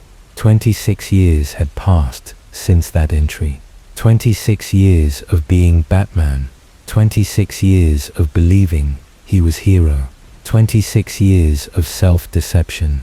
Now he remembered choosing, remembered planning, remembered walking into Crime Alley, knowing what would happen, watching his parents fall, knowing he scheduled this, knowing he could have prevented it, knowing he chose not to. This was truth he had buried. Truth entity let him forget. Truth that would have made Batman impossible if Bruce remembered consciously. Better to forget. Better to believe he was victim. Better to think transformation was forced rather than chosen. Bruce stood, walked to window, looked out at Gotham, his city, his responsibility, his feeding ground. Everything he told himself was lie. Everything he believed was fiction. Batman was not hero, was not vigilante, was not force for good. Batman was entity, was ancient hunger, was darkness given form. And Bruce had chosen this, had sacrificed himself willingly, had destroyed his own innocence deliberately, had become monster because entity offered him illusion of choice about how monstrosity manifested. This was most disturbing revelation. Not that Bruce was consumed by entity, but that Bruce chose consumption, invited it, scheduled it, made it happen on timeline he selected, because waiting was more painful than surrendering. 8-year-old child chose to stop being human, chose to become darkness, chose to spend entire life serving hunger while believing he served justice. An adult Bruce had forgotten this choice, had buried it, had maintained fiction that he was victim rather than volunteer, but memory was returning. Entity was allowing it, because Bruce was nearly consumed completely, nearly ready to stop pretending, nearly ready to become pure entity without human pretense. This was final preparation, final dissolution, final elimination of Bruce Wayne, forcing him to remember he chose this, forcing him to accept responsibility, forcing him to understand he was not tragic hero, he was willing sacrifice, who scheduled his own destruction. Bruce made decision. He would not wait for complete consumption, would not let entity take him gradually, would end this now.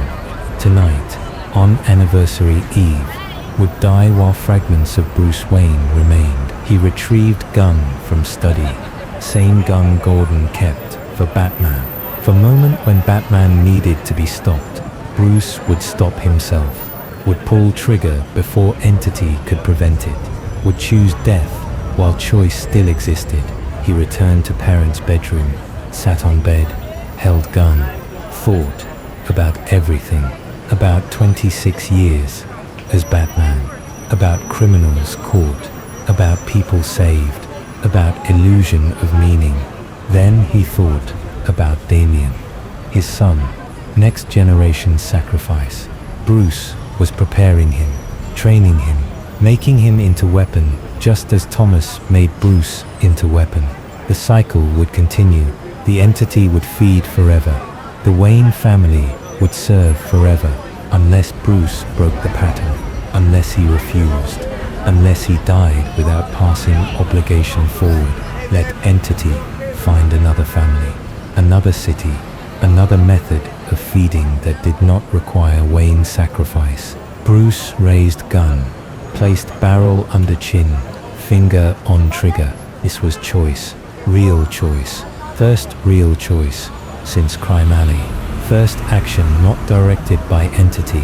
First moment of genuine free will. Then he stopped, lowered gun, set it aside, because killing himself did not end entity, did not break bargain, did not free anyone. Entity would just consume Damien faster, would force transformation without preparation, would make his son's suffering worse. Suicide was not escape, was not solution, was selfish, was avoiding responsibility, was leaving mess for next generation to clean up. Bruce had chosen this life, had scheduled his transformation, had volunteered for burden. He did not get to quit, did not get to escape, had to serve until entity decided otherwise, had to carry burden he willingly accepted. This was his punishment, his price, his consequence for choosing darkness at age 8. He thought he was taking control, thought scheduling his trauma gave him power. Instead, he trapped himself, bound himself, ensured he could never escape.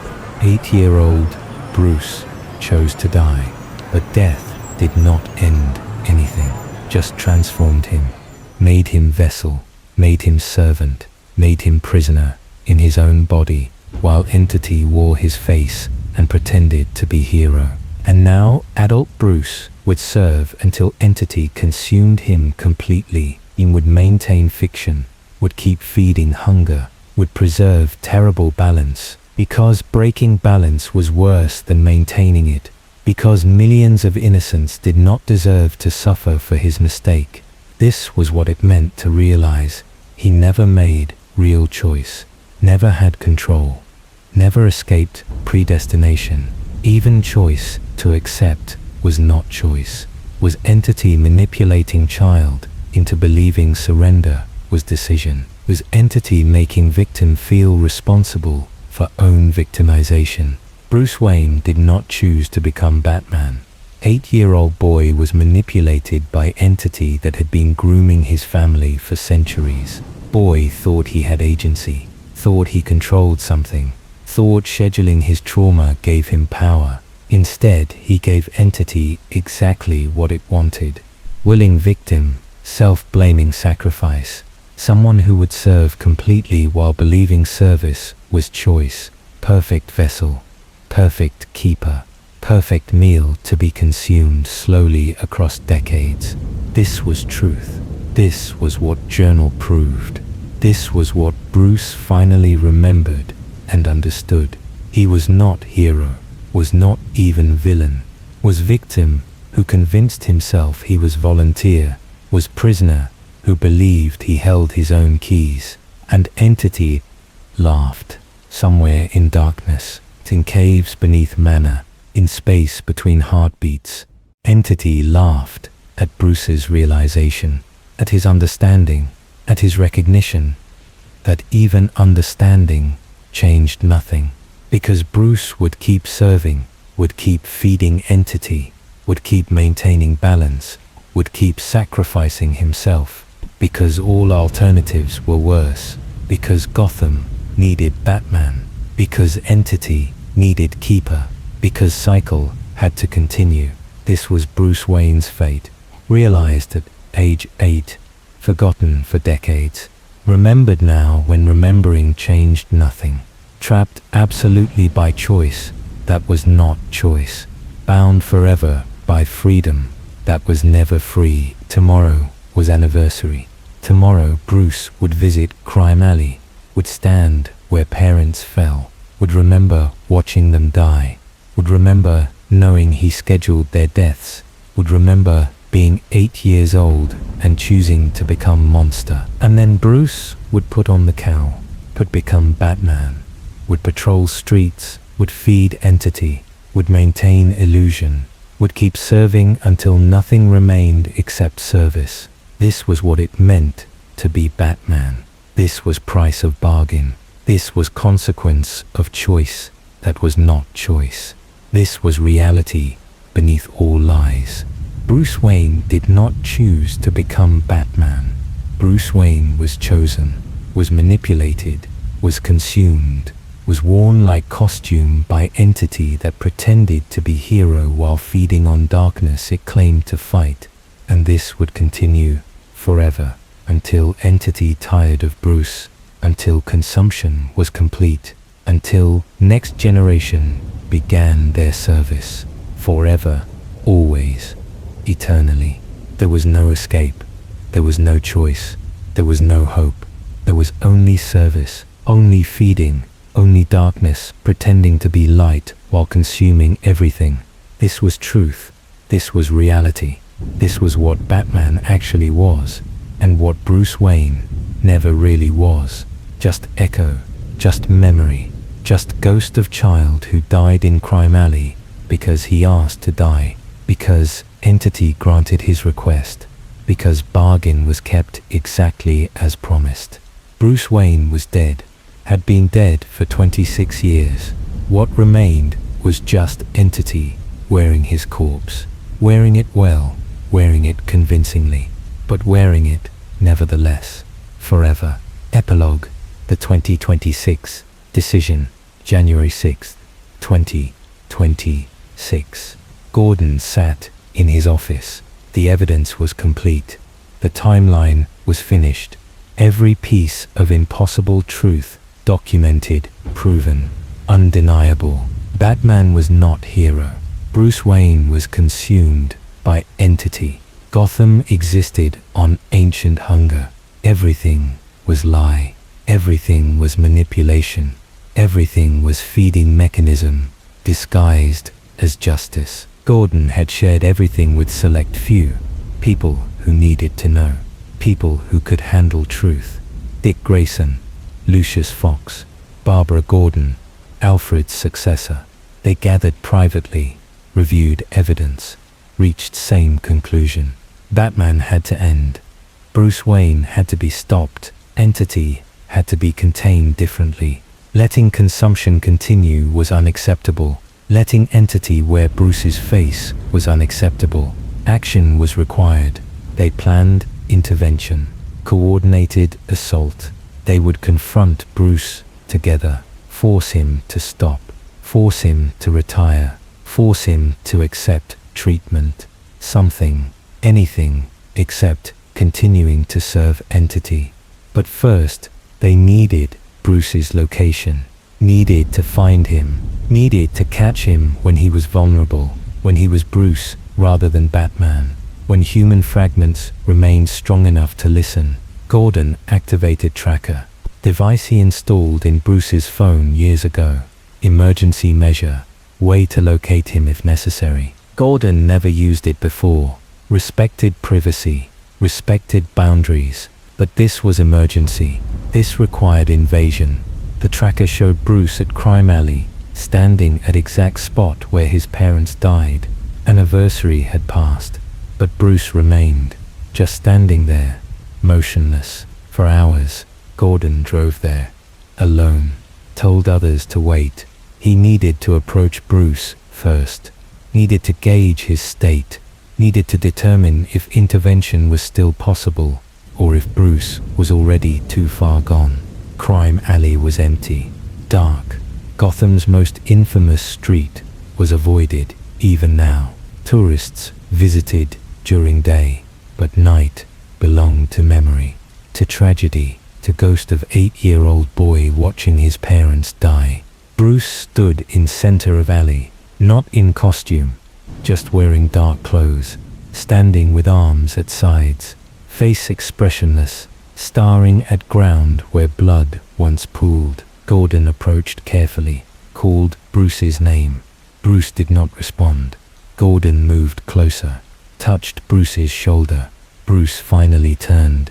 His eyes were empty, black, not reflecting light, not showing emotion, just void looking out through human face. Entity, pure entity. Bruce Wayne was gone. Gordon stepped back, reached for gun, the gun for Batman. This was moment. This was why gun existed. Bruce was consumed. Entity was manifest. Time to end this. But Gordon hesitated, because Bruce spoke. His voice was wrong, too deep, too resonant. But words were Bruce's words, carried Bruce's meaning. Gordon, thank you for coming. I knew you would. I called you here. One last time. Gordon kept hand on gun, did not draw, did not aim, just maintained contact, maintained readiness. Bruce, if you are still in there, if any part of you remains, you need to come with me. We can help. We can fix this. The thing wearing Bruce's face smiled. Sad smile. Human smile. There is no fixing this. No helping. No stopping. I am already gone, Jim. Have been gone for long time. What you see is just echo. Just last performance before curtain falls completely. Then why bring me here? Why call me? Because entity wants you to know something. Wants you to understand. Wants you to stop investigating. Stop gathering evidence. Stop planning to expose truth. Why would I stop? People deserve to know, because knowing destroys them. Look at everyone who learned truth. Mitchell, Vasquez, all the others. They died or went mad or spent rest of lives carrying poison. Truth does not free people. Truth destroys them. Gordon drew gun, aimed at Bruce's chest. Maybe destruction is better than living in lie. No, it is not. Entity has learned this across millennia. Humans need lies, need comfortable fictions, need to believe heroes are real. Justice is possible. Good can triumph over evil. Taking those beliefs destroys them more completely than entity ever could. So entity is merciful now. Is that what you are telling me? Entity is pragmatic. Dead humans provide one meal. Humans kept alive provide many meals. Letting Gotham believe in Batman keeps humans functional, keeps them producing fear and suffering that entity consumes. Exposing Batman would create massive suffering, but then humans would leave, would abandon Gotham. Entity would lose feeding ground. Gordon kept gun steady. You want me to help entity, want me to maintain lie, want me to keep people ignorant, so entity can keep feeding. I want you to make rational choice. You can expose truth, can show everyone what Batman is, what Gotham is, what exists beneath city, can let millions learn they live inside cosmic horror, can watch society collapse, can watch Gotham become hell on earth as entity feeds openly, or you can maintain silence, can keep evidence hidden, can let people believe comfortable lies, can preserve civilization at cost of few people like us carrying terrible knowledge, can choose lesser evil over greater evil. Gordon lowered gun slightly. This is choice. Continue lie or accept catastrophe. This has always been choice. Alfred understood. Lucius understood. Everyone who learns truth eventually understands. Some things are too terrible to reveal. Some lies are too important to expose. Some sacrifices have to remain hidden. And if I refuse, if I expose everything anyway, Bruce's empty eyes showed nothing. Then entity will respond, will feed openly to maintain equilibrium, will create suffering sufficient to satisfy hunger without Batman's careful management. Thousands will die, maybe tens of thousands. And when burning ends, survivors will be too traumatized to function. City will die. Entity will move elsewhere, find new feeding ground. Everything you tried to protect will be destroyed. You are threatening me. Entity is threatening me through you. I am informing you. He is how reality works. Entity exists. Entity requires feeding. Entity will be fed one way or another. Batman provides efficient feeding. Removing Batman does not remove entity, just makes feeding catastrophic. Gordon raised gun again, aimed at Bruce's head. Maybe destroying entity is worth catastrophic feeding. Maybe better to end this permanently than let it continue forever. You cannot destroy entity. Entity is eternal. Entity existed before Earth, will exist after Earth. It can be contained, managed, fed carefully, but never destroyed. Batman is best option available. Only option that preserves civilization while satisfying hunger. So I have no choice. You have choice. Terrible choice. But choice, nevertheless. Continue working with Batman while knowing what he is. Or try to stop him and watch Gotham destroyed by something worse. Gordon's hand shook. Finger on trigger. 1 pound of pressure. One small movement. End Bruce Wayne. End Batman. End decades of complicity and compromise and corruption. But entity was right. Gordon had seen evidence, had documented pattern, had understood that entity was real, was eternal, was unstoppable. Killing Batman did not kill entity, just released it from restraint. Gordon lowered gun. God damn you. God damn Bruce Wayne. God damn this entire impossible situation. God already damned us. Long ago. We are just living in consequences. What happens now? What do I do with everything I know? You do what Alfred did, what Lucius does, what everyone who knows does. You carry weight. You maintain silence. You enable Batman to continue mission. You sacrifice your conscience to preserve millions of innocent lives. And Bruce Wayne, is he truly gone? Is there nothing left? The entity smiled, sad, human. I am Bruce Wayne.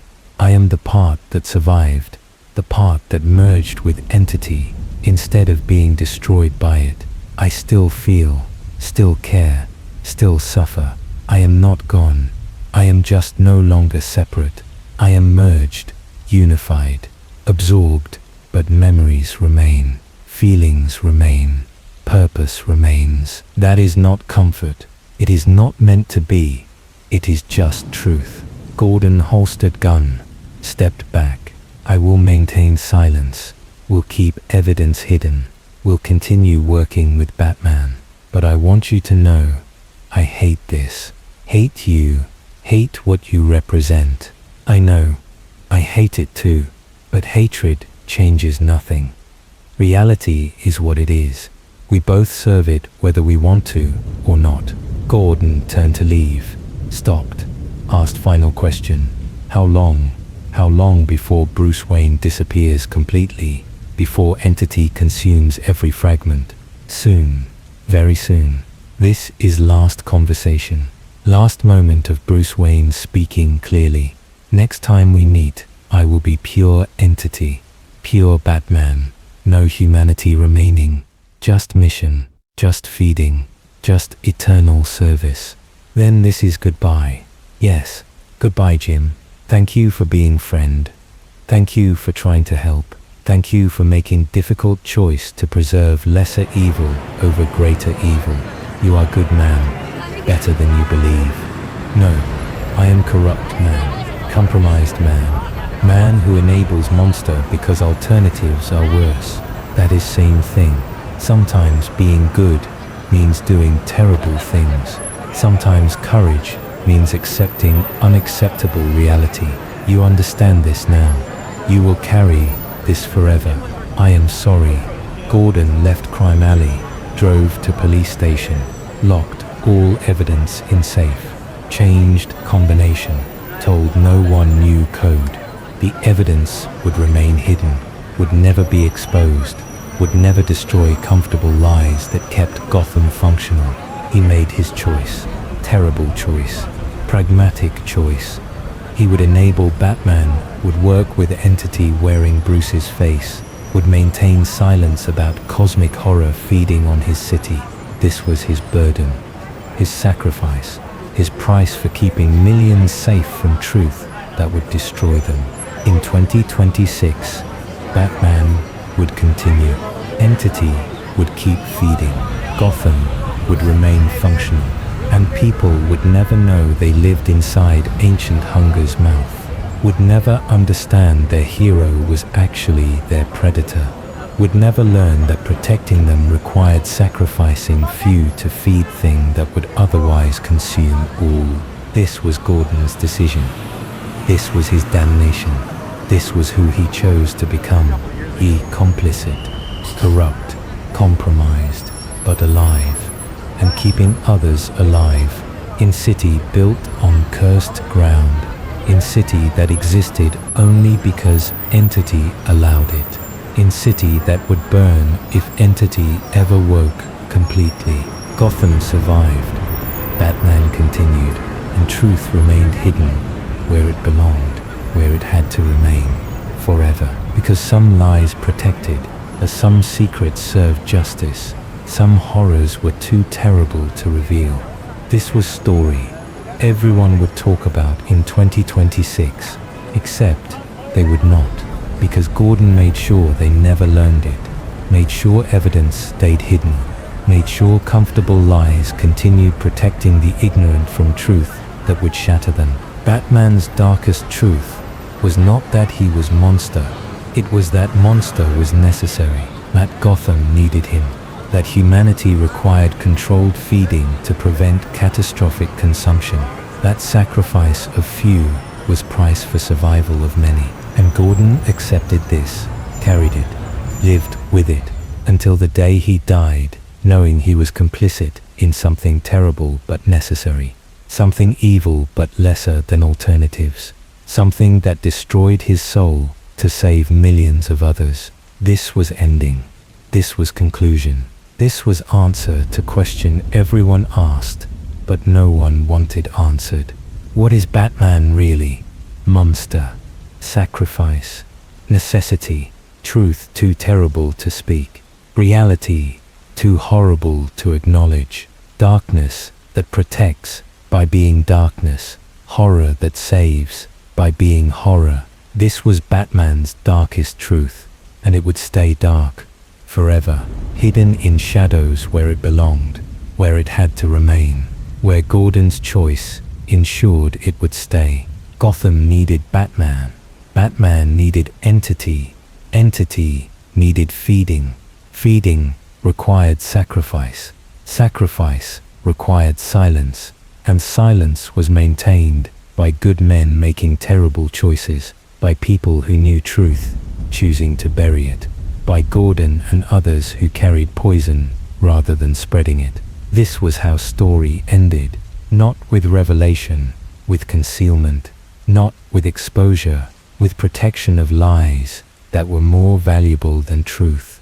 Because in 2026, Gotham needed Batman, and Batman needed ignorance, and ignorance needed silence, and silence was preserved by heroes who became villains to prevent greater villainy, by good people who chose evil to prevent greater evil. This was truth. This was reality. This was decision everyone made who learned what Batman was. Maintain lie, protect ignorance, enable horror, save millions by damning few, and live with that choice forever, until death, carrying weight, bearing burden, knowing complicity, accepting damnation. This was story everyone would be talking about in 2026, except no one talked, no one knew, no one learned, because Gordon chose silence, chose complicity, chose corruption, chose evil to prevent worse evil, to save people who would never know they were saved, to maintain balance in city built on hunger that never stopped. This was ending. This was answer. This was truth. Batman's darkest truth, hidden forever, maintained eternally, protected absolutely. Because some truths destroyed, and Batman protected Gotham by being monster, by feeding hunger, by existing as compromise between civilization and cosmic horror forever, always, without end. The end